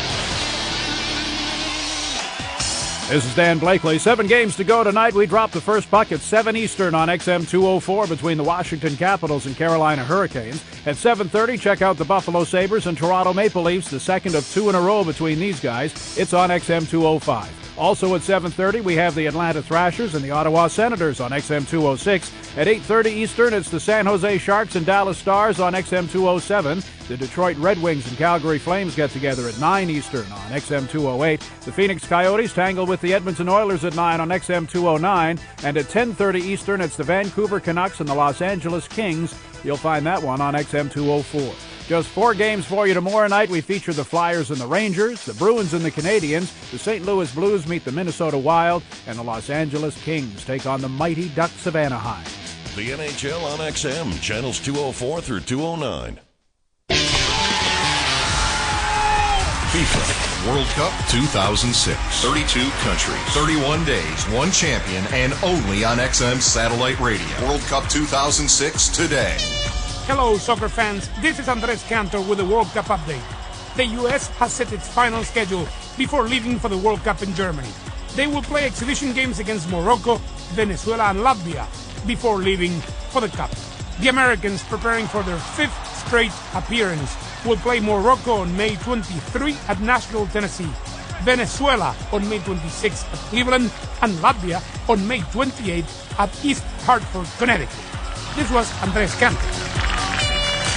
Tune to XM 148 for World Cup this week, each Friday at 9 a.m. Eastern and Saturday at 8 a.m. Eastern. And coming in June, follow the play-by-play action in English on FIFA World Cup 148 and in Espanol on Deportivo XM 147. Listen large. Whip 'em Out Wednesday. Introducing WOW for Dummies, an easy-to-follow guide to get you started with Whip 'em Out Wednesday. Other people call